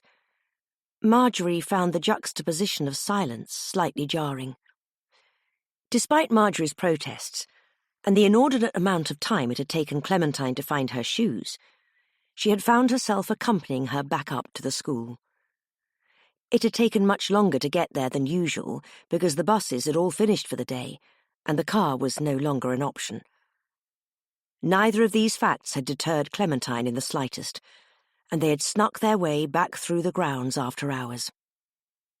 Marjorie dreaded to think what Mr. Barrow would do if he found them trespassing again. It had not even been a week since they were caught the last time. They wandered through the hallways almost by memory, as the only light came from the small emergency torch they usually kept under their kitchen sink. The comfortable plimsolls Marjorie usually wore around the house squeaked unsettlingly on the linoleum flooring. If she was being honest with herself, she had been on edge since they had climbed through the window in the school's kitchen. It was perfectly easy, as the short set of stairs to the kitchen fire escape meant they did not even really have to climb. Marjorie wished she had never complained to Clementine about the broken latch on the window during the winter, when she had tried to shut it to keep out the drafts. Not that it was ever truly closed anyway, with the amount of time Kerry Ann spent smoking out of it. "Shh!" Clementine hissed at her loudly. "For God's sake, Marjorie, do you want us to get caught?" "It's my shoes, Clem, not me," Marjorie hissed back. "And of course I don't. I don't even want to be here. Stop waving that torch around. You might as well be doing Morse code out of all the windows. Someone will see." Clementine scoffed loudly at that. "As if I know Morse code, Marjorie. What kind of idiot do you take me for? Please." But Marjorie noticed she did lower the torch significantly. "Now, all we've got to do, Marjorie, is get into Mrs. Smith's office, look for a few clues, and then once we've solved this entire mess, then we can pop back home in time for an episode of Coronation Street before bed." Although Marjorie could not help but think that this was one of Clementine's worst plans yet, an episode of Coronation Street was something to look forward to indeed. The ladies were not always home to watch it. Bingo and after-school netball matches often got in the way, and so they used their Freeview TV recording box to tape it. They were currently about a year's worth of episodes behind, and Marjorie was always keen to catch up before she accidentally saw a spoiler on the front of a ladies' magazine when at the supermarket. Really, what she wanted to do, though, was start poring through the tapes Caroline had left them in her will. They had not yet managed to find time to have a proper sort-through. She was sure there were at least a few good episodes of Neighbours on one of them, and she was relishing the downtime. "I still don't know what you're expecting to find here," Marjorie said, as they continued through the darkness. "You just don't like her, so you're anticipating the worst." "I'll know what I'm looking for when I see it, Marjorie." They finally arrived at Mrs. Smith's office door. The garish purple paint a much nicer hue in the dark, Marjorie noted. Clementine turned the handle, and it creaked as it slid downwards. "Shh," Clementine whispered, as much to the door as anyone else, Marjorie thought. The door did not budge at all. "It's locked, Marjorie," Clementine said, yanking the handle down again. Back to square one once more. Marjorie sighed in relief internally. They would have time to watch Coronation Street after all. If she was honest with herself, the 20-minute walk up to the school had really worn her out after the commotion of the day. She was sure Clem felt the same underneath it all. She was wrong. Marjorie grimaced as Clementine turned to her with a gleam. "Don't worry, Marjorie, I've got an idea." Marjorie could feel her time in front of the television set slipping away rapidly, as Clementine started to root around in her handbag. "What are you going to do, Clem?" Marjorie said, wringing her hands together as Clementine pulled out her purse and opened it. "Well, we saw how that thief got into our lockers. Let's get them at their own game, Marjorie." Clementine slid her Tesco Club card from the plastic card compartment of her purse and held it up in triumph. Marjorie nodded, half convinced. "Okay," Marjorie said. "Are you completely sure you know how to do that?" Clementine scoffed dramatically. "Come on, Marjorie, how hard could it be? Now hold the light steady so I can open the door." Marjorie took the torch from her and held it as steadily as she could. Her hands still shaking, the adrenaline from trespassing had still not worn off as Clementine slid the card into the gap between the door and the doorframe and dragged it down past the latch. "Oh," Clementine said as she struggled with the card. "Have you done it?" Marjorie asked. "Well," Clementine said, turning to look at her haughtily, You know, Marjorie, it's actually much, much, much more difficult than it looks on television. But I think I'll get there in the end. Oh, no. The card slipped through the doorframe and disappeared into Mrs. Smith's office with a soft clack. Marjorie and Clementine stood and stared at the office door for a long moment in disbelief. "Okay," Clementine finally said, rubbing her chin thoughtfully with her fingertips. "New plan. Marjorie, what is the new plan?" Marjorie stared back at her. This was a disaster, and as soon as Mrs. Smith entered her office tomorrow morning and saw the club card with C. Butcher printed on it, she would know what they had tried to do. Desperation, however, caused inspiration. "What about the cleaner's keys? Surely there's a spare." Clementine shook her head. "No, Marjorie.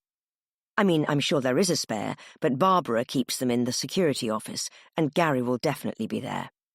It was Clementine's turn to wring her hands in anxiety for once. "Oh, Lord, what time is it? He'll be doing his round soon." Marjorie looked at her watch. "You're right, Clem, it's nearly 7. Gary Matthews, the school security guard, would indeed soon be lazily hefting out of his chair to drag himself around the building for his on-the-hour walk-around check, wearing the too small knitted jumper that his mother had sewed on his official title, Education Centre Security and Perimeter Patrol Person. She gazed around the corridor, her eyes landing on a particularly wonky ceiling tile. "We could go up through the ceiling, I suppose." She said it half-jokingly, but regretted it the moment she saw Clementine's face light up. "Marjorie, you are a genius," Clementine gasped, her eyes widening. A few minutes later, and they were back in front of the door, armed with a few useful items from the canteen. Marjorie was standing on a chair, slightly off balance, and was hitting the big polyester ceiling tile in front of Mrs. Smith's office door as hard as she could with a mop handle, trying not to make too much noise. "This is a dreadful idea. What if I fall?" Marjorie hissed down to where Clementine was holding the chair steady. Why did she always have to be the one doing the most dangerous part of the plan? Her arms ached with the exertion of pushing the tile upwards. "Well, it was your idea, Marjorie. Now get up there and get that door open." Clementine seemed to have forgotten the need to keep their voices down in her excitement. "Please, Clem, can you be quiet and hold the stupid chair still so we can get on with the stupid plan?" Marjorie said as Clementine's grip on the chair became anything but steady. "Stupid? I'll remind you that I was top of the class at Catering College," Clementine began, and Marjorie had no doubt that Clementine would begin another rant had the tile, finally wiggling its way out of place, not silenced her first. "Yes," Marjorie hissed, as she slid it over the other ceiling tiles and out of the way, throwing the mop to the ground in triumph. "Come on now, Clem, give me a lift." Clementine went quiet for once and did as she was told, allowing Marjorie to clamber up onto her shoulders from the chair. It was very dark inside the ceiling, Marjorie thought, as she pulled herself upwards. Thank God she still did her weekly exercise class with the women of the WI and had kept all her Jane Fonda videotapes. She allowed herself a moment to worry about asbestos poisoning and then shook the thought off. "How are you getting on?" Clementine's muffled voice came through the cheap ceiling tiles. Marjorie often wondered what the school did actually spend money on. It definitely was not on the building's maintenance, or the food budget. "I'm fine, Clem," Marjorie said, as she tried to push herself up further. Getting her head into the ceiling cavity was easy. It would be the next bit that was hard. In one motion, she dragged her top half up and onto the inside of the ceiling, as Clementine helped by pushing her feet. She gave one last big shove, and Marjorie tugged herself into a seated position inside the ceiling, with only her legs still dangling. She looked down through the gap in the tiles and smiled at Clementine. "Yes, Marjorie, you did it!" Clementine beamed back up at her. You know, Marjorie, this is quite good practice for when you refelt the shed roof. Marjorie laughed to herself at that, but her mirth was short-lived. Now that she was up in the suspended ceiling, the logistics of the rest of her plan was starting to fall out of place. She knew vaguely that she had to somehow remove a tile above Mrs. Smith's office and then climb down into the room. But she was a bit concerned how she would actually manage that without breaking any furniture or a leg. Worse still, she could see nothing in the darkness of the ceiling. "Pass me the torch, Clem," she called. Clementine threw the torch up at the ceiling and missed completely, smashing a hole into the ceiling tile next to Marjorie, who nearly lost her balance, and the torch narrowly avoided hitting Clementine in her own face as it clattered back down. "Shh!" Clementine shushed the torch as it rolled down the corridor. "I'm sorry, Marjorie. I just can't throw it that high. It's too heavy. Oh, hang on. I've actually got my phone here. It's got a torch on." Clementine rummaged around in her handbag again, and Marjorie breathed a sigh of relief. At least Clementine had started carrying the phone now. "Here you go, Marjorie," she said, and Marjorie watched as Clementine threw the phone up towards her. Clementine missed both the hole in the ceiling Marjorie had sat in and the new hole she had made with the torch completely, and there was a dull thud as it hit a tile and bounced back down. Marjorie was sure she heard Clementine swear under her breath, but thought better than to call her out on it. "Well," Clementine looked up at her, defeated, as Marjorie continued to squint down. "You're on your own, Marjorie. Good luck up there." Marjorie looked out into the darkness of the ceiling. She was sure it was very dusty, and even worse than that, there were probably hundreds and thousands of spiders living up there. She shuddered at the thought, and for the millionth time that evening, wished she were at home, listening to a Patricia Cornwell audiobook in the bath. Bravely, she reached her arms out and started to drag herself through the ceiling and into the darkness. A cobweb touched her hand, and she tried not to scream, brushing it off and going forward. The dust inside the ceiling felt thick and heavy as she crawled through, trying not to put too much pressure on her old knees and trying not to think about the spiders that were probably climbing into her shoes. She pulled herself along for a few feet, which was as far as she could bear, and then decided that she must be at a far enough distance into the office. She felt around for the edges of the tiles, pushing down on the one that she hoped would lead her directly into Mrs. Smith's office. She struggled for a moment, thinking it would never budge. But years of kneading dough by hand for the school's weekly Thursday pizza lunchtime, and the inherent cheapness of the materials used in the building, finally won out. The tile crumbled and popped down into the room below. Marjorie called back to Clementine. "I did it! I'm in!" "Did you do it, Marjorie?" "Oh, well done!" Marjorie heard Clementine say, though her voice was very muffled. "How are you going to get in there, though, without the chair?" Marjorie had not thought that far ahead. She leaned over to peer into the office and squinted through the darkness. She could not see much in the gloom. "I think there's a desk in there somewhere, isn't there, Clem?"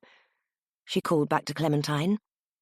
"Oh, yes," Clementine said, much too enthusiastically for someone who was watching their elderly, long-term partner scramble around inside a ceiling, Marjorie thought. "Just pop yourself down onto it." "Well," Marjorie thought to herself, "I've come this far."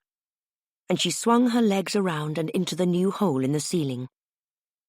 As she was contemplating how she would jump, somehow land on the relative safe harbour of the desk, and nimbly skip across the office and open the door, there was a sudden and very loud cracking noise. Before she had even the slightest second to feel alarmed, she suddenly found herself falling head first, 6 feet down into the room, as the cheap polyester ceiling gave way, crashing down on her backside with a thump as it all tumbled down in a big plume of dust and spiders.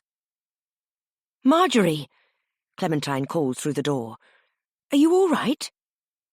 Marjorie groaned and dragged herself up, feeling her way to the door for the handle, coughing as the dust cloud enveloped her. The door miraculously opened inwards, knocking her over again onto her back with the force with which it opened. She rolled over, grimacing as she went, and managed to slump forward onto her knees as Clementine rushed to her aid. "Oh, my God, Marjorie, we are stupid. The door wasn't even locked. It just opened the other way. This stupid school with its terrible building regulations," Clementine said, peering past Marjorie into the office. "God, there's a lot of dust." She dramatically rummaged through her bag and brought out her own asthma inhaler, thrusting it into Marjorie's face. Marjorie sat up, flapping Clementine away. "What do you mean, the door wasn't locked?" "No, not locked at all, silly old me," Clementine said, chuckling nervously in way of apology. "Well, at least we can get my club card back now, I suppose." "Yes. I'm not sure what we're supposed to do about the mess we've made, though," Marjorie said gloomily, looking down at all the dust in her lap. "We'll just use the kitchen vacuum cleaner, and then we'll just stick the tiles back up with a bit of strong sellotape," Clementine said brightly, her face falling as she glanced over Marjorie's dust-covered pyjamas. "I'm more worried about you. Did you hurt yourself falling?" "Not really." Marjorie was surprised by how little it had hurt.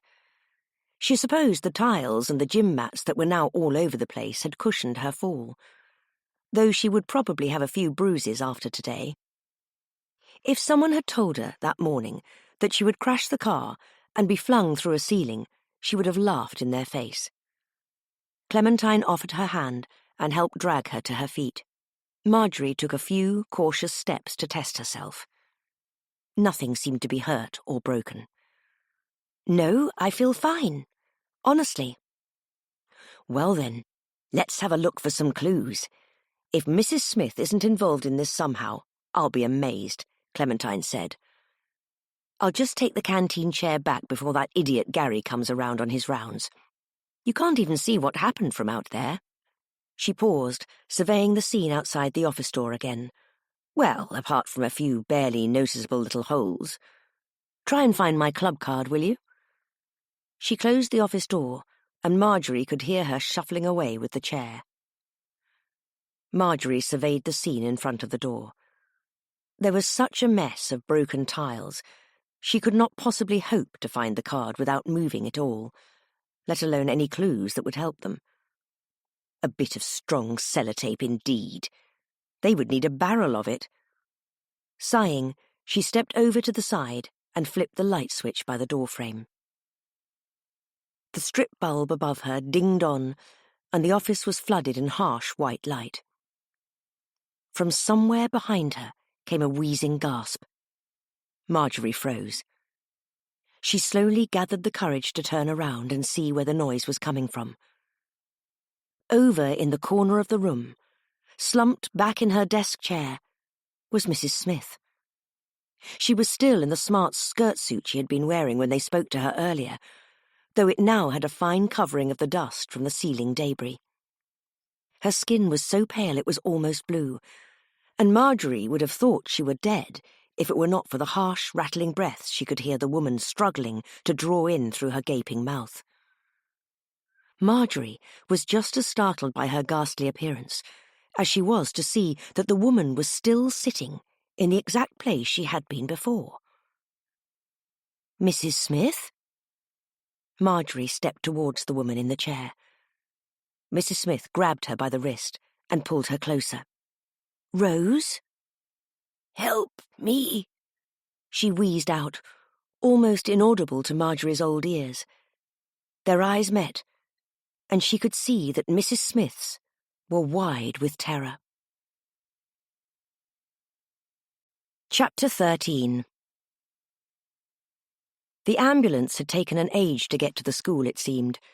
Gary, the security guard, was as useless and wet behind the ears as a pair of shoes made from kitchen towel when they'd finally found him snoring in the security office. Once the paramedics had arrived, there was not enough room for them all to stay, and the headmaster had demanded that Marjorie and Clementine wait for him in his office. They had been waiting for him dutifully ever since, sat nervously in the special guest chairs in front of his nice oak furniture-land desk. It felt like hours, but Marjorie was concerned that the clock on the wall showed only 20 minutes had passed. This had to be it, she thought. They were definitely going to be fired now. There was no saving them. Their meddling had finally ruined everything. 30-odd years of hard work. She could see it running down the drain in her mind's eye. How would they ever earn enough money to replace the shed roof now? The headmaster finally arrived. When Gary had called him to tell him what was happening, he had obviously been getting ready to go to bed.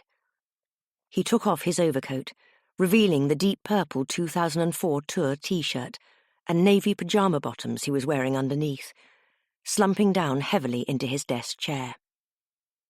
Marjorie felt Clementine tense up in the chair next to her and readied herself for the dressing down of a lifetime. Instead, Mr. Barrow sighed deeply with his eyes closed for a moment, idly running his fingers through his messy red hair. Marjorie had never seen it when it was not slicked back and perfect. He reached down to grapple with something in his desk drawer and pulled out a bottle of red wine and a ream of the plastic cups they usually kept in the canteen for the children to help themselves to cheap, watery orange squash at lunchtime. Marjorie and Clementine looked at each other in confusion. "I don't suppose either of you have a corkscrew?" he asked. When they shook their heads, he said, "No matter." He eased the cork out of the bottle with no great trouble and a flourish, using only the school's front door key. The show of someone who had done that plenty of times before. "Thought we'd better put it in these glasses, though it is technically already in a glass." He chuckled weakly as he poured each of them, and then himself, a plastic cup of wine. "Good God," Clementine said, as she stared wide-eyed at the bottle. "That's a very expensive bottle of wine." "Yes. Good eye, Miss Butcher. It's a 1978 Chateau Lafite Rothschild." Mr. Barrow picked it up and smiled at the label. "Given to me by Kerry Ann yesterday. She said most of the wine from Caroline's wine cellar is disgusting, and she's going to stick to pink gin and tonic from now on. Her ignorance is our gain, I suppose." He chuckled to himself. "I hope you ladies won't mind that I haven't let it breathe, but I've no decanter in the office." Marjorie took the plastic cup and took a sip, nervously wondering where this was going. The headmaster did not seem angry at all. She had been expecting to be frog-marched out of the building with a bill for the ceiling tiles. They sat in an awkward quiet for a while. "How is Mrs. Smith?" Clementine eventually blurted out. Marjorie could not blame her for breaking the silence. The stillness was becoming unbearable. Mr. Barrow drained his cup and turned to consider them properly. "Rosemary is on her way to Ittenvale Hospital. Hopefully we'll know something soon," he said grimly, looking at Clementine with his eyebrows raised. "What in God's name happened to your head, Miss Butcher? I didn't know the kitchen was hosting a fight club." Clementine raised her hand to her face, as though just remembering the huge purple bruise on her forehead. "Oh, this old thing?" she said, as though she was showing off a new pair of glasses. "Just a small car accident." "Oh." Mr. Barrow stared at her a beat longer, then turned to Marjorie for confirmation. "We crashed my car into a pond," she said, nodding at him. His eyes widened. They sat in silence again. The headmaster twiddled with the plastic cup in his hands before pouring them all another small cup of wine. He cleared his throat. "Ladies, I feel like I really should thank you." Marjorie was sure she heard Clementine mutter, "Mr. Barrow, please do not swear," under her breath. "I mean, you shouldn't have been on the property after hours, as you know, after the other day, and I should really reprimand you for that. There is absolutely no doubt about it, but... He sighed and leaned back in his chair, considering the plastic cup, and suddenly looking like a much smaller man. "But also, I feel like I owe you a debt." "Whatever do you mean?" Clementine asked, exchanging a look with Marjorie. Mr. Barrow sighed again and sat up to pour himself another cup.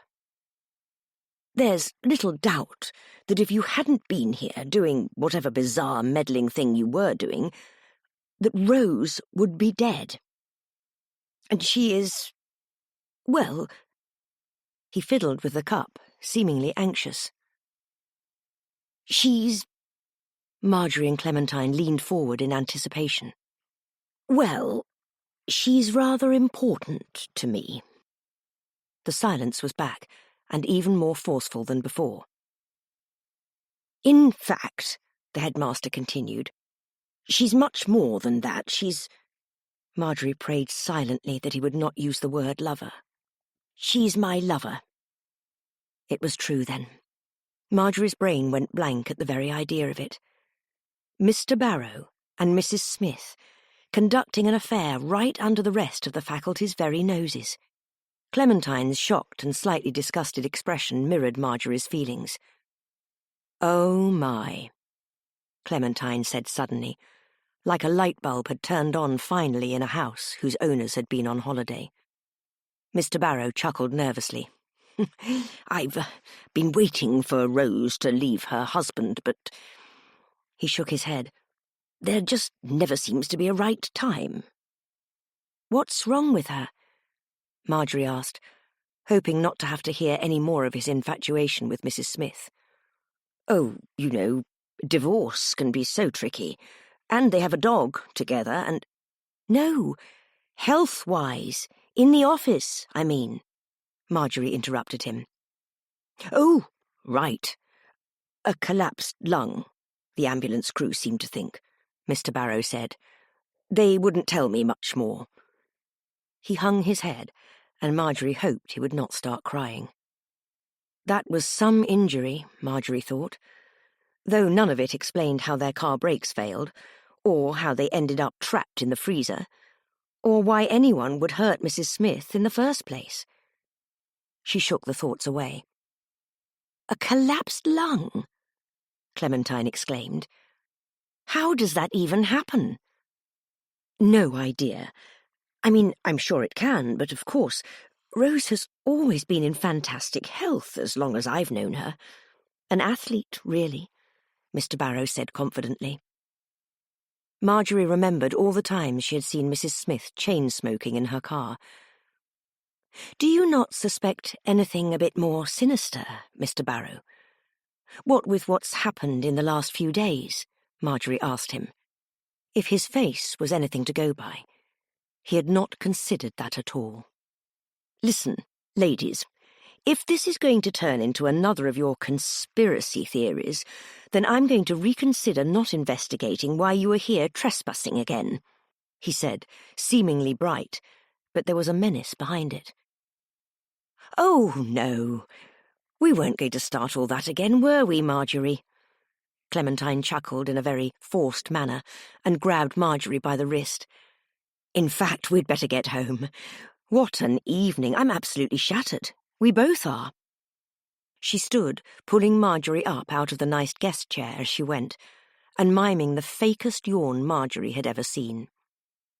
Mr. Barrow nodded and stood to see them out. "Well, good. I will see you both tomorrow, ladies. Bright and early. Hopefully we will have some good news from the hospital, too." He smiled at them both. "It's a good thing you heard her cries and broke through the ceiling to save her. I can't thank you enough." Marjorie let Clementine drag her down the dark hallway and away from the office, nearly stumbling in their rush to escape. "She was dying, Marjorie. Dying!" Clementine hissed into Marjorie's ear. "Dying in her own office, for God's sake, and he's pretending it's all fine." "I know, Clem, but what can we do?" Marjorie said, as they finally reached the kitchen fire escape and slammed it open, almost sliding down the first step as they did so, forgetting in their haste that the metal steps became slippery when wet. "Careful, Marjorie. It's been raining. These stairs are a death trap." Clementine reached for her hand, and Marjorie took it. Fire escape indeed. Come on, Clem. Let's just get out of here, please. This has been way too much drama for today, Marjorie begged. Clementine nodded in agreement, and they set off down the fire escape and into the rain. By the time they had made it around to the front of the building, they were both soaked through. Marjorie's canvas plimsolls had filled with water already, and the backs of them were rubbing her heels. She could feel the blisters developing as they walked. Clem, should we wait out the storm? Storm, Marjorie? Clementine shouted over the noise of the rain, pulling her sodden cardigan closer around her as water dripped from her nose in a heavy stream. It's just a slight shower. There was a flash of lightning that suddenly flooded the sky with light. Oh, well, if you insist, Marjorie. They ducked into the enclosed entrance to the leisure centre and huddled together in the corner. Marjorie noted that Clementine was shivering just as much as she was, and wished they had not been so reckless as to leave the house without proper raincoats. Why would our ancestors build a town here in this God-forsaken hellhole, Marjorie? Clementine screeched dramatically over the pounding of rain. Didn't they know all their garden chairs would blow over? The rain was drumming off the entrance roof and cascading down in front of them. It reminded Marjorie of the time Kerry Ann had accidentally broken the hose to the pot-wash sink, and it had flung water all over the walls and ceiling, until maintenance had been in to turn it off. Marjorie's fingers were so icy it was almost painful, and she stamped her feet and blew into her hands, but it was no help in the chill of the air the wind had whipped up. You know, Clem, Marjorie had to yell over the sheer force of the rain. You say that about the headmaster, but you're acting like nothing's happened too. We could have died earlier, and last week in the freezer. Yes, but we didn't, did we, Marjorie? Clementine yelled back, wrapping her soggy cardigan around herself. We need to look forward, not back. I hope this is all over soon, Clem. What? Clementine peered at her through the storm. I said, I hope this is all over soon. For a moment, the rain seemed incessant to Marjorie. They would be trapped here until they both froze to death or drowned, swept away into the leisure centre car park, to lie at rest with all the cigarette butts and empty crisp packets. She need not have worried. As quickly as the rain had started, it began to stop. Like some unseen force was turning a bath tap on and off for the fun of it. Marjorie turned to Clementine, who was trying to adjust her sodden grey fringe from where it was plastered to her forehead. Should we go, Clem? Clementine seemed to consider it, tugging at the sleeves of her wet cardigan. Let's give it 5 minutes, Marjorie, just to be sure. We've still got to walk all the way home. Oh, actually... Her face had brightened, and she began scrabbling around in her bag. I can call us a taxi. Oh, fantastic idea, Clem. Marjorie smiled at her. A taxi would be a splendid thing indeed. Clementine smiled back, finally pulling out her phone, which did not seem any worse for wear, seeing as it had hit the ceiling, and a few minutes later they had the assurance that someone would be with them shortly. They leaned back against the wall and waited. Now that the storm had passed overhead, and they knew help was on the way, it was a much less horrible ordeal, and Marjorie enjoyed watching the streams of water still pouring down the car park as they stood in the entrance. The orange glow of the car park's lampposts looked surprisingly pretty under the newly revealed moonlight, reflecting from the many puddles like a kaleidoscope. Look, Marjorie, Clementine said, pointing out into the car park. Someone else must have got caught out in it. Marjorie looked over to where she was pointing. There was indeed a figure rushing through the car park, through the puddles, weighed down under the heft of the several canvas shopping bags they had in each hand. The figure stopped a few feet from the entrance to the leisure centre to put the bags down and pull the hood of their anorak up further over their head and face, huffing and puffing all the while. Marjorie could tell who they were easily from their gait as they approached. "Seren! Hello, Seren!" she called out to the woman. "Do you want to get in our taxi with us?" Seren looked up with a start, as if seeing them both for the first time, her face pale, her eyes darting between them both, and she dropped the bags in surprise. The shopping rolled all over as she scrabbled to shove it all back in, tin cans and tomatoes tumbling everywhere. She looked up again, and Marjorie thought she might be about to say something, but then she turned her back to them and ran off in the direction that she had appeared from. "Seren!" Clementine shouted after her. "Where are you going? You've left your Satsumas." Seren dashed past the taxi as it pulled into the car park, and the headlights briefly lit her up before she disappeared into the darkness again. The wheels of the car squashed Seren's Satsumas to pulp as it passed over the string bag. "What was that all about?" Clementine asked, scratching her wet head. "I've no idea," Marjorie replied, waving the taxi over to them. "But it was very odd." The car stopped in front of them, and they clambered in. Marjorie kept an eye out for Seren as Clementine greeted the driver, but it seemed she had disappeared without a trace. Marjorie found herself in the graveyard where Rose was buried, and it was freezing cold and very, very dark. The rain hammered through her clothes until she was soaked through, and they weighed her down as she walked through the darkness, feeling her way over the tombstones, the water sloshing out of her Wellington boots. It was silent, except for the tapping that was coming from inside Rose's freshly covered grave, and Marjorie stopped to stare at it. The soil was moving up and down slightly, as though the thing were breathing on its own. Lurching forward, she dug and dug with her bare hands, scooping up the freezing cold earth and throwing it aside desperately, scraping at the dirt with her fingernails and digging and digging and digging until she reached the coffin lid. She was sure the wood had been a different colour when she had watched them lower it into the ground, but before she could question much further, the lid started to rise from the coffin of its own accord. She tried to back away and pull herself out of the grave, but her hands and feet kept losing their grip on the wet earth, and she slid back in, again and again.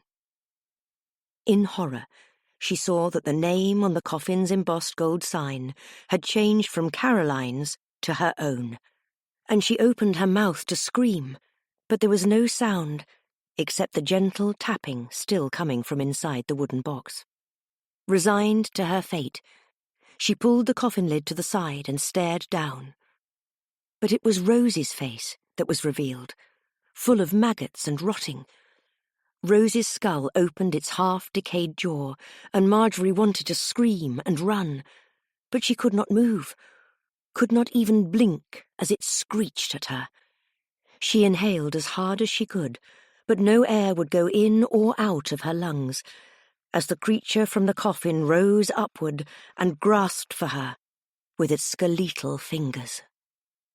Marjorie woke with a start in a cold sweat, gasping for air. Clementine was still snoring from her side of the bed, and the alarm clock read 4:30. She stared at it grumpily for a moment, thinking about trying to go back to sleep, but she knew it would be fruitless to try.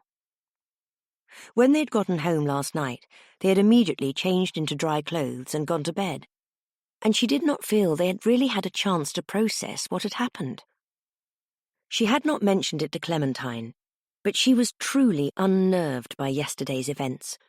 The brakes failing was one thing, but then for a teacher to be found with a collapsed lung, the two together were very odd and very bothersome indeed.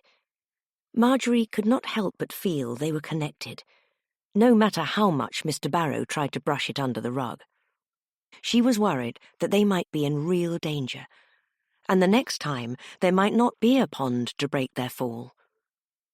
Recent events had finally become strange enough for her to buy into Clementine's murder theory. The brakes, the earring, Caroline's mystery boyfriend. And what had Seren been doing last night? Not to mention the terrified look in Mrs. Smith's rolled-back eyes as her semi-conscious body had been put on oxygen by the paramedics. Who could have done such a thing? Surely a punctured lung didn't happen naturally. Marjorie managed to drag herself out of bed and down the stairs, with the intent to fill the kettle and get it going for her first coffee of the day. It was going to be a long one, and Mr. Barrow had said bright and early. As she reached the bottom of the stairs, Pumpkin greeted her at the front door. The cat twirled herself around Marjorie's legs, and then jumped up at the front door, mewing at her softly. She opened the front door dutifully, and the cat left to go about her busy day. Marjorie pondered the bright morning sunshine, letting it warm her face for a moment, the pleasant, cooling breeze blowing through her light summer dressing gown. She watched Pumpkin waddle through the big new doorway they had accidentally made for her in the hedge across the road.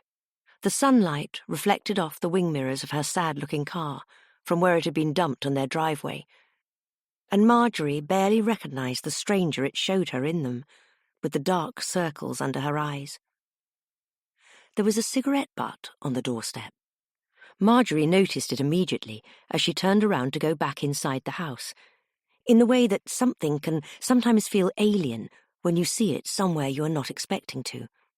She was sure she had cleaned up the cigarette Seren had left in her potted plant that fateful Sunday night a few weeks ago, but now she was unsure of herself. Marjorie bent to pick it up, and as she did, she saw something else stuffed under one of the terracotta pot plants. To her great surprise, it was a folded-up piece of paper. She turned it over in her hands to see what it said, in the same badly penned scrawl as the scrap of paper that had been left on the car. The kind that had to have been done in a hurry. Chapter 14. If nothing else, it was going to be an incredibly long day. Clementine had done her usual dramatic overtelling of the story about the car, and everyone had oohed and ahed and said how brave they were, whilst Clementine had paraded about like a prize pig. If she was not showing off her bruised forehead and making Gloria look at the photos of Marjorie's ruined car, which she had taken on her phone, she was saying, "Made quite a splash, didn't we, Marjorie?" and nudging her every 5 minutes. Before they had even arrived at the school gates, Marjorie had made Clementine promise her that she would not tell anyone that they were the ones that found Mrs. Smith. But she need not have worried. By the time they had made it into the kitchen, the headmaster had already been through, sadly telling the story of Mrs. Smith's injury, and omitting them from it entirely. He did not yet know if she was going to be okay. The hospital would not tell him anything as he was not next of kin, though he had rung and rung, he said. The dinner lady team had started a collection. Gloria said she would pop to the shop as soon as they heard any news and get some flowers with the £6.50 they had gathered for a get-well-soon gift. Sharon had suggested they send Seren to get them from the supermarket as a nasty joke, but they all shushed her. Marjorie was glad that Seren had not been there to hear the sly dig about what had happened after she had been caught shoplifting last year, not least because it would have probably made her leave the kitchen in a strop again.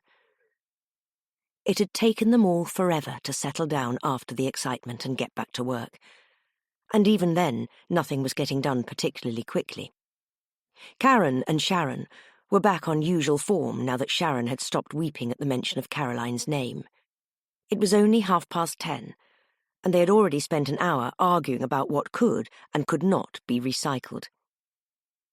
"It used to have cans of Coke in it," Karen wailed, brandishing the plastic wrapper at Sharon menacingly, while Gloria tried to intervene. "So it must go in the can recycling." Marjorie groaned, closing her eyes and drawing in a deep breath, rather than doing what she wanted to do, which was to leap across the kitchen and grab the wrapper out of Karen's flailing hands and shove it into the waste bin. To make matters worse, none of the dinner ladies seemed to be doing their job at all today. Instead of peeling the carrots ready for lunchtime, Kerry-Ann had taken it upon herself to make everyone an unsolicited hot drink, and was standing completely in the way of where Marjorie wanted to wash the salad leaves. To her left, Clementine would not stop talking about what she kept referring to as the mysterious doorway note. "Phlegm," Clementine said for the 30th time that day. "Phlegm! What on earth could that mean?" "Not phlegm, Clem," Marjorie snapped at Clementine, who was supposed to be cutting the rest of the salad, but was instead writing Kerry-Ann a list of instructions on how to make the perfect cup of tea on the kitchen notepad. She may have well been writing on the very last fragment of Marjorie's nerves. It was spelt Phelme, not phlegm. The note that was under the plant pot had been bizarre enough, and Marjorie had been racking her brains all day over what it could mean. It had contained a single word, all capitals, and badly spelt. Phelme certainly had not meant anything when she had read it that morning, and it certainly did not mean anything now. She had, for a moment, supposed that maybe the mechanic had left it there when he had dropped her car off, but Clementine reminded her that he had posted the paperwork through their front door. "Well," Clementine said haughtily, underlining the sentence, only a minuscule drop of milk, several times. "I'm sure that's how Kerry-Ann spells it. Isn't that right, Kerry-Ann?" "What?" Kerry-Ann shouted, with her back still turned to them at the food wash sink. "How many sugars do you want, Clem? I don't drink tea, so I don't know how many to put." Clementine paused her tea scribbles and thought about it carefully, tapping the pen she was holding against her mouth as she pondered. "Well," she said, as if the fate of the entire world rested on her answer, "that entirely depends on if you are using a teaspoon or a tablespoon to measure it." Kerry-Ann wheeled around holding the sugar tub and a ladle. Clementine rubbed her chin in thought. "I'm going to say probably just the one." Marjorie's eyes rolled so far back into her head she was sure she had done some permanent damage to them. This was becoming all too much. As if it were not enough to have weird handwritten notes, or car brakes failing, or teachers nearly dying in their own offices, she also had to contend with the odd catering team on top of it all. Something inside her finally snapped, and she threw the lettuce she was chopping down onto the cutting board hard. It rolled off the counter and hit the ground with a thud, its layers unravelling as it did so. "Right, that's it," she said, pointing her finger dramatically at Clementine. You will stop writing that and start cutting that cucumber. And you," she whipped around to point at Kerry-Ann, who dropped the ladle of sugar all over the floor in terror at the sight of her. "Nobody in the history of the universe has ever used such an inappropriate utensil for anything, ever. Get away from that sink and start washing the potatoes that came in this morning. They are still in the sack and they're filthy. And clean up that sugar." Kerry-Ann jumped to attention and scuttled off to get the dustpan and brush. The rest of the team was staring at her open-mouthed, and even Marjorie was feeling a bit taken aback by her newfound bossiness, but she could not stop now. "Gloria, where the hell is Seren? She was supposed to be making the treacle tart today." Gloria looked up from where she'd been trying to explain what should and what should not go into the food waste bin to Sharon and Karen. "I haven't seen her at all today, to be honest. Not even at the newsagent's getting her fags." "Well, she's not allowed in the supermarket yet, is she?" Sharon said, smirking nastily.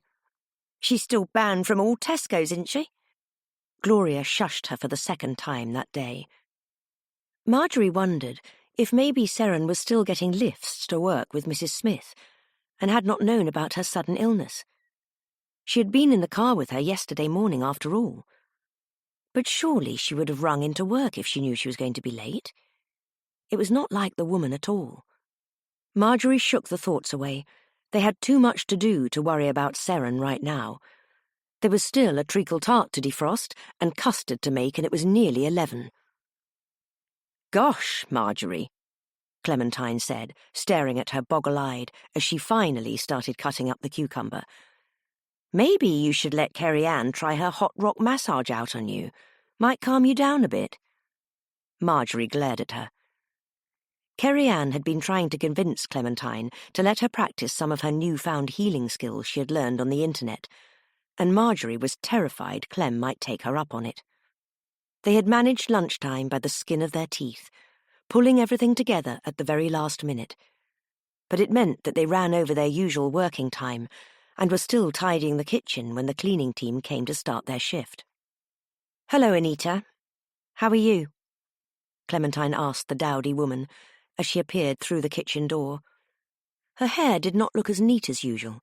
It looked greasy and unwashed, though it was always harder to tell with blonde hair, and there were dark circles under the woman's eyes.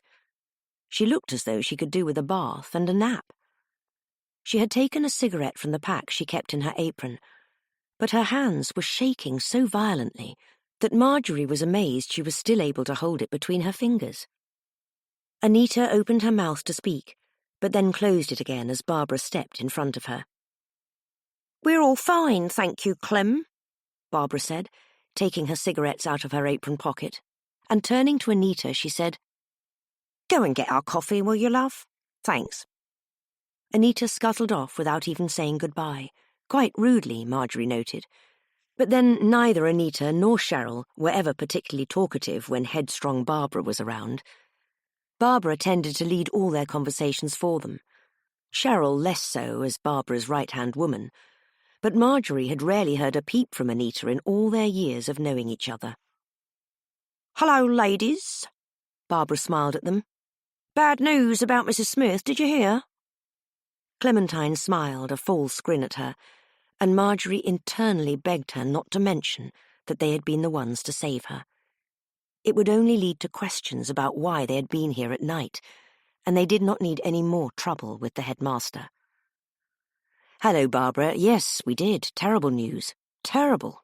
Terrible." Clementine's voice petered off. Barbara nodded, fiddling with the cigarette she had taken out of the pack. "Good thing she was found so soon," Barbara said, as she pushed the fire escape door open and peered out. "Be a bit of a concern if another one died, wouldn't it? Though Caroline was about 900 years old." Marjorie was exhausted when they finally left the kitchen to get their things. She could not wait to get home to watch the television, or maybe read one of her true crime stories. She had bought a few new books from the charity shop recently, but there had been no time to read them. She could picture the warmth of the fire in the comfort of her favourite chair already, slippers on, feet up on the stool. Bliss. She smiled at the thought of it as she turned the key in her locker and opened the door. A small piece of paper slid out of it, and she watched as it fluttered down towards her feet. Marjorie bent to pick it up. "Clem," she said, turning it over in her hands, "is this yours?" "What's that?" Clementine asked. She stopped pulling on her coat and bent forward to squint at the piece of paper. Marjorie looked at it closely. It seemed remarkably similar to the weird message she had found that morning. How peculiar. She wished she had brought the other note to compare them, but she was sure it was the same handwriting. At the very least, it was written all in capitals and in the same black marker pen. The kind the teachers used on the whiteboards in the classrooms without electronic boards, she thought, as she peered at it. The note read, "Recoiled underarm," in short smudged letters. Marjorie could not make head or tails of it. Why would anyone make such effort to put it in her locker? The words seemed to have purpose, but together she could see nothing about them that was not nonsensical. What on earth could it mean? She wondered aloud. Clementine, who had been rummaging around in her bag, finally found her reading glasses and shoved them onto her face, snatching the note from her to look at it. Laughing out loud as she did at the word underarm, Marjorie supposed. "Marjorie," Clementine said, patting her on the shoulder gently with her free hand. "We, as you know, work in a school, and unfortunately that means we have to live with the fact that there are disgusting children everywhere." She folded up the note and handed it back to her. "It'll be a prank or some horrible new trend, you'll see. Put it in the bin and let's move on, or we'll end up as one of the horrible children's videos on a website or on the internet." Marjorie grimaced at the thought, but was not willing to let it go that easily. School pupils did not have access to their small changing room in the hallway next to the school kitchens, and even if they did, they would have had to somehow get through the kitchen without any of the kitchen staff seeing them. "Come on," Clementine said gently, patting her on the arm. "Let's stick to the original plan and go to the leisure centre before it closes. If we find out who that card belongs to, then we'll have solved who broke into our lockers, and probably a whole host of other mysteries at the same time." Marjorie popped the note into her bag, sliding it carefully into the inside compartment she used to carry her polo mints. Clementine nodded in approval. "Oh, yes, good idea, Marjorie. We'll recycle it at home," she said, as she opened the changing room door. "It's lucky Gloria did that speech about paper and plastic recycling earlier. I feel like I've learned an awful lot today." The leisure centre was located right next to the school, attached to it by a connecting corridor and a big heavy set of double doors. They were locked at night, but during the day access to the leisure centre allowed the school children to participate in all sorts of exciting events in the pool and gymnasium. There was badminton, freestyle dance classes, and precarious games of bench ball to be had. If all of that was not of interest, a person could just buy sweets and chocolate from one of the many, many vending machines. Occasionally, before her death, Caroline would host a water aerobics class set to the music of the early 2000s. The turnout was usually fantastic, as it was mandatory, or at least it had been for the dinner lady team. Clementine often wondered aloud to Marjorie about which had come first. Was it the school or the leisure centre? A real chicken and egg conundrum, she said. Marjorie suspected that the mystery could be solved by a remarkably simple Google search, or maybe just asking the headmaster. But Clementine seemed satisfied to leave it an unknown, and so Marjorie was too. They walked through the open double doors and down the stairs into the leisure centre corridor. Clementine gasped when she saw the set of vending machines along the wall. "Marjorie! They've got white chocolate and banana-flavoured curly-whirlies," she exclaimed, nearly breaking the zip off her handbag in her haste to get her purse out. Marjorie smiled at the commotion, and then gasped as well. "Gosh, Clem, get me a bag of prawn cocktail Wotsits while you're there. I haven't had them for ages." Clementine gleefully rummaged around in her purse and started jamming 1 and 2 pence pieces into the machine. It was an arduous process, as the vending machine kept rejecting them, but Clementine would never give up on such an important mission. Marjorie's gaze drew to the far side of the corridor and the double automatic doors that comprised the entrance, where they had sheltered themselves from the rain last night, though it seemed an age ago. But more concerning to Marjorie was the presence of Seren, who was standing in front of the reception desk and talking to the man sat behind the till. Marjorie noted with alarm that she did not look at all well. Her coat was even dirtier than usual, and her ponytail hair was flattened to her head with a thick layer of grease. Her face was drawn with the look of someone who has not slept well, or at all, for days, and she had a wild look in her eyes as she gesticulated madly to the receptionist, who looked terribly bored. Marjorie could not hear what they were saying from this distance. She damned herself for not bringing her ear horn, but Seren looked like she was pleading with the young man behind the cashier's desk. Seren turned slightly, and she froze as she recognized Marjorie, their eyes meeting for a long moment.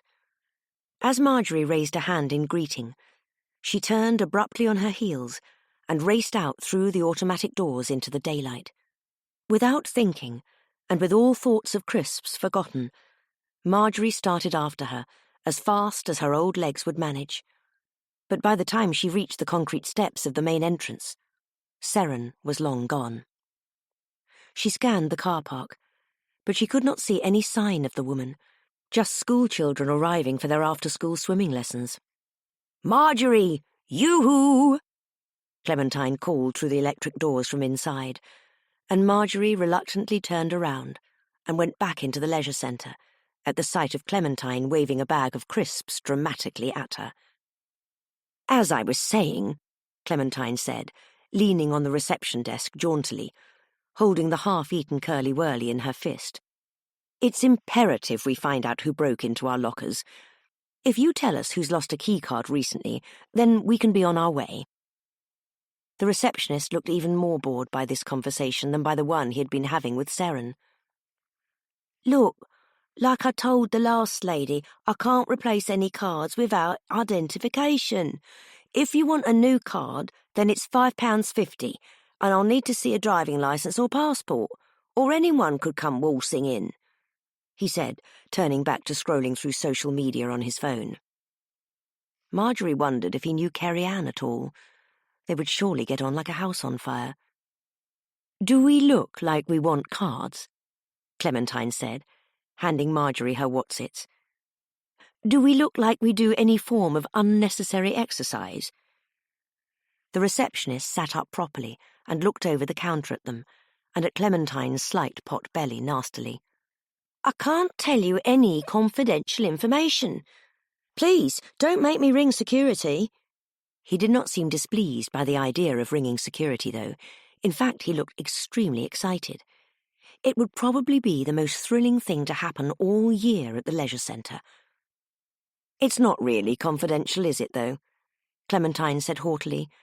"How many members can you actually have? 5? 6? She squinted at his name tag and scoffed.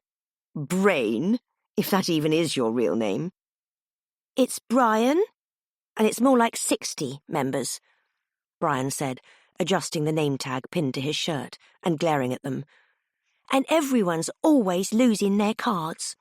So even if I was willing to help you, and I'm not, you still wouldn't know exactly who's lost the card, as you haven't even brought one here.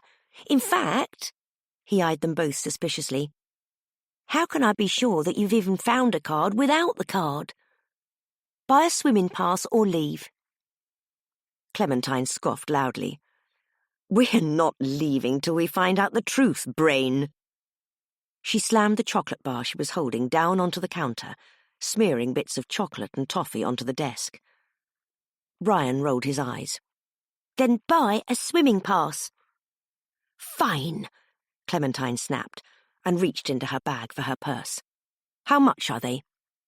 "Like I said before, £5.50, he said, not even bothering to look up from his phone this time. Clementine peered into her coin purse at the bronze coins, and then zipped it up again, stabbing her finger at him. "Will you accept £1.70, she said, all in pence?" "No." Clementine stormed away from the desk and out of the front door, Marjorie following, briefly mouthing, "Sorry," at Brian, who merely looked amused. "What now, Clem?" she said, once they were out of earshot from any children waiting to enter the swimming pool. "And please don't say, 'Let's sneak back at night,' because that didn't go very well last time, did it?" "Let's just go home, Marjorie," Clementine said. "No point hanging around here with those idiots.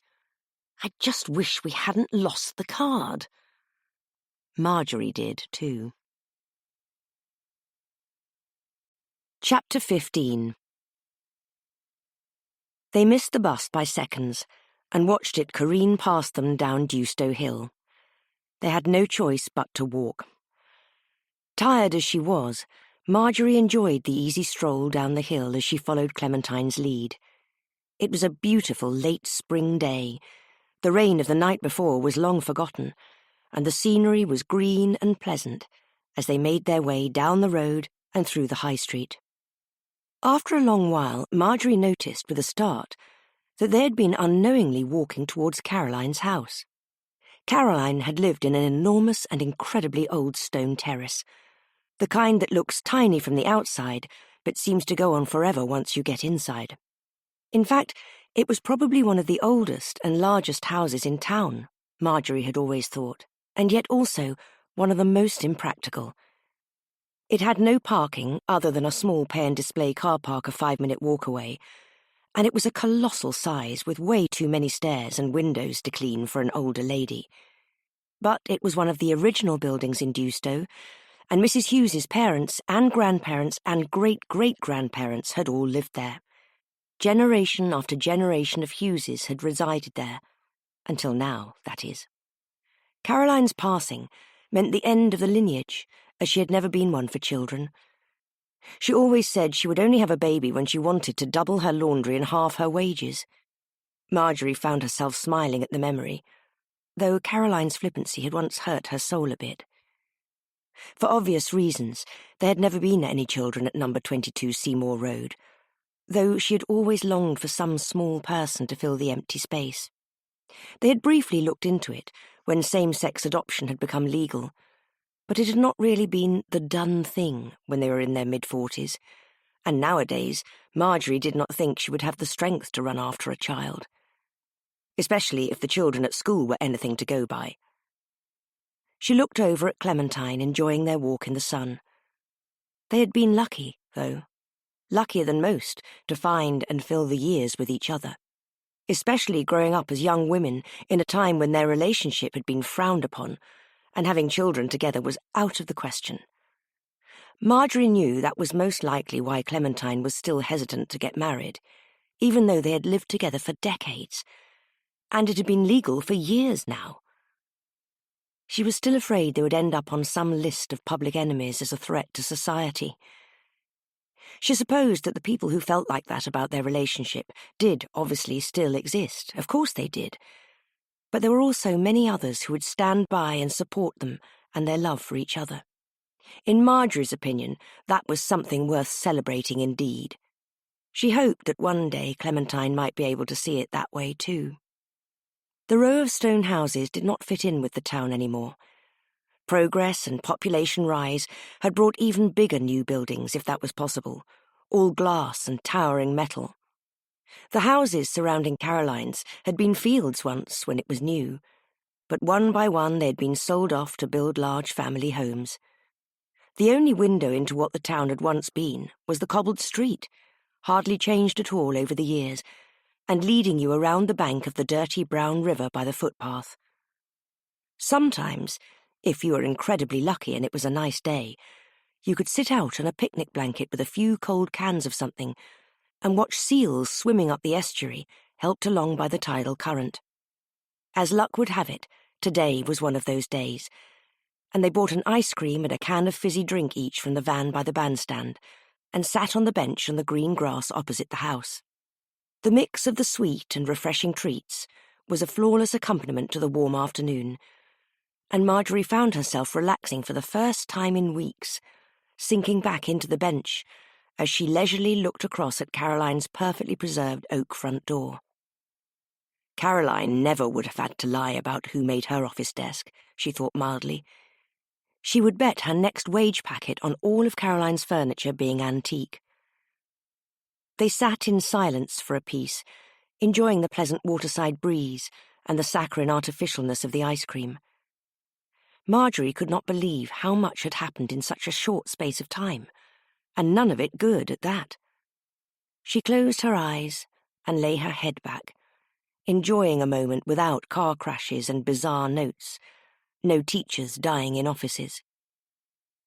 "This week has been like sitting in a paddling pool of misery," Clementine said finally, "drinking a warm pina colada and wearing an uncomfortable swimming costume in hell." Marjorie sighed. "I agree." "Clem?" "Yes, Marjorie?" Do you think we're in danger?" Marjorie turned to look at Clementine for her reaction. She had her eyes half closed against the brightness of the sun. "Maybe. Lots of bad things seem to be happening all at once." Marjorie sighed deeply again and closed her eyes. "That's what I was afraid of." "Marjorie," Clementine said, "I need to tell you something, But I don't want you to be annoyed until you've heard me out. What is it?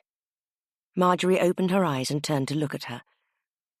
Clementine took a deep breath and turned towards her, but abruptly her attention was drawn back across the street to Caroline's house. "Marjorie, look!" she exclaimed, pointing upwards towards the house. "Someone's in there." Marjorie snapped her head around to look as well. "You can't be serious, Clem." But sure enough, there was a silhouette of a person moving around through the curtains of the upstairs window. "What should we do?" She turned back to Clementine, but Clementine had already leapt up from the bench with the sprightliness of someone 20 years younger, and was power-walking across the street to Caroline's front door, rummaging around in her bag as she went. "Come on, Marjorie," Clementine called over her shoulder. "I still have her key." "Why on earth do you have her key?" Marjorie asked, surprised as she rushed after her. "From when she went to Cornwall at Christmas, and I fed the snakes," Clementine panted, as she pulled her keyring out of her bag with a triumphant flourish. Caroline's hallway was cool and dark, and so quiet compared to outside, that Marjorie was afraid she had gone deaf for a second.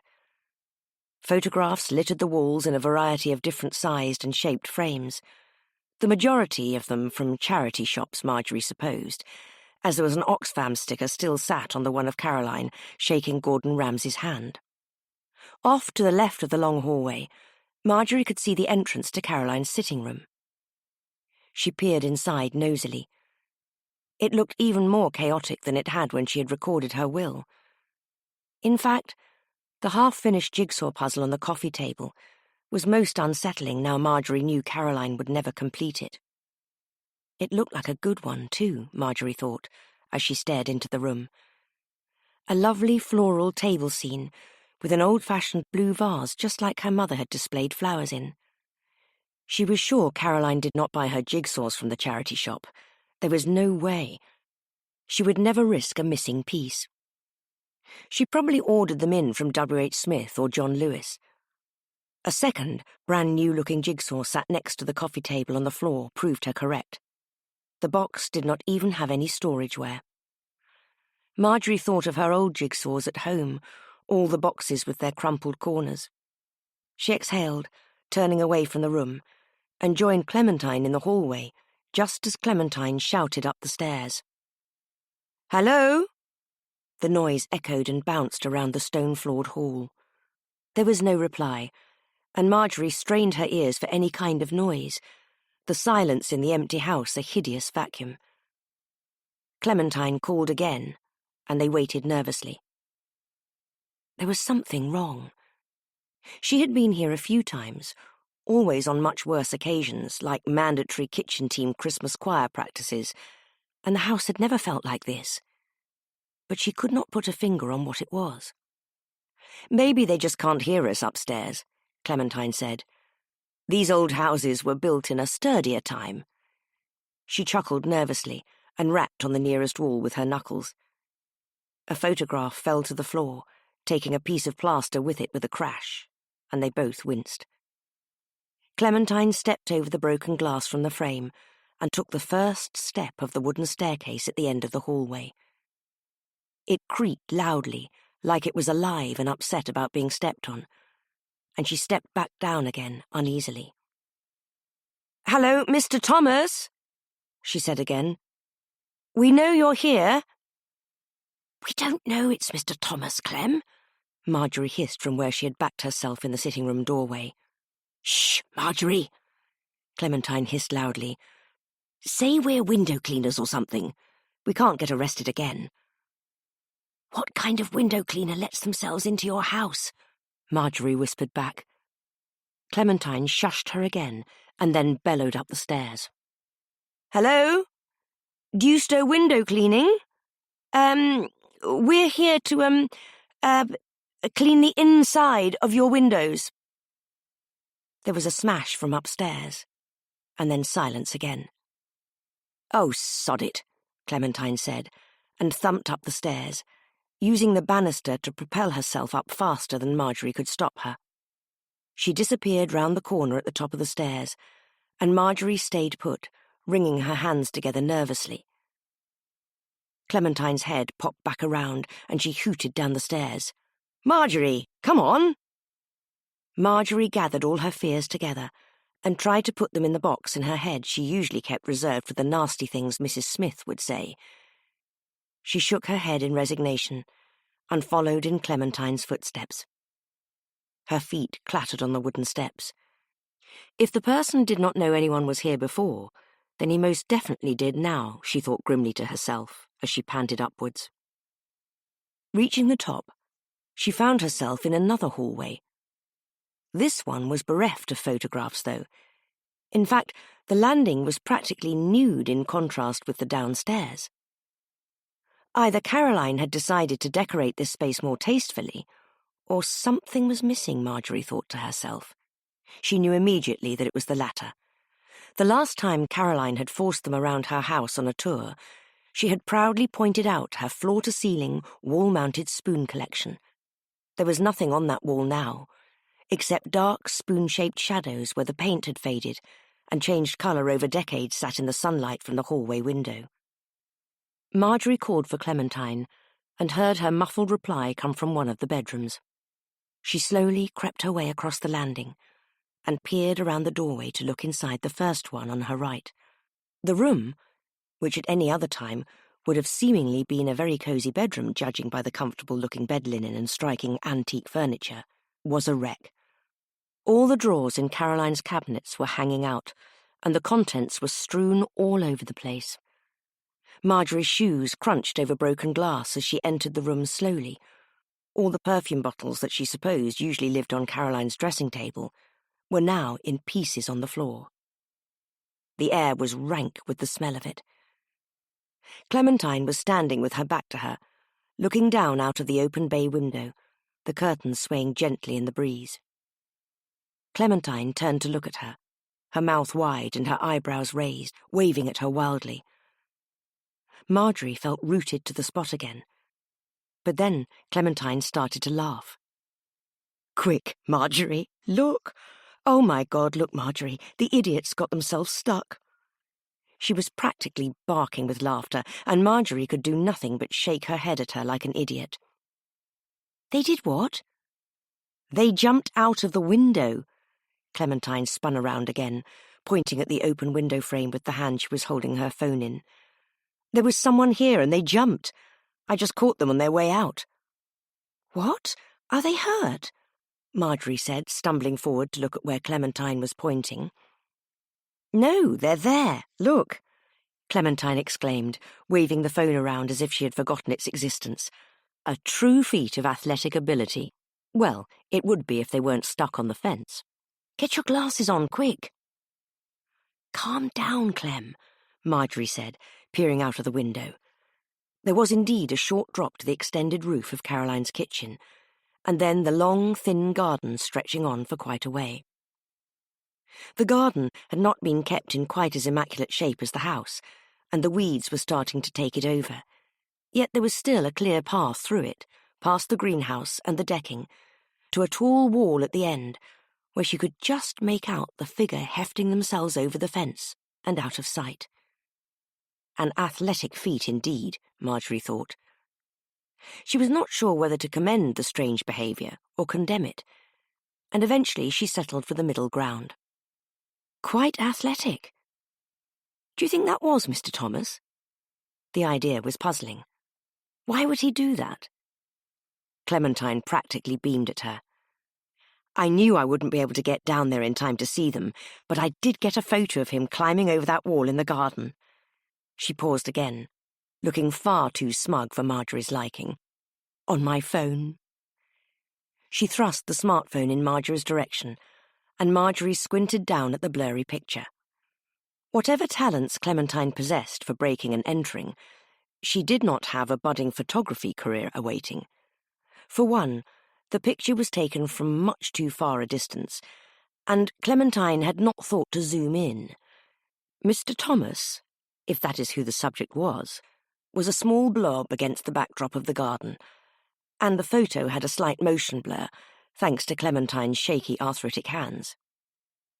The only thing Marjorie could say about the person for certain is that they were wearing a brown gentleman's anorak.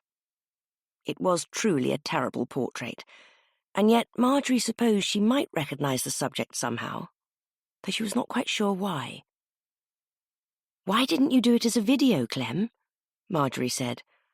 "Might have given us a bit more to go off."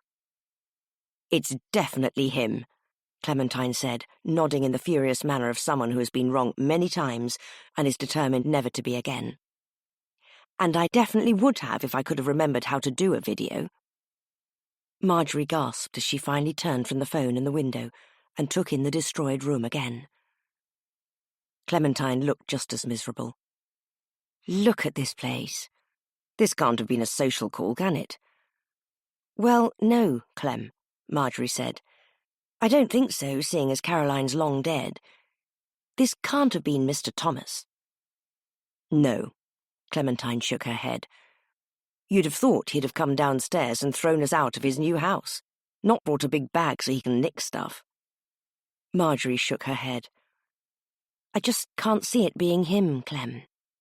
"Well, who else would it have been?" "Well, if it was him, why would he have smashed everything and ran off?" Marjorie scoffed. "And he wouldn't need to steal any of it, would he? He owns it all." As she was talking, she became very aware that they were still standing in the bedroom of a deceased woman's home, surrounded by all the things she had worked so hard to pay for when she was alive, now broken or in disarray. "We should go, Clem." But Clementine was standing frozen next to her, her eyes bugging out of her skull and her mouth open as though she had just been struck by lightning. She bent down and picked up something from the mess on the bedroom floor. It was a puzzle book. Caroline had had a great fondness for them. "Clem?" Clementine dropped the book as if it had stung her. She reached over to Marjorie and began to frantically rummage through Marjorie's bag, crochet hooks and polo mints flying everywhere in her hurry. "What in God's name has got into you, Clem?" Marjorie said, trying to snatch her bag back. Clementine shushed her and finally dragged out the piece of paper they had dismissed only an hour before, pointing at it in a fervour, too excited to get the words out fast enough without shouting them. "Marjorie, look!" She tapped the page sharply with her index finger in Marjorie's face. "I can't believe we didn't notice it before." "What, Clem?" Marjorie said, as Clementine started to laugh hysterically. "It's an anagram." "What?" "An anagram is a word jumbled up to make another word." "Yes, I'm aware of what an anagram is. I just don't understand what you mean. What does it say?" Clementine shoved the note back into her bag and took her by the hand, smiling. "I'm not sure yet, Marjorie, but I intend to find out." Marjorie let her drag her down the stairs in her excitement, but she forced her to stop so Marjorie could quickly run into the living room and swipe the half-done jigsaw pieces back into the box. She also picked up the one of Vincent van Gogh's sunflowers on the floor next to the coffee table.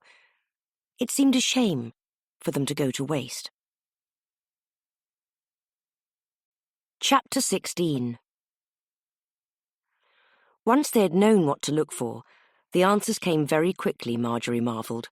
Remarkably, Clementine was an excellent anagram solver, and by the next morning they had a series of short sentences written in front of them on a notepad at their kitchen table, though the kitchen table was also covered in crumpled balls of paper. Clementine had insisted on bringing the corkboard she had stolen from the school down from their rarely used study, and had busily arranged all their clues as though they were in an episode of CSI, complete with photographs cut from the school newsletter. "Wow," Clementine said smugly, pinning up a picture of Gloria's face to the board and joining it to the rest of the dinner ladies, and the anagram she had pinned up with a piece of Marjorie's good crochet yarn. "Well, this at least proves that someone was trying to hurt us." She pointed at the transcription of the post-it that was put on their car windshield. Garden Busker Cat made a lot more sense now that it actually read, "Danger, brakes cut." Marjorie would have laughed if the whole situation were not so absurd. "So have we got the order right?" she said. though she knew that they had. Badly spelled phlegm. Well, that was help me, and it was the first one, I suppose. No, the brakes one was first. We just didn't look at it for ages because we were busy crashing the car and destroying that disgusting fence, Clementine said, a little too proudly. Yes, Marjorie said slowly. OK, so that was first, and then help me, and then this new one. Yes, recoiled underarm. Clementine ran her finger over the words. This one isn't as straightforward. She took a piece of toast and began adding what Marjorie thought was a disturbing amount of Marmite. I get it to work out as Caroline murdered, which, really, we already knew. Actually, I'd say that was the most straightforward and the most worrying. Caroline was murdered. At least someone else agrees she was killed, Marjorie said. What more could they say? Clementine spat toast crumbs everywhere as she snorted. Well, for one, they could just tell us who murdered her rather than this nonsense. It's all going to end in a bust like the earring. She exhaled deeply and sat down at the kitchen table to examine the board closer. So you really think that someone we know could be involved in all this, Clem? Clementine paused, her brow furrowed. Marjorie watched her face. Her grey hair was almost luminescent in the soft morning light from the kitchen window. What do you mean, Marjorie? Clementine finally said. It wasn't you, was it? Marjorie shook her head, astounded. No, of course not. I was with you that Friday night. Oh, yeah, Clementine said. She laughed and brought her hand to Marjorie's with a grin. Then who? It wasn't Gloria. She always goes to church on Friday night so she can have a lie-in on Sundays. Marjorie nodded in agreement. I just think that whoever climbed that fence must have been quite fit. Karen is the only person we know who actually does any exercise. Clementine shook her head. Nah, she does Zumba with Sharon on Wednesdays at the town hall, so she wouldn't have been there last night. I bet we could confirm that with them if we needed to. And anyway, I just can't see either of them bothering to go to Caroline's. I'm still saying that it was the boyfriend and we just startled him. They sat for a moment pondering, until Marjorie noticed the clock. Gosh, Clem, is that the time? We'd better get up to the school.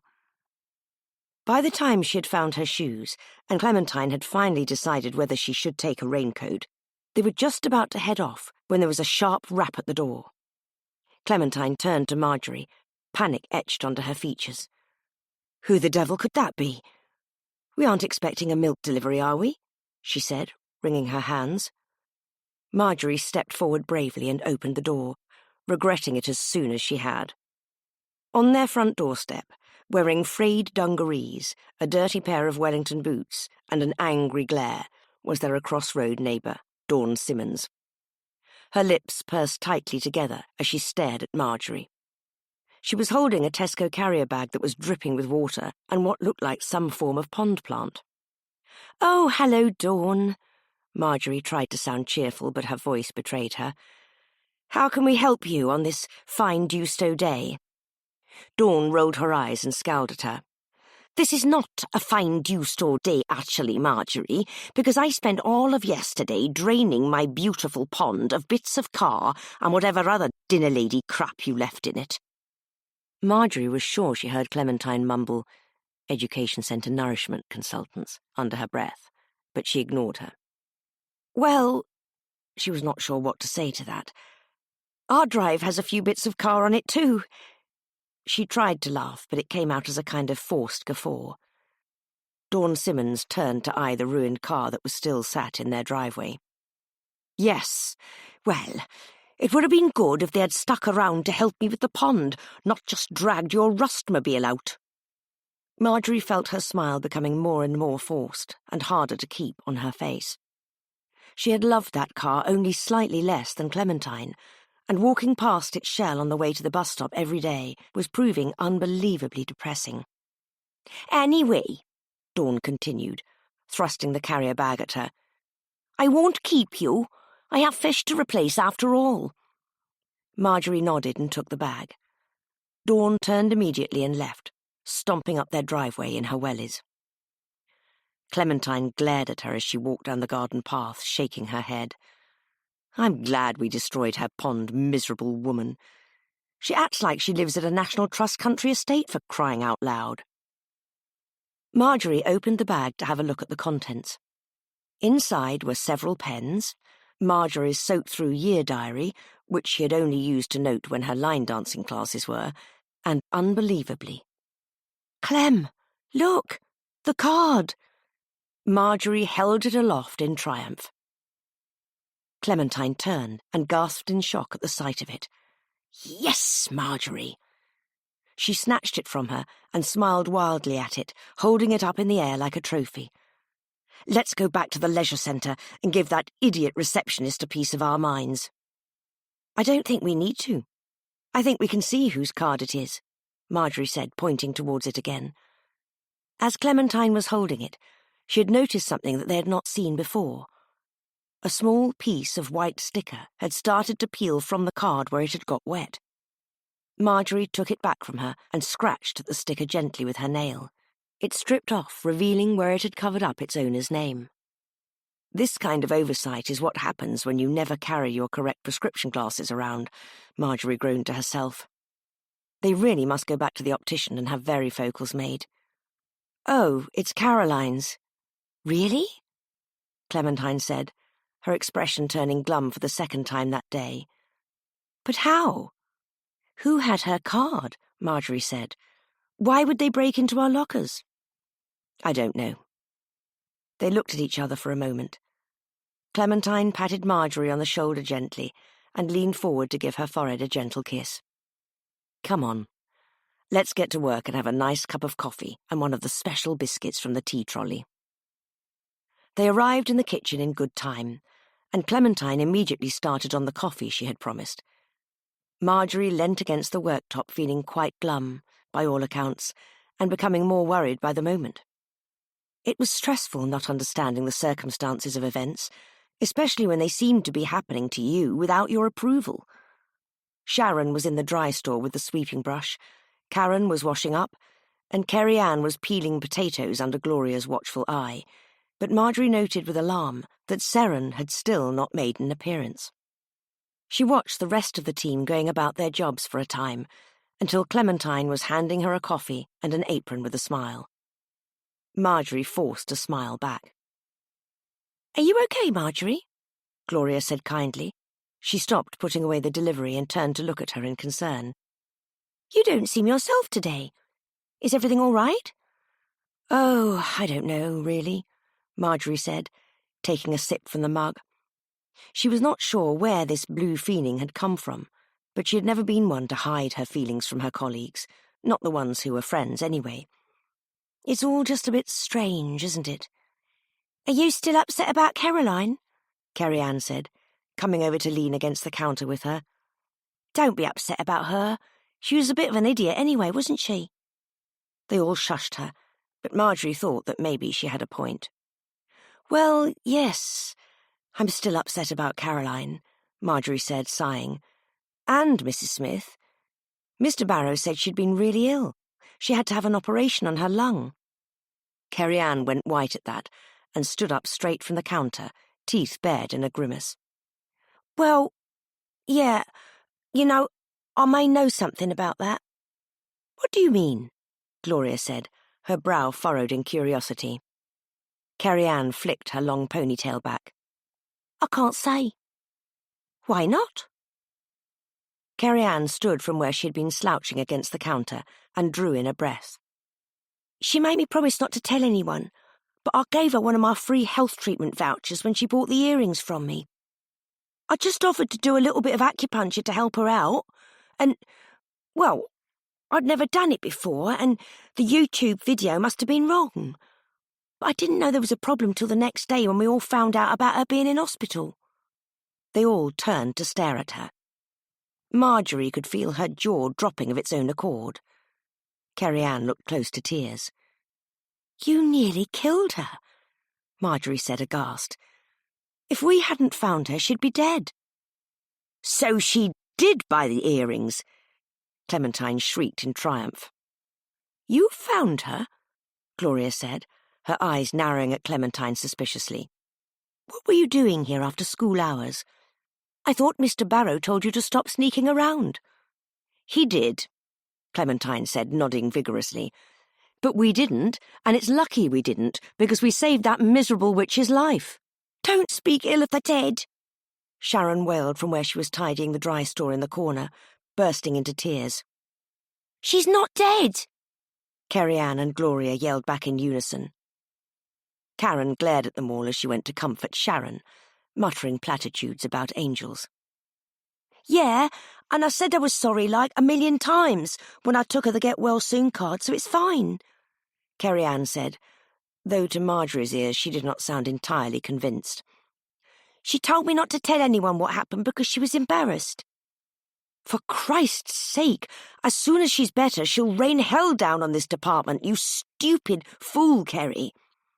Gloria sighed and rolled her eyes. Kerry-Ann started to say something, but Marjorie turned and gave her a look that stopped her in her tracks. Gloria's right. She'll get that idiot headmaster to cut our budget completely, and we're struggling as it is. I've cut the ordering in half already. Marjorie had found herself taking over the kitchen ordering and finances in the last few weeks. She had gravitated to the job quite naturally. Honestly, the children will be lucky if their Christmas dinners this year actually contain turkey. I'm considering just ordering in turkey dinosaurs and being done with it. There was a pause. So, you're saying I should have actually killed her? Kerry-Ann said. No! They all cried in unison. Why did she tell us she didn't buy the earrings, though? Clementine said, her brow furrowed. I dunno. Kerry-Ann shrugged her shoulders. She wouldn't tell me. The conversation rattled off, and Marjorie put her coffee cup in the sink, ready to face the rest of their shift. So, what else has got you all upset this morning, then, if it isn't just Caroline and Mrs. Smith? Gloria said finally, as Marjorie walked over to her workstation to start preparing the onions. Well, for one thing, we found the card that someone opened our lockers with, Clementine said, running from the room and emerging a few minutes later, rummaging around in her bag for it. Everyone oohed at the news. Sharon even stopped crying for a beat, as Clementine presented the leisure centre card with Caroline's name on with a flourish. Oh! Karen practically leapt across the kitchen at them to grab the card. Is that mine? I've been looking for that for ages. I had to get a new one from that tosser who works at reception. Brain? He is a stupid name, Tosser, isn't he? Clementine smiled broadly at her in agreement, but then her face soured as she realised what it meant. But this says Caroline's name on it. Karen smiled as she took the card from Clementine's outstretched fingers. Yeah, they all say Caroline on them, don't they? Thank God you found it. I'm training for another 5K charity event and I hate running outside. Why in God's name would it say Caroline's name on it? Marjorie said.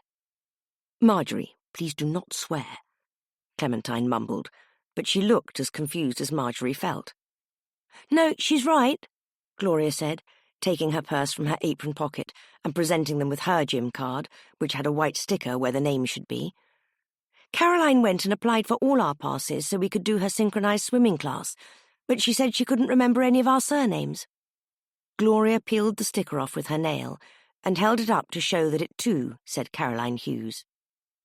So she got herself 5 passes and then just stuck a sticker over her name. Gloria rolled her eyes at the memory. Mate, I don't remember that, Kerry-Ann bellowed. Where's mine? Gloria turned to her and laughed. You probably weren't even born then. I'm surprised you don't remember, though, Marjorie. Ah, well, Clementine said, rubbing her neck with her palm sheepishly. I sort of may have told Caroline to, and I had you in mind, Marjorie. Well, just my thoughts on being forced to do exercise, and she might have rescinded her offer of gym passes. Marjorie shook her head and laughed. Well, at least we didn't have to do any swimming, Marjorie. Marjorie's eyes met Clementine's and she smiled at her. I am glad about that, Clem, thank you. She paused for a moment in thought, eyeing the other members of the dinner lady team. They had known them all for years, and they had been there through thick and thin for her and Clementine. Maybe it was time to ask for help from someone who would take them seriously, unlike the police. Maybe we should tell the rest of the team what's going on. Clementine nodded in agreement. "Tell us what?" Gloria said. "Yeah, what?" Kerry-Ann said, leaning closer to them in anticipation. The kitchen door banged open, and Seren entered, red-faced and panting. Marjorie noticed immediately that she was limping.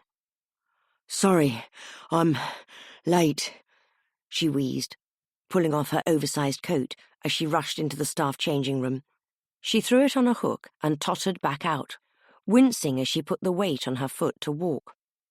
"I had to come all the way from the bottom of Dewstow Hill, and I forgot to do my shoelaces last night and I fell over them. Can you believe that?" She laughed, but there was no humour in it, and her eyes looked wide and manic. "Come and sit down, Seren," Gloria said, her eyes widening at the sight of Seren grimacing as she limped through the room towards them. "Let's put some ice on that foot." Marjorie noticed the clock in the corner as Gloria escorted Seren softly by the arm out into the canteen to sit at one of the tables. "Good God, it's nearly 10 o'clock. We've got to get going if the children are going to have lasagna for lunch. Sharon, Karen, start getting those onions peeled." Seren did not come back into the kitchen for lunch. Gloria fetched her coat and took it out to her. "I sent her home, Marjorie. I hope you don't mind. I just can't see how she'll get anything done with her foot like that." Marjorie did not mind, though she found it odd that Seren would not say where she had been the past few days when she went out into the canteen briefly before lunch service. She had just shaken her head and mumbled something about a private matter, and Marjorie had been too busy to question her any further. Chapter 17. It was a beautiful afternoon by the time they were leaving work. Marjorie had let Clementine coerce her into walking home instead of getting the bus. Marjorie did not pretend to fight too hard about it. It made a nice change from Clementine trying to convince her to get the car out of the garage, though she supposed that was a non-starter now that the car was in bits on their driveway. They strolled arm in arm down Dewstow Hill, another rarity. It was a lovely walk that Marjorie would never tire of, and the late afternoon sunshine made it all the better. There was a delightful breeze whipping through the trees on either side of the road. The sky was a delicious shade of blue, and Marjorie could not help but admire it, the clouds skimming past, wispy and fragile against the backdrop. It reminded her of the sea on a particularly calm day, and she daydreamed to herself of the long summer holiday and the lovely day trips that they would take. "If we did get married," Clementine said, as they strode together in an easy rhythm, "it would be nice to do it on a day like today when the weather is good. Then we could all sit outside after, have a barbecue or whatever." "You wouldn't think it was too hot?" Marjorie asked, smiling at her, wearing a ginormous white dress. Clementine scoffed. "I'm way too old for all that, Marjorie. You do your Princess Diana frock or whatever. I'll be wearing a nice, comfortable cardigan and sensible shoes." Marjorie laughed at that. "I couldn't imagine it any other way, Clem." They fell into a comfortable silence, and Marjorie enjoyed the peace. The only disturbance were the cyclists whizzing past them on the road as they sauntered along the pavement beside it. She felt more relaxed than she had since they had found out Caroline had died. It gave her brain the time to think with more clarity than she'd had the privilege of recently, and she could properly piece together the events of the past few days. It really did seem as though someone was trying to stop her and Clementine, if not kill them both, and she could not imagine anyone they knew who would fit the bill for that. If she were being honest with herself, she could never have imagined Caroline dying in the way she had either, or who could have done such a thing, though she must know them if they knew her well enough to tamper with her car. The notes were another strange addition to the puzzle she could not get her head around. "If it wasn't Caroline's boyfriend in her house last night, Clem, then who do you think it was?" she asked Clementine gingerly. "And who do you think is sending us the notes?" "I really don't know, Marjorie," Clementine sighed miserably. I don't think anyone else would have the keys. And anyway, they obviously didn't use a key, did they? Breaking straight in. I wonder where he is anyway. The boyfriend, I mean. Do you think we should ring the police? Marjorie asked earnestly. Go down to the station and make a statement, at least. Clementine shook her head. I think they think we're mad enough as it is. I don't fancy a charge for breaking and entering on top of the caution, do you? Marjorie shook her head. She did not. Mr. Barrow would have no choice but to take disciplinary action if anything else happened, and she did not intend for him to ever find out about the snooping Clementine had dragged her into. Bit strange today, wasn't it? Clementine said.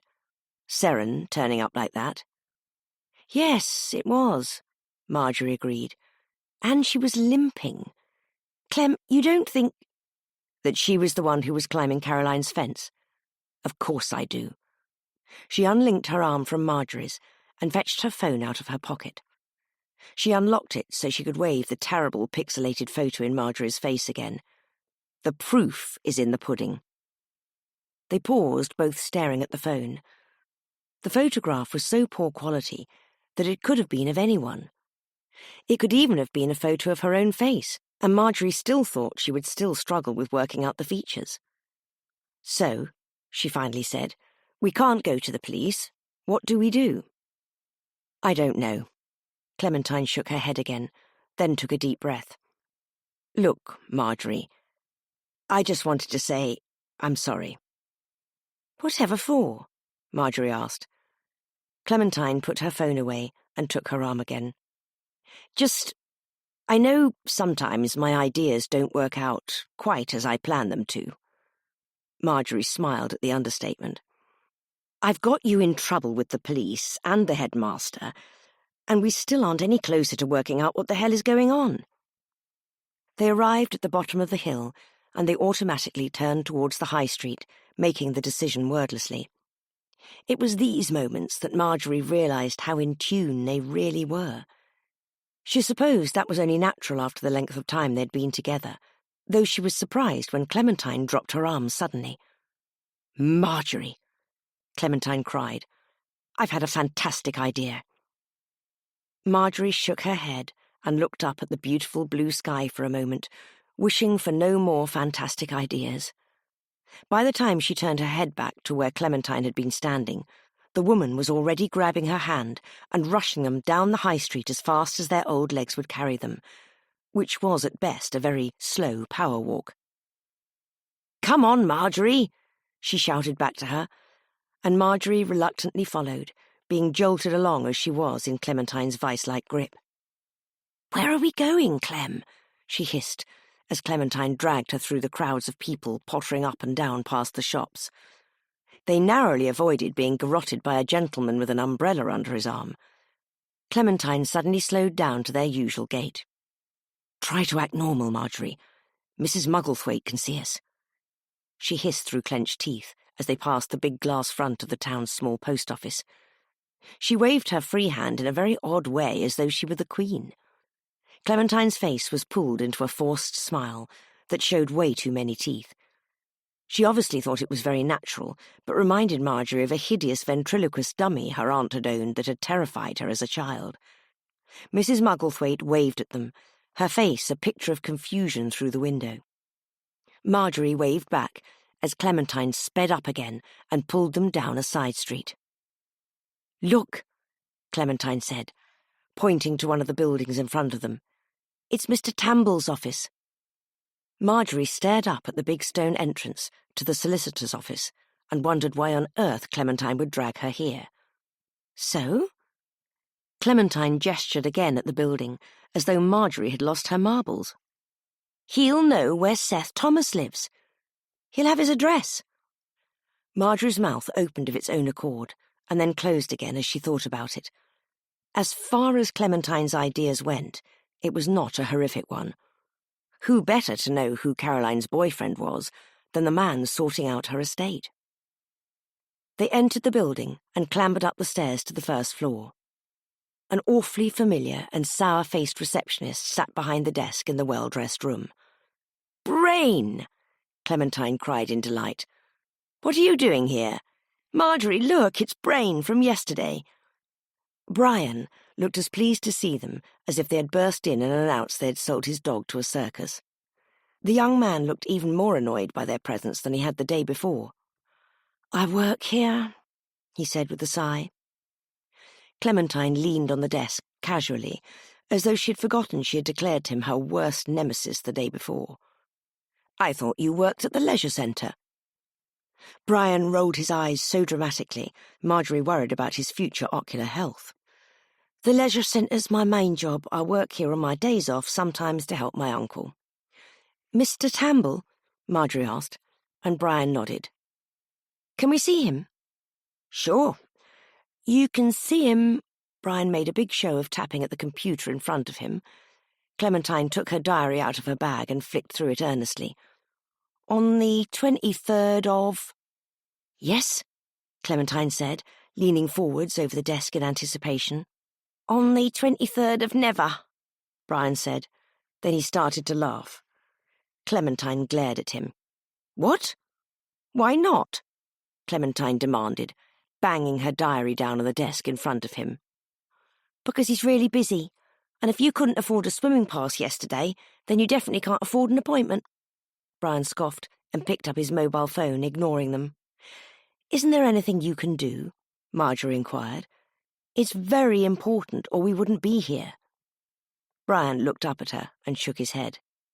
"Nah, nothing I can do, sorry." Clementine was almost purple with rage. "Is he here? Just call him out to see us and we'll leave." "I won't."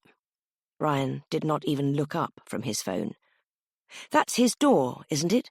Marjorie said, pointing behind the desk to the slightly open office door, which had E. Tamble written on the gold plaque.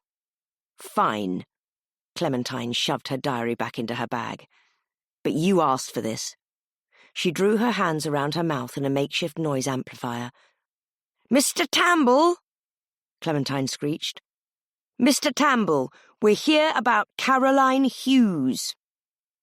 Brian slammed his phone down on the desk and stood as though to shoo them from the office, but as he did so, the door behind him opened fully and Ethan Tamble wandered into the entryway. Brian spun around to see what Marjorie and Clementine were looking at. "Sorry, I'm just getting these two to leave now," he said through gritted teeth. "No need." Mr. Tamble smiled at him. "Let them come through.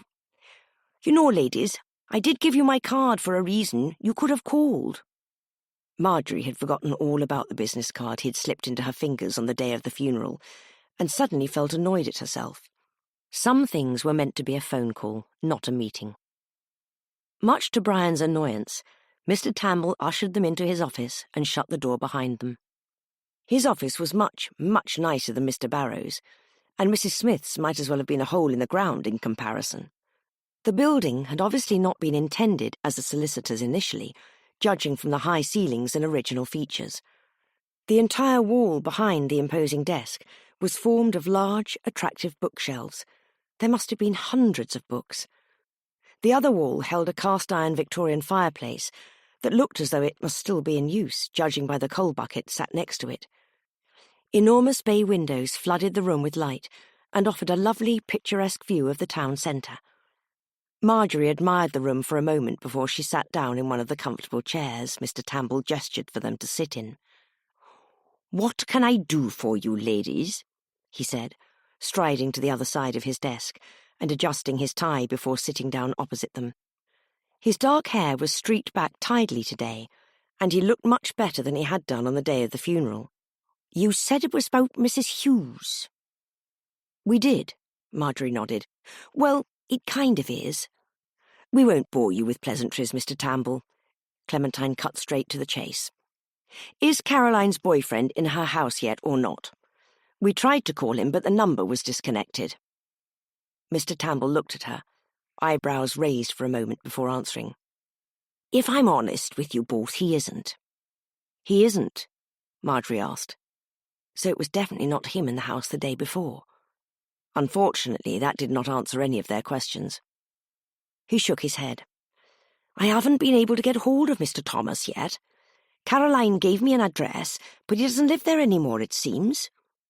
You did better than me, just by finding his phone number. He opened his desk drawer and pulled out a bundle of envelopes, putting it down in front of them. Marjorie could just see from the top of the pile that they all had "Return to Sender" written on them. So I have no idea, he shrugged. I left a message with the desk at the address. It was a retirement complex, you see, and they said they'd try and find out. No luck so far, though. Marjorie sat back in the chair. Clementine picked up the letters and flicked through them, finally throwing them down on the desk with a sigh. Well, back to square one then, she said, as Marjorie reached over and patted her on the shoulder. I did go round there the day after the funeral, but honestly it wasn't a lot of good, Mr. Tamble said, taking the letters back and putting them back in his drawer. He didn't leave a next of kin or a moving address, and they are bound by confidentiality laws, you see. It's one of those retirement complexes with the apartments you can buy after you turn 55, you know? I couldn't get much out of them, but from what I understand, he didn't need medical care or the like, so I don't think he had much to do with the on-site staff there. I suppose we could go and ask his neighbours if they know anything, Clementine said. Find out if they know where he went. Mr. Tamble shook his head. I already did, and no one knew. I don't think he had many friends. They all seemed to know Caroline, though. He said the last few words bitterly, and Marjorie suddenly remembered his relationship with Caroline. Well, Clementine seemed lost for words for once. I'm not sure what else to do then. I'm sorry I can't help you further, ladies, Mr. Tamble said. He looked as upset as Marjorie felt. If you find anything else out, please don't hesitate to give me a call or stop in again. Don't worry about my nephew. He handed Marjorie his fountain pen and a piece of paper from his desk. If you leave your phone number, I'll do you the same courtesy. Back at home that evening, Marjorie stared up at the board Clementine had put together and pondered it again and again, till she felt she might go mad if she stared at it any longer. She sighed and pushed away her plate of half-eaten crumpets. Clementine pulled the plate towards herself and began to eat Marjorie's leftover supper. So what do we do now? Marjorie asked. I don't know, Marjorie. Clementine swallowed and looked at her for a moment, a profoundly serious expression on her face. It startled Marjorie a little bit. Clementine was usually joking about something or making a bizarre, sarcastic comment. Serious was highly unusual. Then she blinked and snapped out of it, going back to her normal self. Have you given any more thought to the kitchen manager job, Marjorie? Not that again, Clem. Can't we just leave it? You'd hate it anyway. I know you think you'd like being in charge, but it would be a lot more work. I don't think you understand. Well, you should think about it. You'd be great at it. Let's talk about it another time, Clem. Clementine nodded at her, but she did not look happy. They sat quietly for a minute, until Marjorie felt guilty enough to break the silence. Maybe we should actually go to the hospital and visit Mrs. Smith tomorrow, Clem, though she might be out by then. Clementine nodded agreeably, finishing the last of Marjorie's crumpets. Sounds like a plan. God, is that the time? She said, as she noticed the kitchen clock, which read 8:30. It's ridiculously late. That's it, I'm off to bed. Will you put the bins out if you're going to stay up fretting over this mess? Oh, and at least have a think about the job, will you? It was less a question and more a statement, Marjorie thought, as she nodded and wished her good night. Clementine kissed her forehead gently and swept away from the room. Marjorie leaned back in her chair wearily, but she finally managed to drag herself up and prepare to put the rubbish out bright and early for the bin men. They no longer took the bin bags through the living room to the front door, after an incident involving a tear in the bag and a large amount of turmeric. The stain had never really come out of the carpet, and Clementine had sent a strongly worded letter to their local MP, presumably to condemn them to hell for getting rid of the traditional wheelie bins the street used to have, and demand they pay for the rug they had bought to cover it. Strangely, she had never received a reply. She dutifully dragged the bin bags from the garden and through the alley behind their house, around to the street, dreaming back to the old days where not everything came wrapped in plastic, and the even more joyous halcyon days of the 1980s, where you could just throw all the rubbish in together and let God deal with it. She wiped her hands on her cardigan and turned back to go and fetch the glass bottle bin. But as she looked up, she locked eyes with a figure staring at her from her own front doorstep. They snapped their hand away from the letterbox, a look of complete panic in their eyes, the rest of their face covered by their scarf. "Stop!" Marjorie cried, but the person was already in motion. They rushed away from her, down the garden path and bowled past Marjorie, who tripped backwards off the curb and fell into the street, the bin bags breaking her fall. "Wait!" she shouted at their retreating back, scrabbling to get up again, sure she could catch the person who was rushing away as fast as they could. "Wait!" By the time Marjorie had extracted herself from the rubbish bags and made her way back onto the garden path, they were long gone. Clementine was already hurrying out of their front door, pulling her dressing gown on over her pyjamas. "Marjorie, I heard shouting. What on earth is going on?" she said, as she helped lead Marjorie by the arm into their hallway. Marjorie frantically scrabbled at the inside of their letterbox and pulled out another of the notes. Fresher, this time, the ink on it had not even dried. It smudged under Marjorie's fingers. "It's the notes, Clem. That was the sender." "What? Who was it?" Clementine said, panic rising in her voice. "Oh, God, Marjorie, you're bleeding." Marjorie was bleeding, she realised, as she stared down at her hands. The one clutching the note was indeed badly cut, and the blood was trickling down her arm and onto the carpet by the hallway bookcase. "And we've only just de-turmericked the floor," Clementine wailed at the sight. Marjorie ignored her as she slumped down to the carpet on her knees and held the note up to read it. "Who was it?" "Marjorie?" Clementine said anxiously, bending down to wrap the cord of her dressing gown around Marjorie's cut. The pain made her wince and brought Marjorie back to her senses. It was... Marjorie was sure she had seen those eyes before, but she could not think who they belonged to. She racked her brain trying to work it out, but came up blank again and again. "I don't know." Chapter 18. "We've been doing this for hours. What's that one they left last night say again?" Marjorie pointed at it with her non-bandaged hand. "It says, hat check, Pete Gray, which we think means check the grey tape, but we've been wrong before." Clementine nodded, her brows knitted in thought. Check the tape. Clementine had finally stopped trying to take Marjorie to the doctor's surgery for her hand, which was fine now, Marjorie hoped. The doctor's receptionist had insisted there were no appointments that day, except for emergencies, and Marjorie had convinced Clementine to give up in the end. Besides, Marjorie had had an emergency tetanus jab the year before anyway, after an incident involving Pumpkin and a large rat the cat had brought in completely unharmed. Pumpkin was not a fighter. Clementine had spent a good hour the night before cleaning the cut and supergluing it shut, just as she had on the day they had met at Ittenvale Catering College all those years ago. They had been the only women on the course, and she had stepped in when Marjorie had nicked her hand with her brand-new boning knife, trying to fillet a particularly delicate piece of Megrim sole. The memory still made Marjorie smile, even now 40-something years later. "Stitches are for the weak," Clem had said then, and yesterday, though she had also chastised her at the time for using the wrong knife for the wrong job. Marjorie stared at the board and at the unravelling clues, willing them to suddenly start meaning something, anything, to her. There was Danger Breaks Cut, Help Me, Caroline Murdered, and the newest edition, Check the Grey Tape. They had already checked that there was not a Pete Gray in the local yellow pages and ruled that out, though Marjorie had not been surprised when it was not that simple. She was worried about the note writer, who obviously felt that they were in danger if they were asking for help from the likes of her and Clementine. "Who do you think is sending them, Clem?" she asked, looking over to Clementine, who was staring at the board still and shaking her head.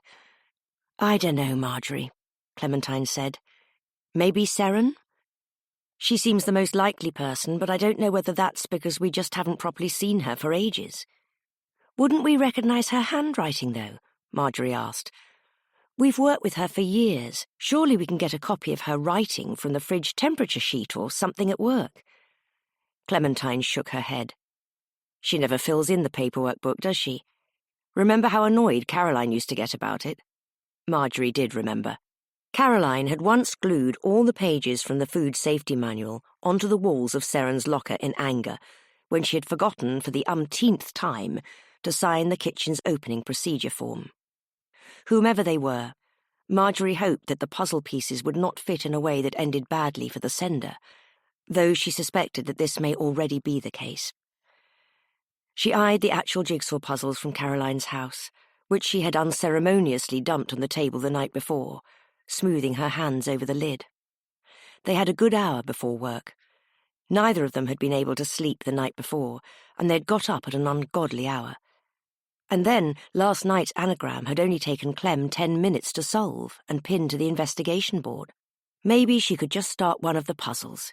She liked jigsaws, and anyway, she had not had time to check all the pieces were there last night. She debated which one to start, but eventually the sunflowers won over the vase, and she popped open the box and went to pour it out.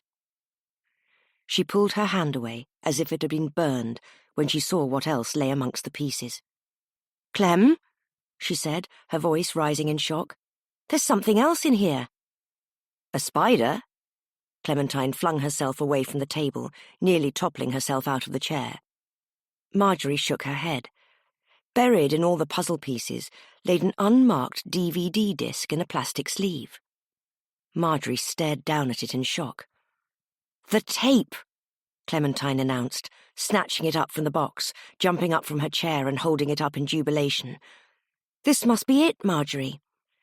"I really doubt that, Clem. That seems much too easy." But Marjorie got up too and followed her into the living room, where she watched Clementine waste a good 5 minutes trying to turn the DVD player on. She finally managed it, down to luck more than anything else, and they sat down to watch after she had slid the disc in. Bizarrely, it was a copy of Caroline's video will. Marjorie wondered how it had ended up in the puzzle box. It was possible that Mrs. Hughes had not been sure where to put it and had just stuffed it there out of the way. She was not known for her technological prowess. Marjorie would be incredibly surprised if she even owned another DVD. Caroline still exclusively used the television and videotape player combo she had had forever. Marjorie could remember her being so excited about the day she ordered it from the Argus catalogue, which must have been some 20 years ago now.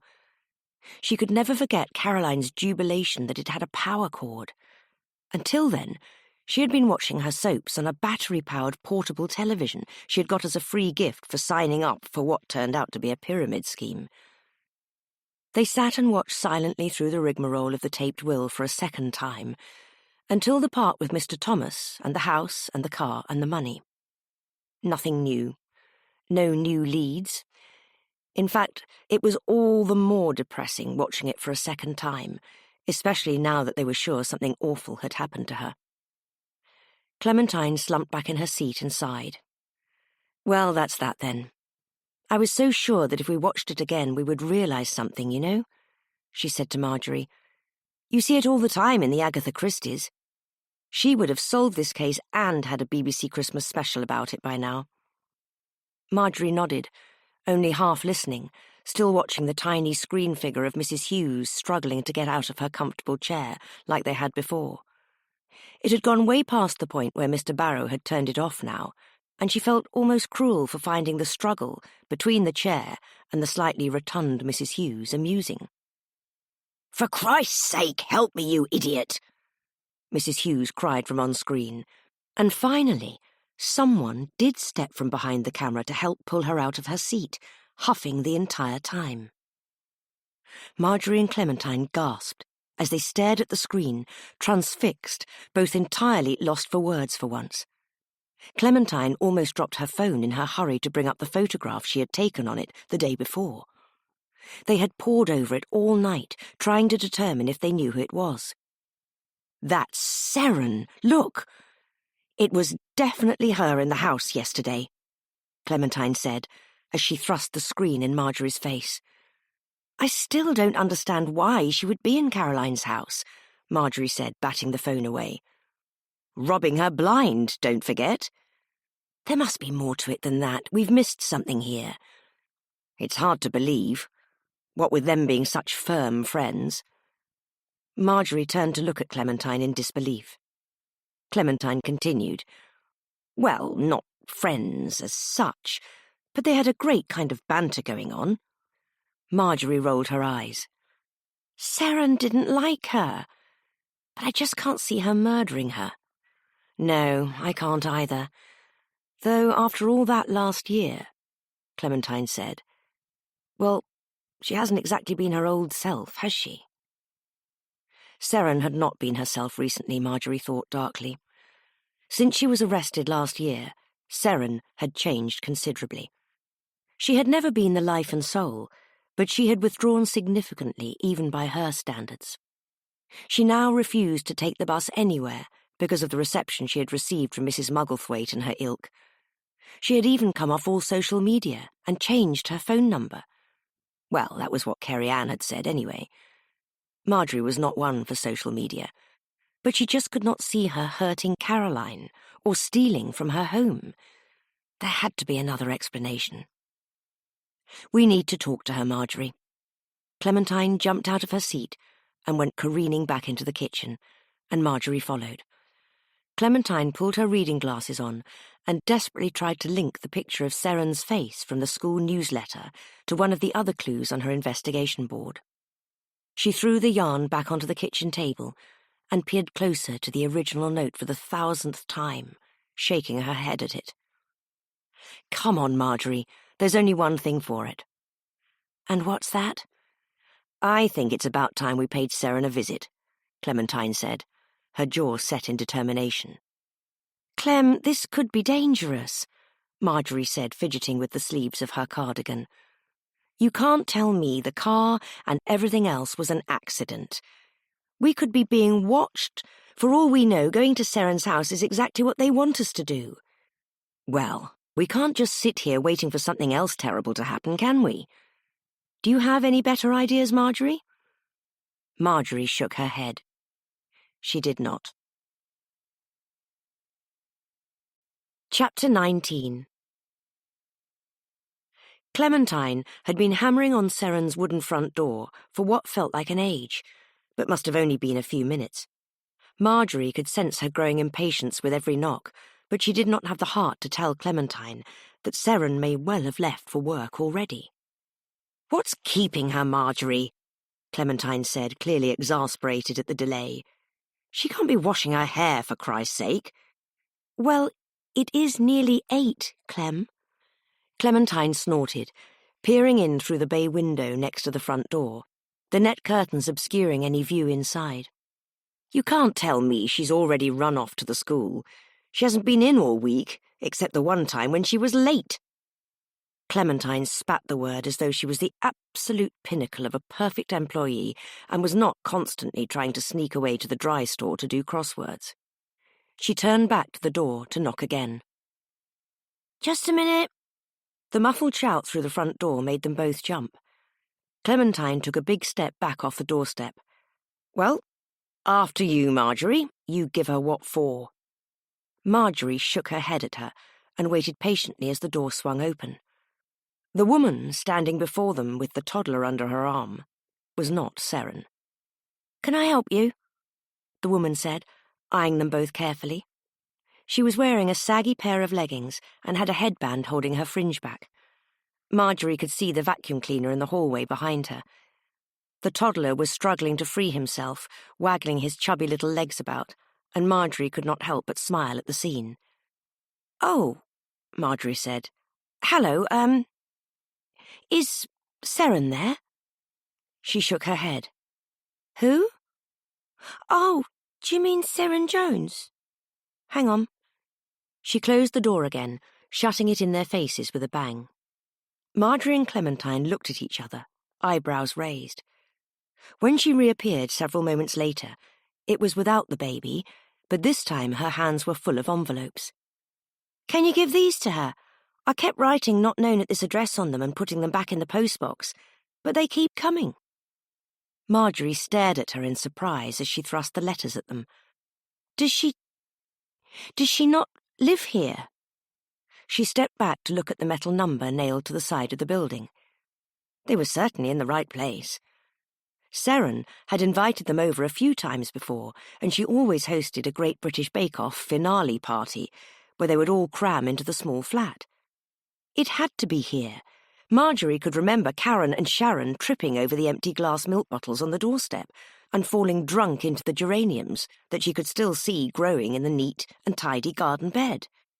Though now that she thought of it, they had not been invited to anything at the flat for a long while, and the grass in the front garden was too neatly mowed to have been done by Seren's own hands. "Nah," the woman shook her head.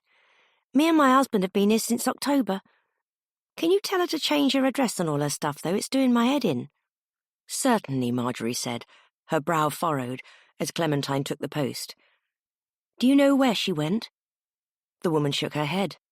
"No, sorry. If I did, I would have taken them round myself. The post, I mean.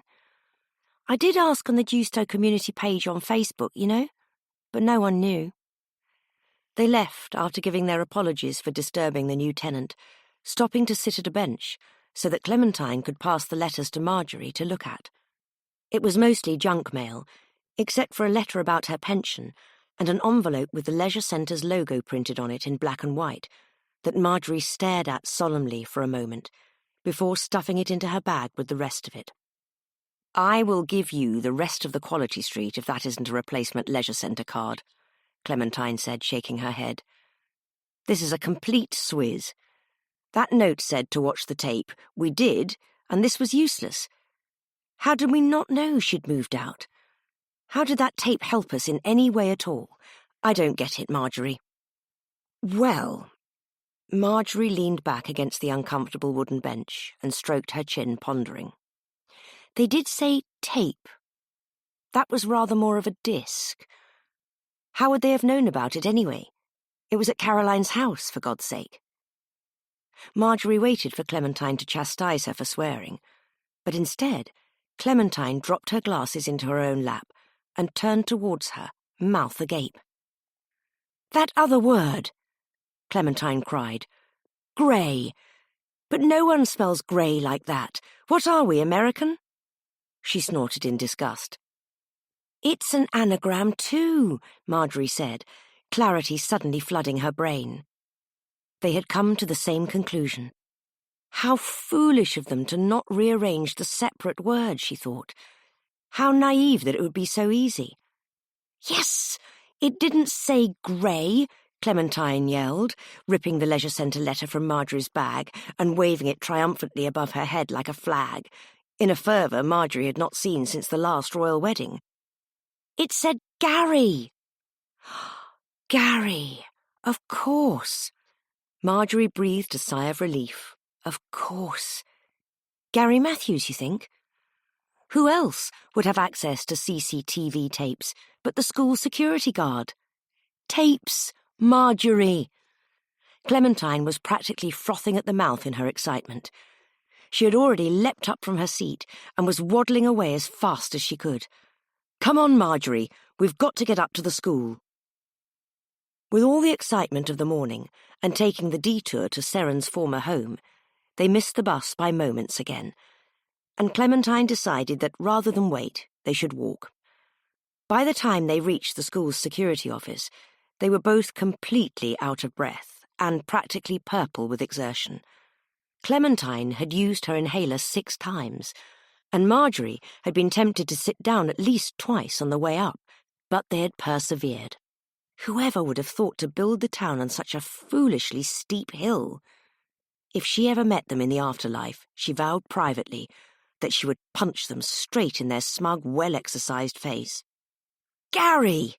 Clementine shrieked as they entered, startling Gary from his previously quiet spot reading his book behind the security counter as she collapsed against it. "Miss Butcher!" he exclaimed, rising from his seat, putting down the copy of Dolores Claiborne. You can't need another pass again. I'll have to definitely see some identification this time. Clementine dragged herself upwards, so her face was visible over the desk, and Marjorie passed her inhaler over for what felt like the 40th time that day. "Gary," Marjorie began, once she had caught her breath a bit. She could feel the sweat dripping down her face. "Do you know Seren?" She looked over at Clementine, who was still gasping for air, mouth open like a dying fish, and leaving sweaty finger marks all over the security desk. "And do you have any paper towels?" I do know, Miss Jones, yes. We, He paused. Well, sometimes we have lunch together," Gary said finally, still taking in the scene in front of him. Marjorie could not imagine great hulking gym buff Gary eating Seren's staple lunch of a toffee crisp and 3 cigarettes, but lots of things had surprised her in the past few days. What about her? She's not in trouble? He reached into his desk and handed Marjorie a single sachet hand wipe from a fast food restaurant. She killed Caroline! Clementine squeaked from where she was collapsed on the floor before the counter at Marjorie's feet. Gary gasped. One of these days, Marjorie thought, Clementine would say something so frustrating that Marjorie's eyes would roll all the way back into her head, never to be removed. "We don't know that exactly," Marjorie said, poking Clementine with her foot to shut her up. "All we know is that she was in Caroline Hughes's house yesterday, and we had a note put through the door telling us to look at a tape. So we watched the will video again, and we saw Seren on video in Mrs. Hughes's house." Gary waved his arms in front of him. "Well, she lives there, doesn't she? So maybe she helped Mrs. Hughes make the video or something. What's the problem?" Marjorie stared at him. "She doesn't live there." "Well, she definitely was living there." Gary scratched his goatee thoughtfully. "That's where I'd drop her off." "What?" Marjorie cried. "You dropped her off there?" Clementine piped quietly from her place on the floor. "Yeah?" Gary seemed to have finally realized he had revealed something he was not supposed to. "Well, I didn't this week, though. She wanted me to bring her back here, don't know why." He scratched his head again, his eyebrows furrowed in confusion. Marjorie remembered Seren's pale face as she had run from them in the leisure centre car park on Tuesday evening. "Wait, how do you know she was there yesterday?" Marjorie was not entirely sure how to answer that without admitting that they too had been trespassing inside the deceased woman's house. "We just know," she finally settled on, dabbing at her face with a lemon-scented hand wipe. He sighed and sat back in his chair, the wheels of it squeaking under his mass. "She didn't kill Mrs. Hughes, trust me, mate." "How do you know that?" Marjorie asked. "I just do," he said, but he would not look at either of them. "Look, maybe we'll believe you if you show us the CCTV tapes," Marjorie snapped. "Yeah, show us the tapes, Gary." Clementine's shout came muffled from behind Gary in the back room of the office. Marjorie had not even noticed her move from where she had practically been dying on the floor, but somehow she had managed to sneak behind both of them. Gary spun around sharply on his office chair as Marjorie started towards the back room, but Clementine was already pressing buttons rapidly on the school's closed-circuit television system as the screens flickered on and off. "Stop that!" he cried, and grabbed at Clementine's hands as Marjorie tried to stand in his way, but it was like trying to hold back a giant. It culminated in a short scuffle between them, but Clementine was smaller and faster, and somehow managed to wriggle away, waving a videotape in the air. "Gary, I'll smash it," she threatened, holding it above her head. "I'll do it." Gary let Marjorie go from the loose grip he had her shoulder in, and threw his head back at the heavens in frustration. "Oh, for God's sake!" Clementine raised the tape even higher, which seemed an impossible feat to Marjorie, given that she was only 5 foot. "Please, don't swear, Gary," Clementine said. "Fine," he cried, slumping back into his office chair in a huff. I know Seren didn't do it because I dropped her home that Friday. Oh my. That stopped Clementine in her tracks. She dropped the tape to arm's length, and Gary leapt forward and snatched it back. If someone did kill Mrs. Hughes, they must have done it in the time I was taking Seren back home. But you can't tell anyone that. I'll lose my job if Mr. Barrow finds out I wasn't even here. Really? You and Seren? Marjorie said, trying to hide the surprise that she could feel showing on her face. Together? Gary looked at her red-faced. We aren't together like that, he said, exasperated. It's just that she's had a hard time the last year after what happened, and I drive her over to Ittenvale to go to the big Asda there. It's been really hard for her not being able to go to Tesco. He twisted the regained videotape around in his hands as he spoke. It's nice to have a friend to sit with and just chat sometimes. I'm sure you ladies understand that kind of friendship. Marjorie saw Clementine roll her eyes at that. I only gave her a lift home and then came back for the rest of my shift. I've got a dash cam in my car, I can prove it. You'll hear us talking on it, he insisted, slightly more sharply than Marjorie would have expected. He was telling the truth, she realised. It was a very valid alibi. Marjorie suddenly realised why Seren had run when they had seen her scuttling through the car park with her shopping bags. She must have been ashamed for them to see her. Seren had been banned from the only supermarket in town last year for shoplifting. Seren had sworn and cried that the cheese had slipped into her bag for life accidentally, but it had ruined her in Deusto. She had been the talk of the town for months after. The local paper had even run a story on it, the headline reading, "Not So Gouda News." They had used a still from the CCTV footage of Seren being led into the back of the store by a security guard.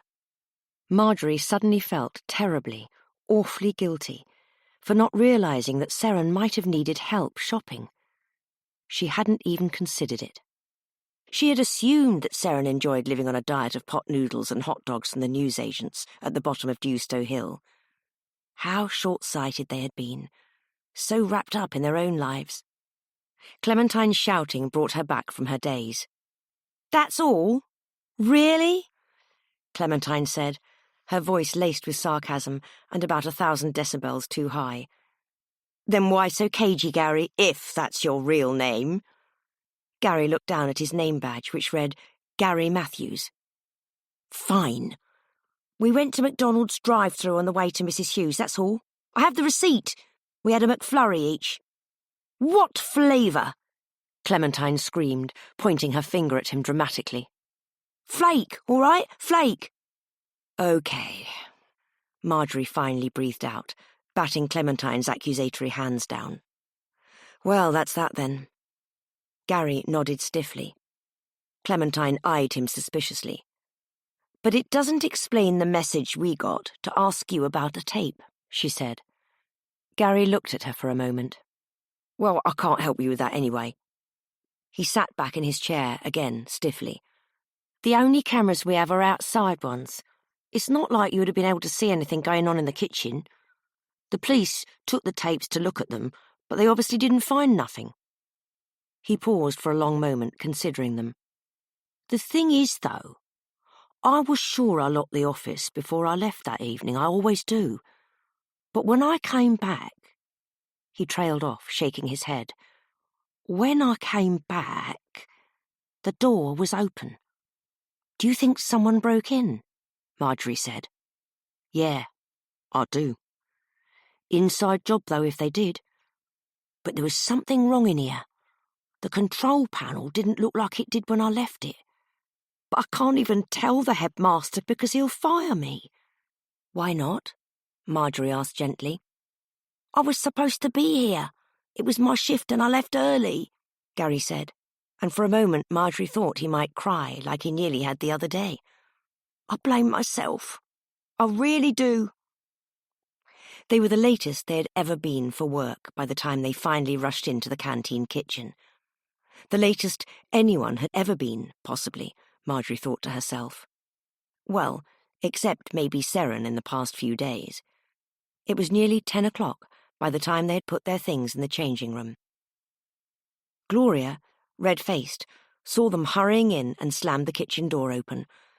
"Oh, thank God you're here. I didn't think you were coming.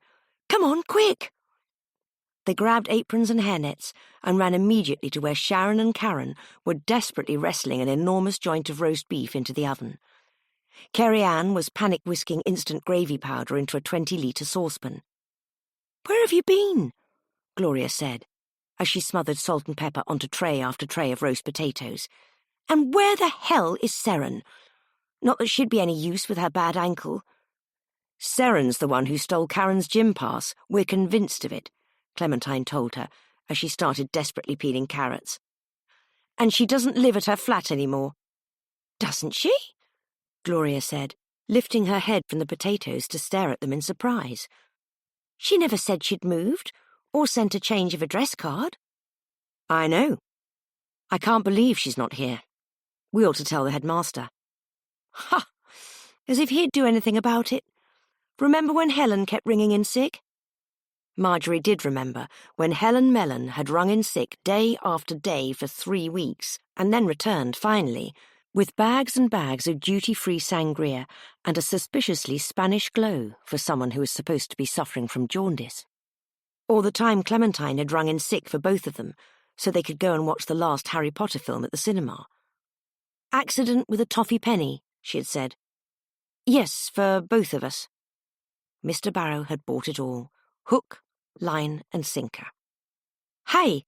Karen called from across the kitchen, where she was mixing a huge pot of smash. "What's this about my card? What could Seren want with it?" Her face darkened. "She's not training for a half marathon, is she? Because it's hard enough for me to get the charity money off people without any competition." "I just hope she's not in trouble," Marjorie said quietly. "It's just not like her." They all nodded their heads in agreement. After they had served lunch and cleaned down the kitchen, Gloria nominated Marjorie and Clementine to take the still undelivered sympathy flowers and card to Mrs. Smith, who had been discharged from hospital and was making an excellent recovery at home, all told. They were not quick enough to think of a way out of it, as they had already told Gloria they had no evening plans when she had sneakily asked them earlier in the day. "Go on, ladies. It's on your way home, and you were late," she had said, guilting them into making the journey so she could go straight home after work instead. It had taken a long time to find Rosie's home. The estate was relatively new. All the houses were of a similar design and used the same beige colour brick. Unless you knew where you were going, it was easy to get hopelessly lost in street after street of townhouses, like someone had pressed copy and paste too many times. The estate was set up to look like a quaint little neighbourhood, but Marjorie had always felt like it was not quite right. The houses were too soulless, and the streets were too empty of life. They eventually found themselves outside Mrs. Smith's ginormous, boxy 3-storey townhouse, more by recognising her BMW sat outside it on the drive than anything else. Caroline would have hated it, Marjorie thought to herself, as they walked up the path, past the prim, tidy front garden. She had campaigned for years to stop the houses being built, always getting the dinner lady team to sign one petition or another. Clementine knocked on the door, and they stepped back from the doorway and waited for it to open. Marjorie looked down at the sad-looking bunch of daffodils in her arms and wished they'd splashed out a little bit more. The door swung open, and Marjorie looked up ready to smile at Mrs. Smith. But the person standing in the doorway in front of them was not Mrs. Smith at all. "Seren," Clementine said, as Marjorie's jaw dropped to the floor. "We've been looking for you everywhere." Chapter 20. Seren had refused to answer any questions initially, but she begrudgingly invited them in and made them take their shoes and coats off before she showed them into the large sitting room, where Mrs. Smith was laid out on an enormous grey corner sofa that took up most of the wall. She was wrapped up in a big blanket, her slippered feet sticking out of the ends like she was a chrysalis about to hatch. She did not look at all pleased to see them, as they padded through the plush beige carpet in their socks and perched carefully on the other edge of the sofa. The silence, as they stared at each other, was maddening. The wall-mounted electric fireplace was on and roaring, and Marjorie felt that they might all boil to death before anyone spoke. "Hello, Rose," Clementine began with what Marjorie could tell was a false smile. It must have been almost painful for Clementine to contort her face into that shape for so long. You didn't die then. Good. That's good." Rose rolled her eyes at them. "Hello, Ms. Butcher. No, obviously I did not die. This is why we turned down the constant offers of holistic therapies from Kerry Ann," Clementine said. Marjorie nodded in agreement. "You never know what you're going to get." Clementine held out one palm and then the other. "Could be a nice yoga session, could be a near-death experience. You just never know."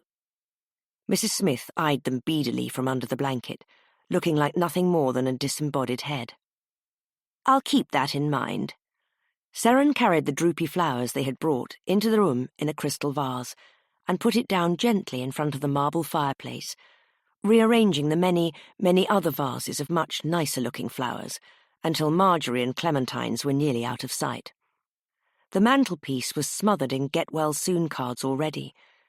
They were obviously extremely late to the party. If the television hanging above it had not been so enormous, the cards would have obscured it from view. Marjorie hoped it never fell off the wall, because it would crush whoever was underneath it at the time, and probably take the sofa out with it. Seren disappeared again, and then reappeared pushing a drinks trolley and holding a Le Creuset teapot that Marjorie knew from staring at it longingly in John Lewis cost well over £40. The matching mugs must have cost a fortune too. Mrs. Smith obviously knew how to spend her money. "Tea, anyone?" Seren piped up, from where she stood awkwardly in the corner of the room. Seren looked a lot better than she had the last time Marjorie had seen her, she thought. She was not wearing one of her dreadful coats, just a comfortable-looking jumper and jeans, and it looked as though she had even washed her hair. "Good God, no. We don't want to stay any longer than we have to," Clementine snorted, then realised what she had said. No, thank you, Seren. We don't want to keep you long." Mrs. Smith laughed out loud from where she was wrapped up like a swaddled baby. It was a completely alien sound coming from her mouth. Marjorie had never heard her laugh for real, only a mocking sort of chuckle if she was making fun of Clementine. Clementine looked just as startled as Marjorie felt. "Don't worry, I won't keep you. Thank you for the flowers anyway, girls, it is appreciated." Mrs. Smith was smiling at them. Marjorie felt Clementine grab and clutch her hand in fear. "And thank you for calling the ambulance. Much appreciated indeed." "You didn't hit your head as well as break your lungs, did you?" Clementine asked, finally letting go of Marjorie's fingers. "Accidentally change your entire personality?" Mrs. Smith chortled again. Marjorie would never get used to the sound, even if she heard it every day for 1,000,000 years. "No. I think maybe a near-death experience makes you reconsider some things in your life, though. How you treat people. Things you regret." Marjorie nodded. If she could go back in time, she would certainly try to help Seren out more, now that they knew the circumstances. She looked over at the woman manning the tea trolley. "Seren, where have you been? We've been worried." Clementine scoffed. "Yeah, worried about who's been poking around Caroline's more like." "Why were you there, Seren?" Seren looked at them both, staring like a rabbit in the glow of Marjorie's car headlights. Mrs. Smith sat herself up as much as she could, still inside her self-inflicted straitjacket on the sofa, and stared between them, with an interested look on her face. "I've been here the whole time," Seren finally said, her cheeks red. "Mrs. Smith let me stay. I haven't been back to Caroline's since the will reading. Honest, it's true," Mrs. Smith nodded. "At first I thought she would be annoying, and to be honest, Seren, you are incredibly maddening. But then Barty left me because he found out about James, and your little minion Kerry Ann nearly killed me, and it's been very useful to have someone around to bring me things." Your husband found out about your affair with the headmaster, Marjorie said before she could stop herself. Yes, Mrs. Smith said. She did not seem too concerned. But we weren't that careful about it in the end. James can be so passionate. Marjorie noticed Clementine physically recoil at the words. The house, the car, the chateau in Dormond, where I summer, they're all in my name. He had much more to lose. Honestly, you'd think I killed someone the way he carried on. Marjorie could see some of the old rose flittering through under the surface of her new, kinder personality. Anyway, you were living with my mother, weren't you, Seren? I kind of felt obliged. What do you mean, your mother? Who was your mother? Marjorie asked, looking between Rose and Seren for clues. I thought you were living with Caroline, Seren. I was, Seren nodded, as she finished making Mrs. Smith's tea and placed it delicately on the coaster in front of her. Caroline was her mum. Don't call her my mum, for crying out loud. She was more like an egg donor. For once, neither Marjorie nor Clementine had anything to say. They were both completely stunned into silence in surprise. Marjorie looked at Mrs. Smith in the fresh new light drawn from this revelation. They did look alike now that it was mentioned. Though Mrs. Hughes had fared rather better in the nose department, and Mrs. Smith had a much more expensive haircut, maybe the same eyes, Marjorie thought, as she scrutinized her face.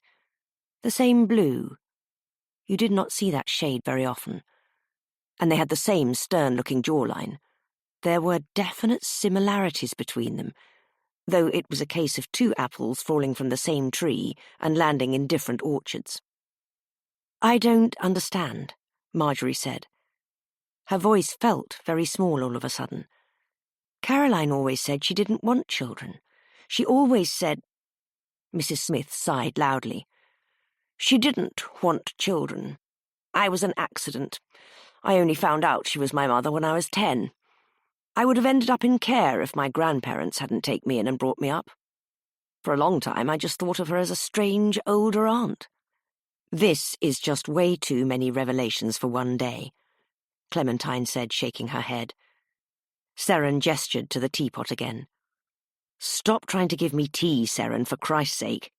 Get me gin. Now you're talking, Mrs. Smith said gleefully, reaching her arms out from the blanket and sitting up properly for the first time since they had arrived in the house. Get the gin out, Seren. The good stuff, though. The Wye Valley one, none of that English nonsense. And the big ice cubes from the good freezer. Once they all had a gin and tonic, with a massive ice cube shaped like a diamond, Marjorie felt ready to ask questions again. So, you haven't been to the house at all, Seren? Seren shook her head, squeezing a drop of lemon juice into her glass. No, only to get my stuff after the will reading. I don't know why I thought she'd leave it to me. She said she was going to, but that was probably another of her jokes. Marjorie nodded back at her. But where's the mystery boyfriend, then? Clementine asked. Anyone seen him? He's real, Seren said, nodding. I've never met him, but she used to go and stay with him. I can't believe you used to live with Caroline, Marjorie said, watching the ice cube float around in her drink, clinking against the glass. She never said. I asked her not to. Seren sat down in the grey quilted armchair in the living room bay window, nearly knocking over the live, laugh, love decorative sign on the windowsill with her elbow as she did so. Out of embarrassment more than anything else. You know what happened with the supermarket? Wasn't that bad enough? I couldn't afford to pay my rent because I had to keep getting Ocado orders. You know how expensive they are. And then having to get on that bus every day, everyone thinking I stole that cheese. She sobbed, wiped her eyes on her sleeve and continued. And I didn't. I don't even like cheese. I do Slimming World, for Christ's sake. Clementine reached over from where she sat and gave Seren an awkward sympathy pat on her arm. Then my bus pass ran out and I couldn't even afford to get it anyway. Seren shook her head, her eyes narrowing at the memory. But Caroline caught me crying after school, and I ended up telling her everything. I don't know why. It's not like she was ever particularly nice to me. The opposite, in fact." Marjorie nodded at Seren in what she hoped was an encouraging way. "But she said I could use her guest room for as long as I wanted. And I did. Till she died, that is. Anyway, it really helped me start to get back on my feet. She didn't even charge me any rent. I just did some of the chores she'd started to struggle with, what with her legs being the way they were and her arthritis." Marjorie had always thought Caroline was a funny one like that. So generous, but so secretive about it. It was as though she did not want anyone to know she had a heart, like she had to always balance it out with something horrible. She had always been anonymously donating large amounts towards Karen's charity runs, and then making up for it by changing the sugar for salt in the staff room. "I'm just lucky Mrs. Smith took me in after my HelloFresh free trial ran out. I came straight from Caroline's to here once I told her what had happened." "What can I say?" Mrs. Smith said, beaming. "I'm like Mother Teresa." They sat in silence for a moment, sipping their drinks. Marjorie looked around at the grey textured wallpaper and duck-egg curtains, with the swirled gold and rose-coloured cushions on the sofas and chairs, and rose-gold candlestick holders on the mantelpiece. There was hardly anything of emotional value in this room, not even a photo in a frame. It was the polar opposite of their own house, which was practically drowning under the weight of sentimental trinkets. The framed Matisse on the wall above the sofa was lovely, but Marjorie found herself much preferring their own messy living room with its hodgepodge of framed photographs. "Well, maybe not quite a saint," Mrs. Smith began thoughtfully. "I did lie to you about the earrings." "I knew it," Clementine stood, stabbing a finger at her, and then seemed to realise they were not mortal enemies anymore, sitting down again bashfully on the suede sofa. "It's just been hard. I know we had little to do with each other, but she was still my mother. I've spent the last 40 years trying to make something of myself that maybe she'd be proud of. Make her change her mind." Rose stared into her glass, looking like she might cry, but managed to contain herself. Marjorie suddenly felt sorry for her. The feeling was as alien as Mrs. Smith's newly found smile. "I really tried. Towards the end. She swallowed, tears in her eyes. "I bought her the earrings as, well, a kind of friendship gift. No hard feelings, that kind of thing." Her eyebrows pulled together, and she sneered at them. "But she threw that back in my face, didn't she? Said she thought the earrings were disgusting. Let me ask you this. If they were so disgusting, why did she keep them in her locker?" Marjorie shook her head. She did not know why Caroline would keep them. It was possible that she had not hated them as much as she had let on. There was never any telling with her. "Also," Mrs. Smith looked a bit sheepish now, "I got Seren to steal the earring you had." Seren hung her head in shame. "I do feel bad about taking Karen's gym pass to open your locker, but I didn't have my purse with me," Seren said sadly. "She's been working so hard on her training for the Ittenvale half marathon." "Why on earth would you do that?" Clementine asked, looking between them both. "It's the last thing I had of her. The last thing I gave to her. Why wouldn't I want them back?" She sat back on the sofa heavily. "Anyway, Kerry Ann made me some special ones after she nearly killed me." She beamed at them both, catching Marjorie off guard again, manoeuvring herself from under the duvet just enough so they could see her ears and gesturing at them with her fingers. "Lovely, aren't they?" The earrings were definitely one of Kerry Ann's creations, Marjorie thought, and were comically hideous. This pair was a set of green octopuses with gems on each of their legs. Each octopus only had 7 legs, though, and Marjorie could only assume that Kerry Ann did not know how many octo meant. "We thought it might have been you in Caroline's house, Seren," Marjorie said, ignoring Mrs. Smith and turning back to the other woman. "Since you came to work limping, why were you so late anyway?" "I really did fall over my shoelaces and hurt my leg. Well, I fell over the shoe rack, Seren said sadly. I'm not used to there being so many pairs all in the same place. I had to go to the doctor and get stitches in it. Mrs. Smith laughed so hard she began to cough, and some of her drink sloshed down her dressing gown.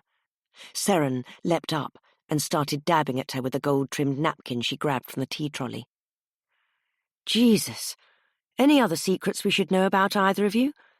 Has one of you possibly discovered the meaning to life, or where Atlantis is, Clementine said sarcastically, slamming her glass down on the rose-gold coffee table. You'd better settle down, Clementine Butcher, Mrs. Smith said, managing to look fierce even while batting Seren away with both hands. Else I won't be looking at the kitchen manager application you put in. It was Marjorie's turn to be apoplectic with rage. What do you mean, kitchen manager application, Clementine? We said we weren't going to do that.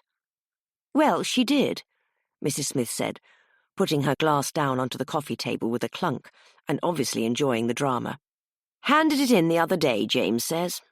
Looking very promising. She smirked at them both.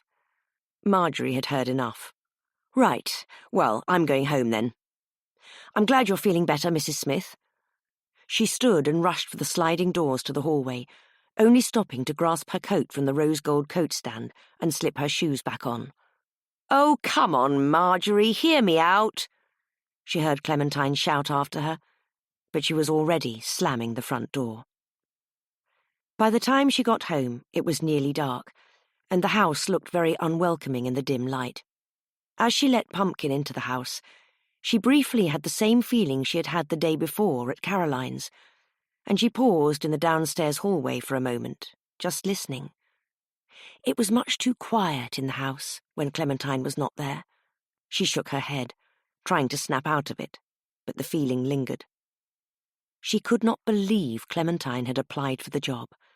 Not after everything they had just been through, and when she had not even spoken to her about it. Marjorie did not like feeling like a horrible person who was stepping on Clementine's dreams, but how could she be when Clementine had never said that this was what she wanted? She felt out of the loop and misled. If this was what Clementine genuinely wanted, why did she put absolutely no effort in at work?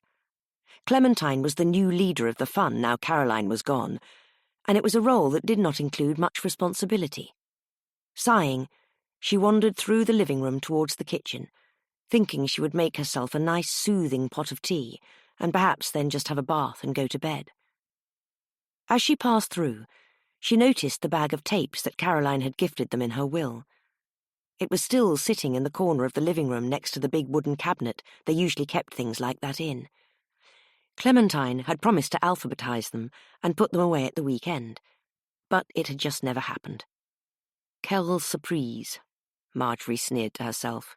No matter, she thought finally.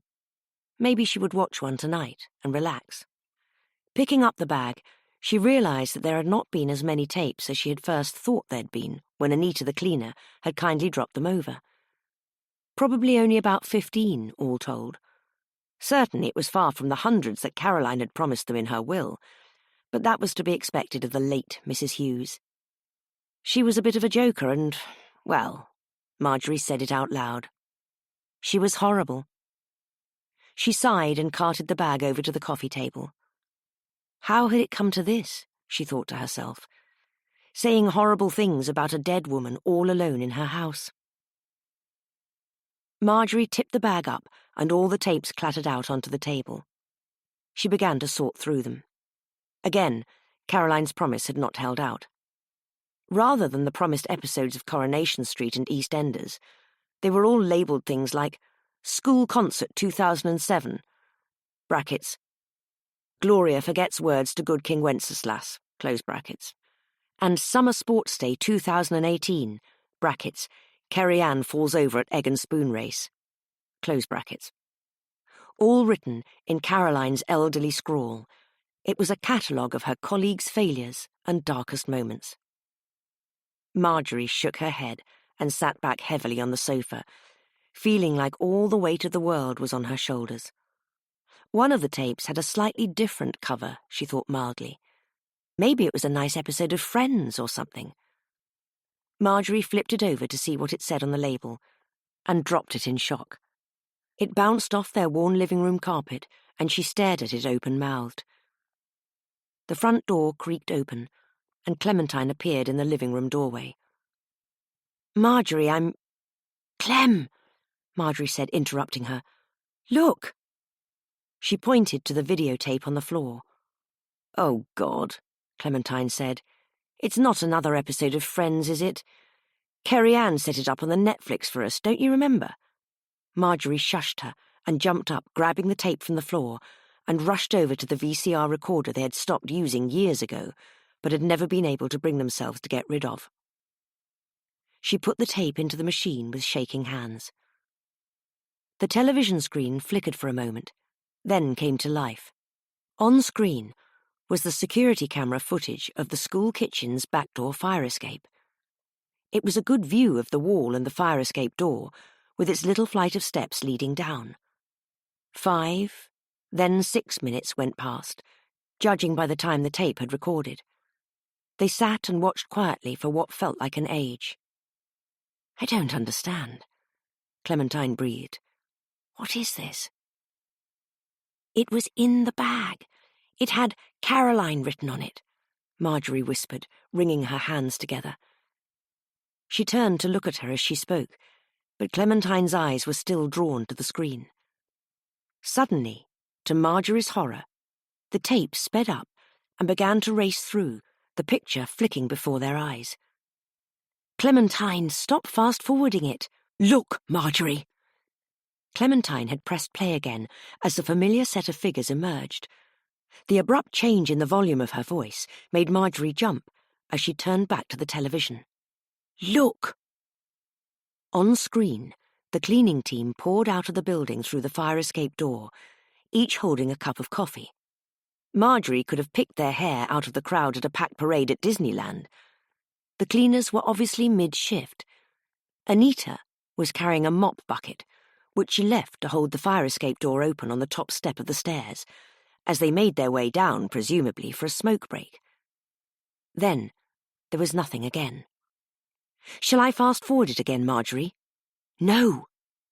They need not have worried. No sooner than Clementine had picked up the remote again, there was more movement on the television screen. They waited with bated breath. The only sound in the room was the VCR whirring, as Caroline Hughes appeared in the doorframe of the fire escape. She was looking down at a clipboard, the stocktake paperwork, Marjorie presumed. She watched in horrified slow motion as Caroline, who had always been clumsy, did not notice the mop bucket and careened right over it, water splashing everywhere, falling down each stair and landing in a crumpled heap at the bottom. She did not move again. Marjorie and Clementine gasped in unison. There may have been no sound on the tape, but Marjorie could see the horror in Anita and Cheryl's faces as they screamed when they found her at the bottom of the stairs minutes later. Barbara swept into the scene again. Marjorie wished she could hear what they were saying, but she could tell Barbara was yelling at them both. There was a lot of pointing and gesticulating. Eventually, though, they all grabbed one of Mrs. Hughes's appendages and hauled her up the fire escape stairs with great difficulty, leaving a trail of blood behind them. Cheryl took the mop bucket back into the kitchen, and then she helped Barbara to drag Caroline's body inside. Anita paced the bottom of the steps, obviously conflicted. Marjorie could see Barbara screaming at her, and eventually Anita gave in. She ran up the stairs and joined them in moving the body. The fire escape door slammed shut behind them. Moments later, Barbara emerged again, throwing a bucket of water down the stairs, sluicing away the blood from Caroline's head injury. On the video, it had started to rain, washing away any sign that Caroline had ever been there at all. Marjorie sat in horror. This had much worse implications than they could have ever imagined. Caroline had not been dead when they shoved her into the walk-in freezer. They knew that from what they had seen inside it. She had fought and struggled and tried to open the door, but must have been too weak from the head injury. They had killed her. Barbara, Anita, and Cheryl, whether they had known that she was alive or not, the minute they had put her in there. They could have just rung for an ambulance, and she might have still been with them. Who better to cover up an accident than a professional cleaning team, Marjorie thought darkly. It made perfect sense that there had been no evidence of foul play for the police. They would have had time to tidy it all away and clear it all up. It would have looked like a terrible accident involving an elderly member of staff who was not known for being steady on her feet. No wonder they had got away with it until now. It had been the perfect crime. What do we do, Clem? I don't know, Marjorie.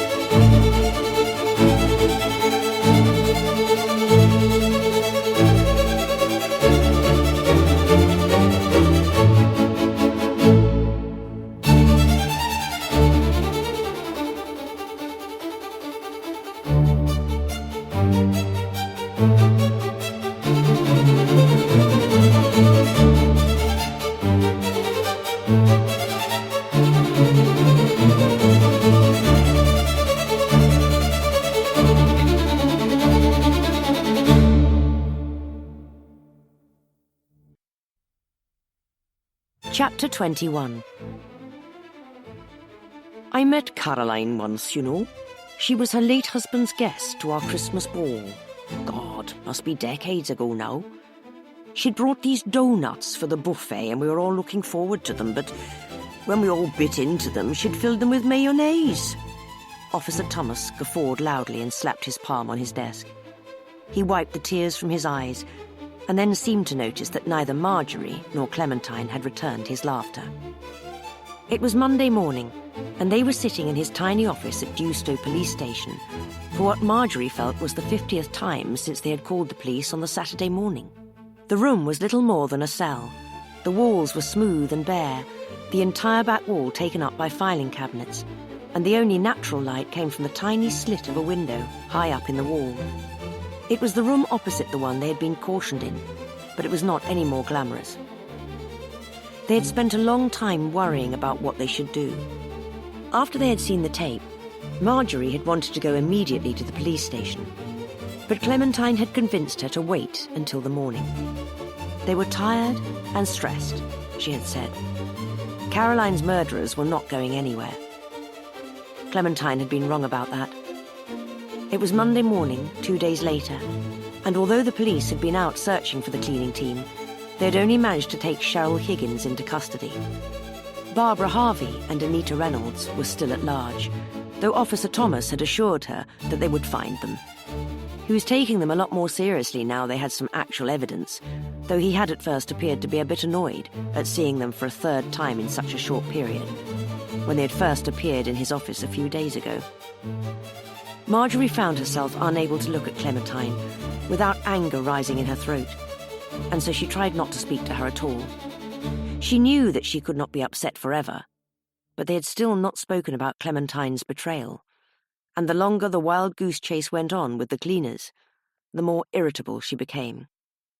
Whenever Clementine entered a room, Marjorie would leave it, which meant they spent their lives playing a slow game of tag at the moment.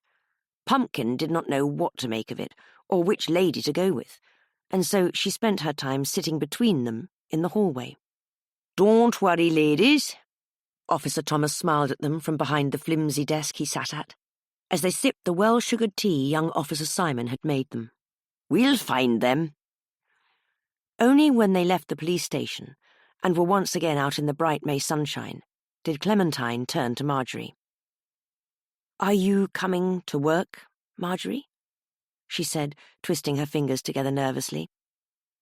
"I mean, you don't have to. Mr. Barrow said we could have as much time as we needed. But I think maybe it would be better to get back to normal. There's nothing else we can do now." Marjorie was not sure about that. Finding out who had killed Caroline merely seemed like the tip of the iceberg now. What had happened with their car? Surely that had not been an accident, especially since someone had seemingly written them a bizarre warning letter. If it had not been Seren, and no one else they knew had come forward to confess, then who was it? Marjorie could see the familiar stranger in her mind's eye as they ran down the garden path again. She still could not put a finger on who it had been, and her memory of it was growing less and less clear by the day. She wished for the millionth time over the years that you could take a photograph of your memories to look at them later, so she could lay them out in front of her and organise them properly. "No, I don't think I will, Clem," Marjorie said, shaking her head. "I think I'll just have a day to myself." "Oh," Clementine said, the hurt evident in her voice, and Marjorie suddenly felt horribly guilty. "I understand. I'll see you tonight, then?" After they had parted, Marjorie found herself wandering aimlessly down the high street, wondering what to do with herself. She was not always sure who she was without Clementine, who was usually a big enough character for them both. She did not want to go home yet. It would be too strange without her there, though Pumpkin would probably be pleased to see her back so early. As she walked down the high street, she wondered if she was being too harsh on Clementine. They had never fallen out in the 30 years she had known her, not like this, anyway. She tried to put her to the back of her mind as she walked, but it was hard work, and she looked around for a distraction. Maybe she could pop into Greg's for a nice Belgian bun, and then go to the sewing shop to spend a half hour admiring the knitting patterns. It would not feel right without getting Clementine one of the sugar strand doughnuts, though, and all the joy had gone out of knitting recently. Perhaps she should just go to work, she thought to herself. Make herself useful. Stop moping about the place, no use to anybody. She turned to make her way back up the high street to begin the long walk up to the school, but paused outside Mr. Fitzgerald's, curious to see what odd combination of things he would have on display today. She felt her jaw drop in disbelief. She peered into the glass display window on the storefront, her nose practically pressing against the glass as she stared and stared. Proudly presented pride of place on the display stand was a Welsh love spoon collection. Marjorie would have bet £1,000,000 that it was the exact collection she had noticed were missing in the upstairs hallway in Caroline's house. There was still dust collected on them. He had not done a particularly good job of cleaning them up before he desperately tried to get rid of them. Marjorie tutted at the audacity of the man. Without thinking, she rushed into the shop, the bell above the door tinkling and startling Mr. Fitzgerald, who nearly toppled over as he stood to greet her, sending the dog on his lap flying to the floor. Jason ran at her, yapping like he was a Rottweiler, not the tiny ball of fluff he was, and Marjorie scooped him up instinctively. "Hello, Marjorie," Mr. Fitzgerald beamed at her, both his hands on the desk to balance himself. "No Clementine today?" "No," Marjorie said, putting the dog on the floor where he ran immediately back to his owner. "One of us has to work, I suppose." "Quite. Don't we all? Got to make a living, haven't we?" He smiled again, but it was more of a grimace to Marjorie's eyes, as he lowered himself back into his chair, wincing as he did so. "Are you hurt, Mr. Fitzgerald?" Marjorie asked carefully, watching for his reaction. "Yes. Bit of an accident, I'm afraid." His smile was gone now, and Marjorie thought she saw panic cross his face for a fleeting moment before he continued. "A bit of a fall. No harm done. Could have been worse at my age." Marjorie nodded in agreement. "Could have been much, much worse. I wouldn't climb a garden fence at my age." She felt the anger rising inside of her. "Let alone yours." Mr. Fitzgerald smiled at her, but it held not even a flicker of warmth. "It was you, wasn't it? I should have known it wasn't a window cleaner. Who cleans the inside of windows anyway?" He shook his head, staring past her to the shop's front window absently. "I suppose you'll call the police. I did really only mean to take a few bits, but the allure was just too much. There were just so many great works of art there." It was only then that Marjorie noticed the framed photograph of Caroline fixed to the wall behind the counter. She was shaking Ainsley Harriet's hand on the set of Ready Steady Cook. "I'm not going to call the police," Marjorie said finally. "But can you stop stealing things from her house? It's disrespectful, not just to Caroline, but the new owner too. He might want to keep her things." Mr. Fitzgerald stared at her, wide-eyed, raising his eyebrows. "You've met him, then?" Marjorie shook her head. "No, I haven't." "Well, that says it all then, doesn't it?" Marjorie sighed and looked around the shop at the old tennis rackets and swimming gala trophies. Maybe it did say everything. He obviously had not cared enough to come to the funeral, had not cared enough to visit her house, had not even cared enough to show his face at all. "Just promise me you won't take anything else," Marjorie begged. "I know you probably thought it was a great idea, but it isn't." "I promise," Mr. Fitzgerald said shiftily. Marjorie gave him a stern look, and he threw his hands up in surrender. He grinned a genuine smile at her, his mouth opening wide to show his yellowing teeth like a giant rat. "I mean it. I don't think I could climb that fence again, honestly." "Good," Marjorie said, eyeing the wall behind the counter again. "Now, how much for the photograph?" "Knock, knock, Marjorie," Clementine said, grabbing one of the big spice containers from the shelf and waving it around. "Can I come in?" Marjorie had gone to work after her confrontation with Mr. Fitzgerald and had started the kitchen stocktake. Partially because it needed to be done, and partially so she could hide herself away in the kitchen dry store. She ignored Clementine and continued counting the bags of pasta Caroline had over-ordered before she had died. "Oh, come on, Marjorie, you can't still be angry." Clementine slammed the cumin back into its home on the shelving unit and glared at her. "I said sorry." Marjorie closed her eyes briefly and then snapped them open at the sound of Clementine opening a bag of the expensive dark chocolate callets they used to make Gloria's special chocolate cake recipe and helping herself to a handful. "Hey, put that back. They cost £10 a kilo." "Psh, Marjorie, you can't put a price on delicious." Marjorie eyed her partner, whose mouth was very unattractively rolling chocolate around her face like a masticating cow. The sight made her smile, though, in spite of herself. "Why did you apply for the job, Clem? I thought we were a team." Clementine swallowed and looked at her thoughtfully, a rare image that Marjorie had seen too often the past week or so. "We are, of course we are. But I think you're better than this. Mr. Barrow said your application looked great." "What?" "What application?" "The one I made Kerry Ann fill in for you on her computer." Clementine looked extremely pleased with herself. "Well, who else is going to fill Caroline's shoes? There's a reason she was such a bitch sometimes. Her job was hard." "But I believe in you." Marjorie's brain was filled with a fog of confusion. "You applied for the job for me?" "Well, yeah." Clementine went to scoop another handful of chocolate out of the bag, and Marjorie batted her hand away from it with her stocktake clipboard. "Who else is going to apply for it?" She looked at Marjorie like she was explaining to a teenager how to use a washing machine. "I thought you applied for you." Clementine started to laugh, nearly asphyxiating on the chocolate in her open mouth as she did so. She laughed so hard she had to hold on to the nearest shelf and nearly pulled it down on top of them as it supported her weight. Me? We'd all have died of salmonella in a week if I ran this stupid place. No, no, no, Marjorie. She poked her head out through the dry store door.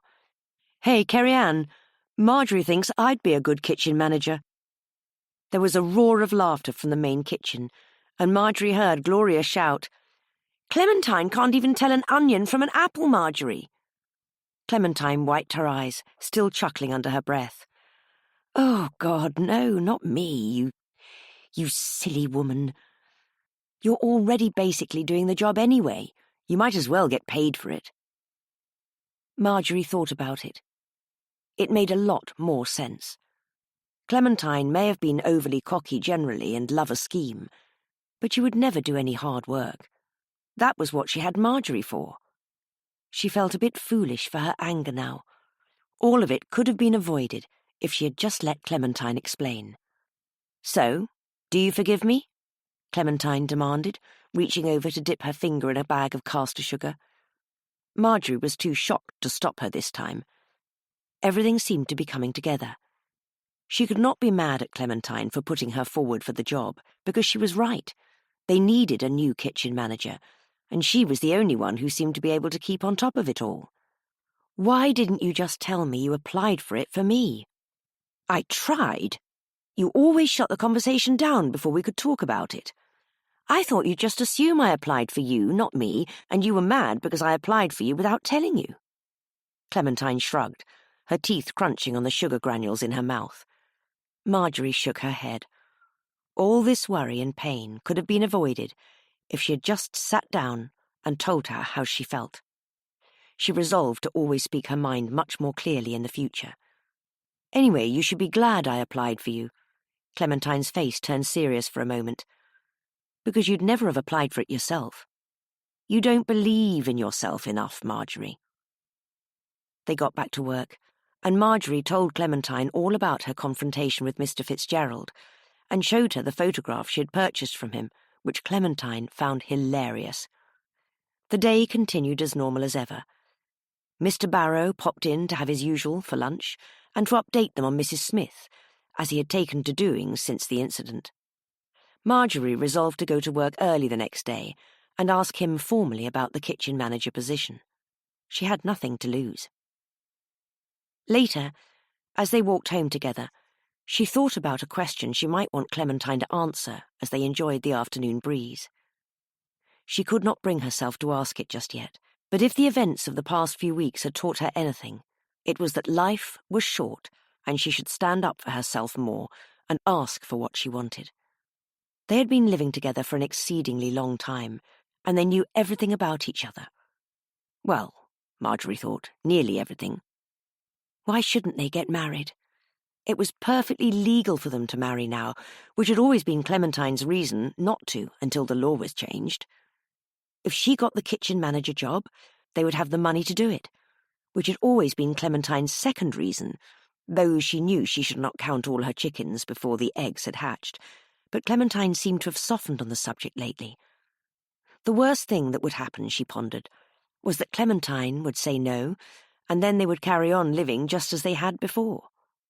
Best case scenario, Marjorie would get to be the luckiest woman alive and have the privilege of calling Clementine her wife. Anyway, now she was really thinking about it, it did not have to cost much at all. They could just have the ceremony at the registry office, and then all go back to their house for sandwiches and scones, and she could make both of their outfits for them with the old curtains she'd boxed up and stored away in the attic. The material had been too lovely to throw away at the time, and it would be good to use it for something. She could see it clearly in her mind. It would be a lovely day, and an excuse for a party after the gloomy events of the last few weeks. She just had to pluck up the courage to bring it up, possibly at the weekend, after they'd had their Sunday roast. She could see them now, cosied up by the electric fire, watching a nice episode of The Vicar of Dibley. Clementine, who had been yapping away more to herself than to Marjorie the entire walk home, suddenly stopped dead and grabbed Marjorie by the arm. "Did you leave the door open this morning when we left, Marjorie?" "No, Clem. I always check it's locked before we leave." But their front door was indeed open wide, and home no longer seemed inviting at all. Chapter 22. Of all the evenings she had enjoyed in her life, Marjorie supposed this was not one of the better ones. She groaned. Her arms being bound behind her was becoming unbearable now, and sitting on the floor against the sofa was doing nothing for her sciatica. To add even more insult to injury, Barbara had taken great pleasure in demanding Anita tie them up with her own knitting. The jumper Marjorie had been working on for Gloria's youngest was unravelled and ruined now. It had simply not been designed to tie elderly ladies up in their home. What a waste of wool, Marjorie thought to herself sadly, as she tried to stay deathly still. She turned her head slightly to look at Clementine, who was squashed up next to her. They were both tied together by the hands with Marjorie's good wool. She was as stone-faced as Marjorie felt.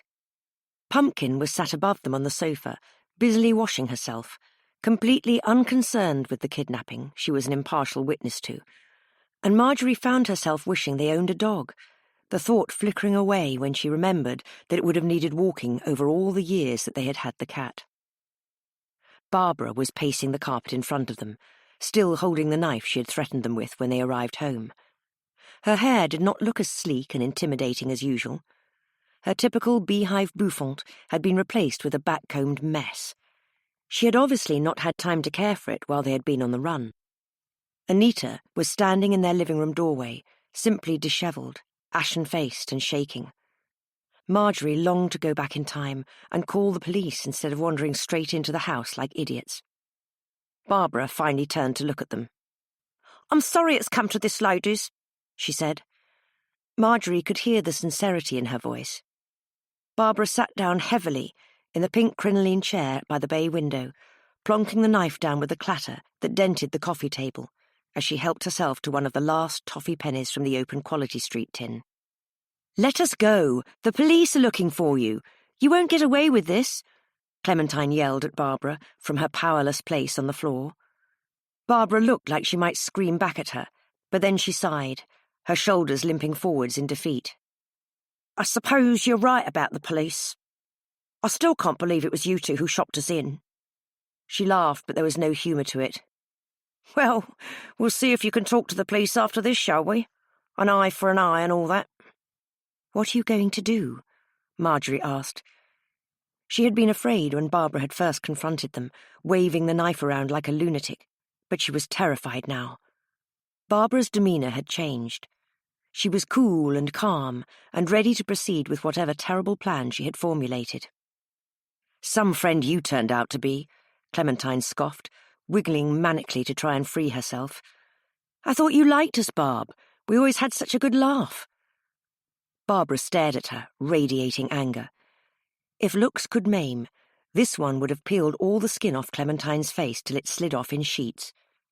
Marjorie saw Anita back even further into the hallway, cowering like a frightened child, as Barbara dragged herself upright in the chair and stabbed a manicured finger at Clementine. "Don't talk about friendship to me, you little witch. Friends cover for each other. Friends don't go around asking questions and poking into other people's business, do they?" There was a long and awkward silence, the only sound in the house the alternate ticking of the many, many carriage clocks. Finally, Marjorie broke the silence with a cough. "What else could we have done, though, Barbara?" Her voice felt much too high-pitched to her own ears, and her face felt hot with panic. "You can't just go around killing people without repercussion." "Especially not work colleagues," Clementine piped up, unhelpfully. Barbara just shook her head. She searched through her bag and pulled out a carton of cigarettes and a box of matches, lighting one and taking a deep drag. Marjorie stared in disgust as she exhaled the smoke all over the curtains and flicked the ash into the Quality Street tin. "We didn't know she wasn't dead." Her lips pursed in a grimace as she inhaled and exhaled another long stream of smoke. "But when we found out that she hadn't been, well, That was real work, wasn't it, Anita? Anita nodded from where she was wringing her hands in the hall doorway. We'd convinced the headmaster that Caroline was getting a little bit unsteady on her feet. Her age, you know. And the police could have cared less once the CCTV tape didn't turn anything up. Didn't want to blemish the town's perfect record with anything as sinister as a murder, did they? Couldn't have it affecting the house prices. What a con. She smiled a humorless smile at them both. Marjorie pulled against the knots around her wrists, desperately trying to free herself. Again, to no avail. I was surprised when you turned up the day after we shut you in the freezer. Wasn't expecting anyone to come and free you. And we were all annoyed that you didn't die when your brakes failed. She added air quotations with her fingers to the word, smirking at them. It was you! Clementine yelled at her. Marjorie could tell she was struggling against their wool bindings desperately. It was Cheryl. Barbara looked down to inspect the nails of the hand not holding the cigarette. She's always been good with that kind of thing, car maintenance and that. I can't believe you killed her, Marjorie said. Barbara slammed her fist down hard on the table, her brow furrowed in fury. The Quality Street tin jumped up into the air and fell onto the carpet, ash and toffee pennies rolling everywhere. We didn't kill her. It was an accident. She leered at them nastily. She didn't look where she was going, and it ended badly for her. Barbara shrugged her shoulders. That's all there is to it. If I'm guilty of anything, it's bad management, because I didn't stop Cheryl from leaving the mop bucket on the stairs. She scoffed at them both. Boo-hoo. Remind me to update the risk assessment. But why wouldn't you call for help? Call an ambulance? Marjorie asked frantically. Why just shut her in the freezer to die? Barbara shrugged again. Her cigarette was down to the filter now.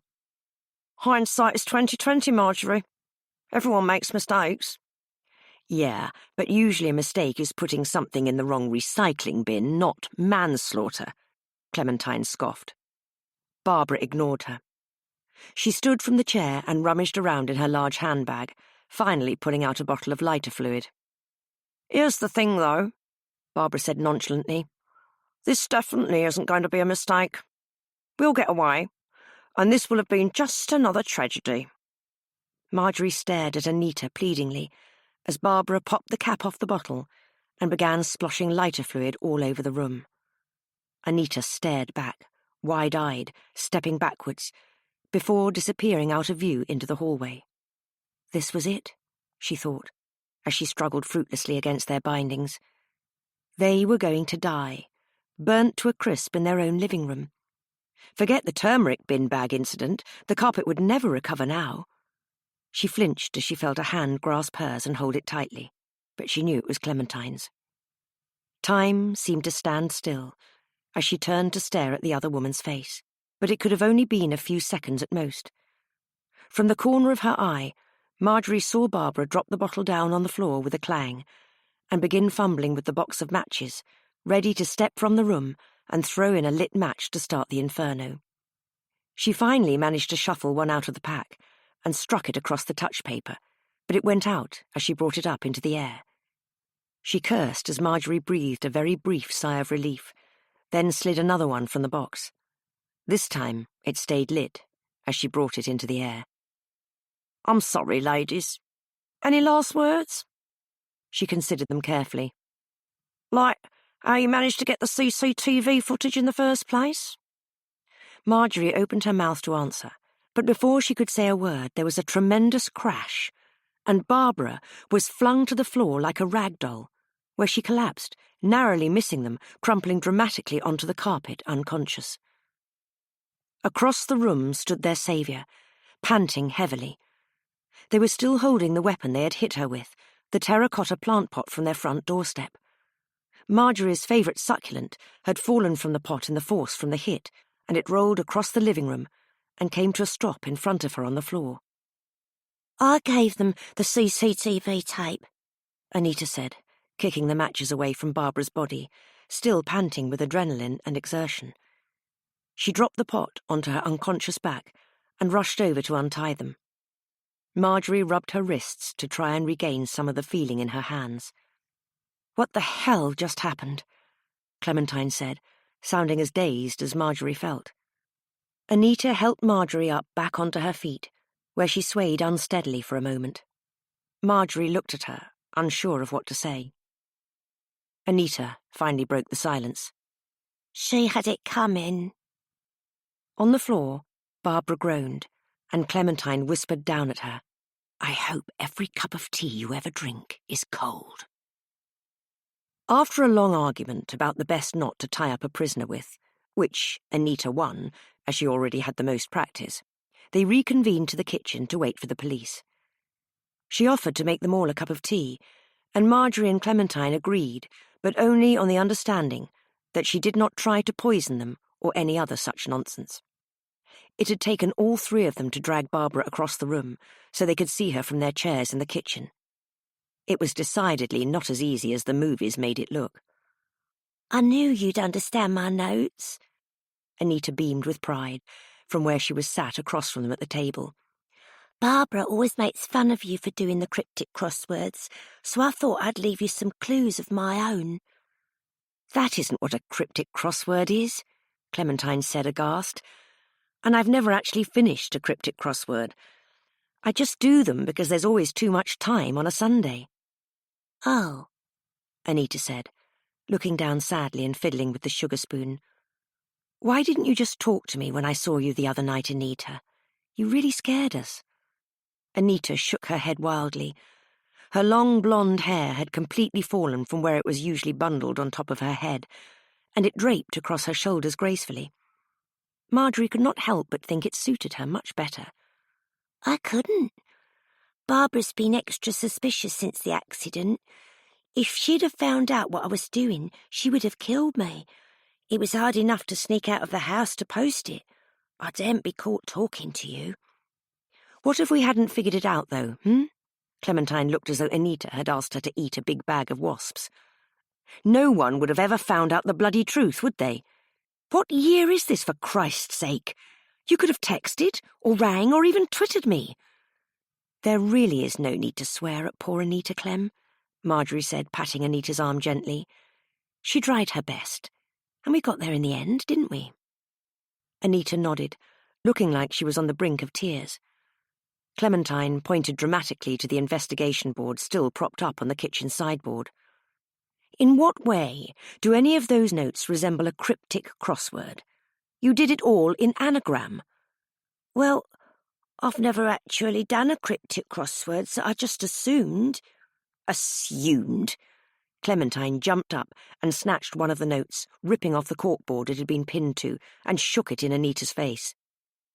A cryptic clue is the literal definition of the word, all jumbled up in some horrific way. This is just a mess. Busker cats, what does that even mean? Well, it's hard, writing anagrams. Anita winced as Clementine threw the paper towards the table. It floated down slowly and gently landed in front of Marjorie, who continued to pat Anita's arm soothingly. This was probably the most she had ever spoken to the woman sat in front of her. It must have been very brave of her to step forward and try to tell them, as shy as she usually came across as, and constantly smothered under Barbara's wing. Without all the hair and makeup, Anita looked much younger than Marjorie had assumed she was. She had thought her to be in her 50s like Barbara, but Marjorie would be surprised if she had had her 40th birthday yet. Clementine sat down again, red-faced. Anita had gone quiet again and looked like she might burst into tears. There, Anita, Marjorie said, pouring another cup of tea from the pot and sliding the sugar over. You did your best. Clementine's very sorry. Aren't you, Clem? She kicked Clementine under the table. Hard. Yes, Clementine said, poker-faced, rubbing her shin. Patting Marjorie's hand on the table in apology. Very sorry. They sat in silence for a while, sipping and nibbling at the party rings Marjorie had got out of the good biscuit tin. She hoped the police would arrive soon. She could not wait for their ordeal to be over. So, Clementine said eventually, never one for silence. What happened then? Why did you try and help us anyway? You have to believe me, Anita pleaded gravely. It was an accident. Caroline died by accident, Clementine said mockingly, and then winced as Marjorie kicked her under the table again. I shouldn't have left the mop bucket on the stairs. I know that. Anita burst into tears. Marjorie jumped up and handed her the kitchen roll from the kitchen counter. I didn't think. If I hadn't put it there, Caroline wouldn't have fallen, and Barbara wouldn't have made us put her in the freezer, and then she wouldn't have died. It's all my fault. She broke down into a fresh set of sobs, and Marjorie could not stop herself from feeling terribly sorry for her. Barbara insisted we put her in there, or we'd get in trouble. She said we'd be fired. Well, you're probably going to get fired now, Clementine said, jumping up out of her seat so Marjorie could not kick her again. Anita continued. I didn't try and ring you because I don't have your number, and I knew Barbara would be suspicious if I tried to get it. She's had it out for you ever since we heard you talking about Caroline's death, being suspicious at the funeral. So I thought I'd just leave you a few clues, especially after she got Cheryl to cut your brakes. That was a step too far. She looked between them earnestly.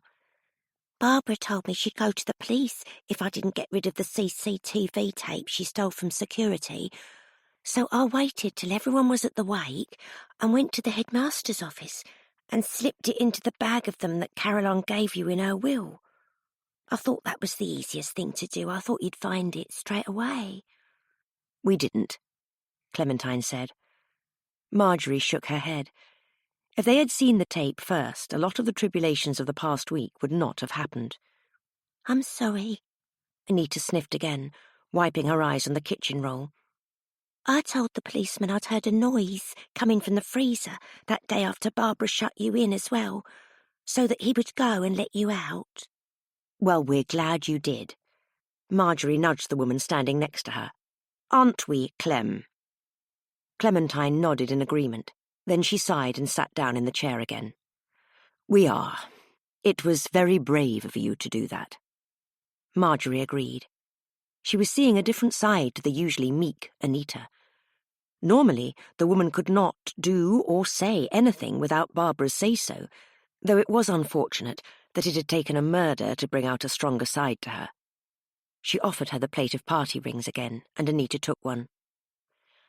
I wish I could have found some other way to tell you, but between Cheryl and Barbara it's been impossible. My husband must think I've gone mad. She twirled the biscuit between her fingers. I suppose he might not want to stay my husband now. I just wish I'd gone to the police at the beginning, asked them to protect me from Barbara. Then you wouldn't have crashed your car and Barbara wouldn't have blackmailed me. They sat in silence for a long time, listening to the kitchen clock tick and the refrigerator buzzing.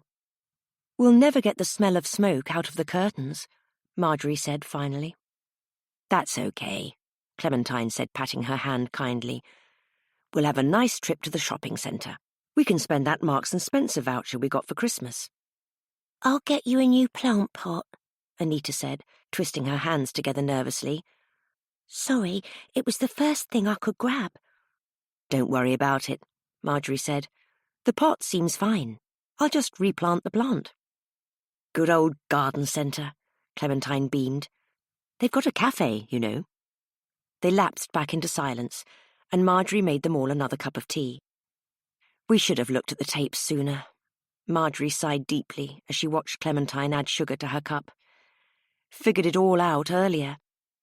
You can't blame yourself, Anita said. It's my fault for not being clear enough and for leaving the bucket on the stairs. It's all my fault. This would have all been much easier if the boyfriend had actually killed her, Clementine groaned, slumping back in her chair in defeat. Who is he anyway? No idea, Anita said. But having met Mrs. Hughes, he's living proof that love is blind and deaf. They laughed at that, but then the doorbell rang and they all jumped out of their skin. Marjorie looked at Anita one last time, questioningly, and she nodded. She got up to let the police in, stepping over Barbara's tied-up body as she did so. Epilogue. It may have been the middle of the long summer holiday, but the kitchen was in full swing. Marjorie was piping cream into the last batch of profiteroles for Kerry Ann. She knew a croquembouche with its ginormous tower of choux pastry puffs and caramel wasn't really traditional wedding fare anymore, but it had been such a long time coming that they'd felt they needed something elaborate for the dessert table. Clementine was over on the other side of the kitchen helping Gloria make quiches. Seren was putting together the toffee penny cheesecake, which no one had asked for or wanted, and Sharon and Karen were busily buttering bread for the sandwiches. They should have started all this a bit sooner, Marjorie thought privately. The wedding was tomorrow, and they had not even finished decorating the cake yet. Still, the kitchen team had been good enough to come into work on their time off, and she had not even had to ask them. They had offered. She smiled to herself. When the headmaster had offered her the job, she had been nervous that maybe she would not be up to Caroline's level, but the longer she was kitchen manager, the more she enjoyed her new role. And although Marjorie would sometimes still wake with a start, being assaulted in your own home was one of those things that would easily wake you in the middle of the night. There had been no real harm done. After Cheryl had admitted to cutting their car brakes, Marjorie had been able to claim on her car insurance. Although the payout would have covered another Figaro, Clementine had persuaded her that perhaps something more modern and with airbags and safety features would suffice for the time being. The Nissan Micra was not anywhere near as lovely, but it was a worthy sacrifice for not having to listen to the gossip on the bus. Marjorie felt like they had had more than enough drama for the time being, thank you very much.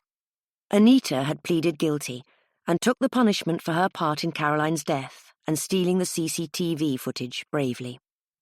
It had not been a pretty court case, and Marjorie had found giving evidence particularly difficult. Anita wrote to them from prison regularly, and they planned to keep the correspondence going for the next few years until she was out. Sometimes she would write an anagram for a joke, and Clementine would put it straight in the bin in annoyance. However long Anita's sentence seemed, Barbara Harvey had fared much worse. She had received a life sentence for the harassment and blackmail of Anita, the attempted murder of Marjorie and Clementine, the breaking and entering, and, of course, the manslaughter of Caroline Hughes. Cheryl Higgins had received a similar fate.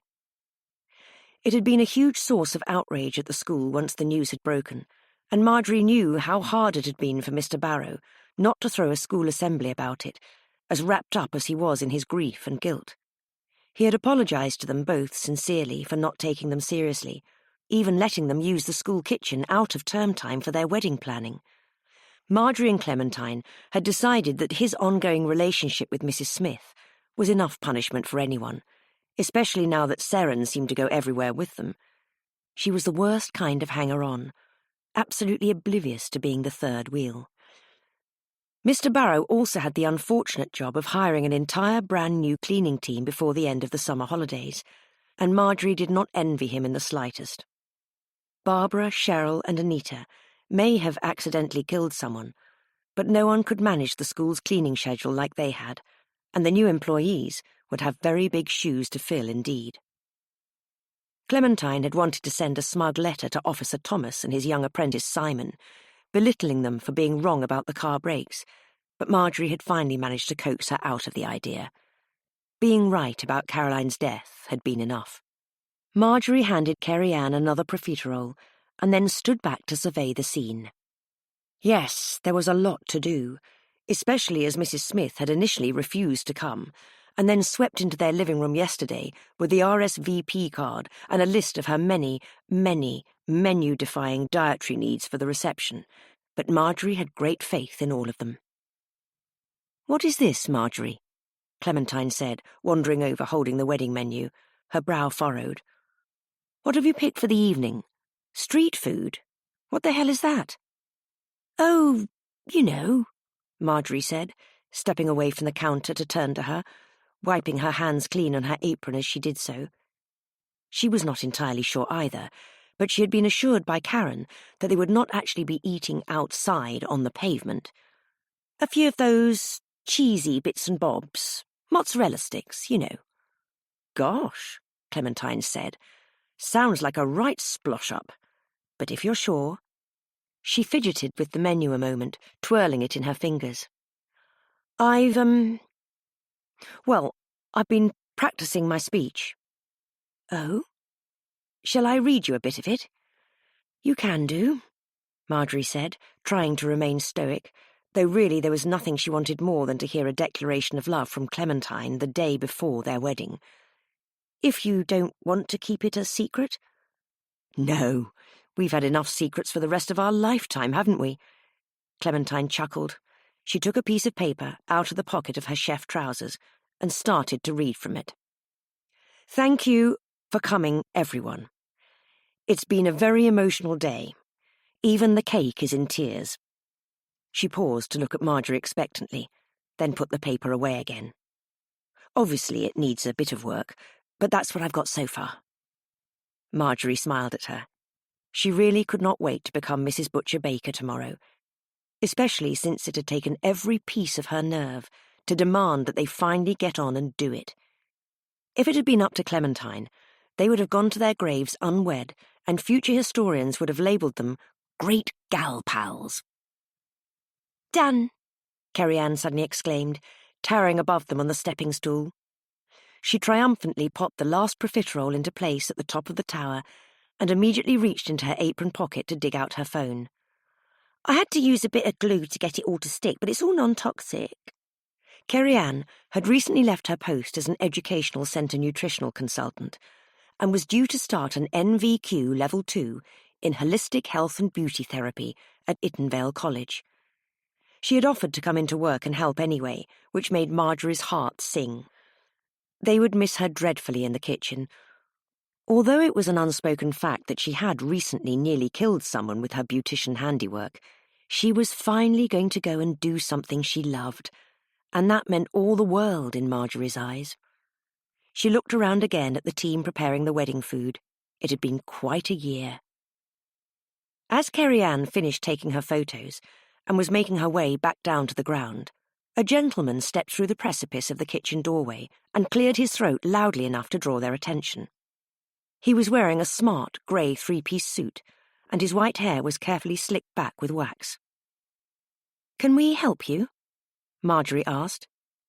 Gloria put down the ribbon she was using to tie party bags and stepped behind her. Marjorie would have laughed at the defensiveness of it if there had not actually been a murder in this very room. "I'm ever so sorry, ladies. Is this a bad time?" he asked politely, glancing for a second at the Rolex on his wrist. They stared at him. Marjorie found herself taking a step back subconsciously, nearly bumping into Gloria as she did so. "I'm Seth Thomas. I was Caroline Hughes's, He paused, his eyes skyward, gesturing with his hands in an awkward manner, as if to think of how to say the words delicately. "I was her friend." "Oh," Marjorie said, and turned to look at Clementine, who was gaping at him along with the rest of the team. "I just found out about—" He sighed and tapped his fingers against the door frame. "Well, I received a letter from Caroline's solicitor yesterday. I think I was meant to have it a long time ago, but I've just moved into a new over-55s complex, and I'm afraid he was looking for me at my old address. You know how slow the mail redirection service can be." They all nodded at him in agreement, goggly-eyed. "Gosh, we couldn't find you at the old address," Clementine said abruptly. "We couldn't even get through to you on the phone." "I've got a new phone number," he said brightly. "I kept getting nuisance calls on the old one, so I sacked it in. Sorry for any bother." He smiled, glancing around the room, rubbing the back of his neck. Marjorie noticed that although the rest of him was impeccably dressed, his trousers were a little too short for his frame, and he liked his socks the same as his ladies. Odd. "I'm sorry to just barge in on you all like this, but Mr. Barrow said you were in today, and I've driven all the way from Shropshire." "Oh, my," Marjorie heard Clementine say beside her. "How exotic." Marjorie smiled at him. "I think you'd better come and see the headmaster, and then we'll make you a nice cup of tea and some lunch." She She stepped forward to take him by the arm gently, and then they made their way down the hallway together. After they had finished fitting the last piece of the new shed roof and were settled in for the evening, Clementine bought Marjorie a round of toast and jam in the living room, whilst Marjorie was putting the finishing touches to the small crocheted favours she had made for the wedding. "Have you checked the lottery ticket, Marjorie?" Clementine said, as she cut the crusts off the toast for her helpfully. "Someone in the UK won." Marjorie shook her head, and they lapsed into a peaceful quiet, bothered only by the sound of the builders across the road, erecting number 44's new fence. Mr. Thomas had turned out to be very lovely indeed. When he had found out what Caroline had left him in the will, he had gone straight to her solicitors to contest it. Mr. Barrow had sat him down in his office on his arrival, and they had explained the whole debacle to him. He assured them both that Seren would be able to live in Caroline's house indefinitely. She had seemed unsure, saying that Mrs. Smith still needed her, and he had promised her he would maintain the house and the grounds, and that the offer stood if she changed her mind. He did not need the money, he had said, and he would prefer to help out one of Caroline's closest friends. Marjorie and Mr. Barrow had exchanged a look at that last bit, but said nothing. Marjorie had a feeling that if Mrs. Smith had her way, Seren would be moving into Caroline's tomorrow. Suddenly, there was a knock at the door, shattering the peace. "Who the devil could that be?" Clementine finally said, after what felt like an age. She eventually put down the butter knife and walked to the door to find out who it was. "Mrs. Mugglethwaite, to what do we owe this pleasure? At this time of night, on this very day?" Clementine enthused, beaming at the woman who looked more than a bit surprised. "Clementine!" Mrs. Mugglethwaite looked suspiciously happy to see them both, Marjorie thought. "You ladies haven't been on the bus. Where have you been?" "Well," Clementine started to say, but she was interrupted as Mrs. Mugglethwaite rudely pushed past into the hallway and made herself at home in their living room. "As I was saying," Mrs. Mugglethwaite said, as she threw her summer raincoat onto the pink crinoline chair and slid off her sensible slip-on shoes, "you haven't been on the bus, and I've very much needed to speak to you both." It was only as she squashed herself down into the armchair, which looked very smart in the new peach cover Carrie-Anne had ordered them from the internet to match their new peach curtains, that Marjorie realised what the woman was holding. It was a copy of the front cover of the Dewstow Press, dated 2 months ago, which had a small picture of Clementine and Marjorie in their work uniforms, next to a much bigger picture of the cleaners from the school's last end-of-year photograph. Clementine scowled at the headline for the 500th time since they had first seen it in print. "A stupid headline," she had said. "I would have put, 'Educational Centre Nourishment Consultants Solve Mystery.'" Marjorie was brought back to the present as Mrs. Mugglethwaite grabbed her sleeve in her old, wizened fingers. The small sheep Marjorie had been crocheting fell to the floor and bounced under the sofa. "Listen, you've got to help me," Mrs. Mugglethwaite hissed. "I have a terrible problem that needs solving." "What do you mean?" Marjorie said, her brow furrowed in confusion. "We can't help you." "You can." Mrs. Mugglethwaite let go of Marjorie's arm to help herself to a green triangle from the new tub of Quality Street on the coffee table. Clementine narrowed her eyes at her. They were her favourite, and there were never enough in the tin. "We really can't," Marjorie said, her eyebrows raising as Mrs. Mugglethwaite lifted the paper and held it up so Marjorie could see the front cover clearly. Tapping it so hard with her index finger, Marjorie thought the page might rip. Mrs. Mugglethwaite smiled at her. "Of course you can," she said, through a mouthful of chocolate. "After all, you're the Dinner Lady Detectives." Thank you for listening to The Dinner Lady Detectives by Hannah Hendy, read by Jenny Funnell. Produced by PRL Studio for Saga Egmont. Egmont is a charitable foundation that donates €13 million to vulnerable children and young adults every year. We are working hard to ensure as many children as possible get invaluable access to education and social resources. Thanks for helping us make a difference. To find out more, please visit our website, www.egmont.com.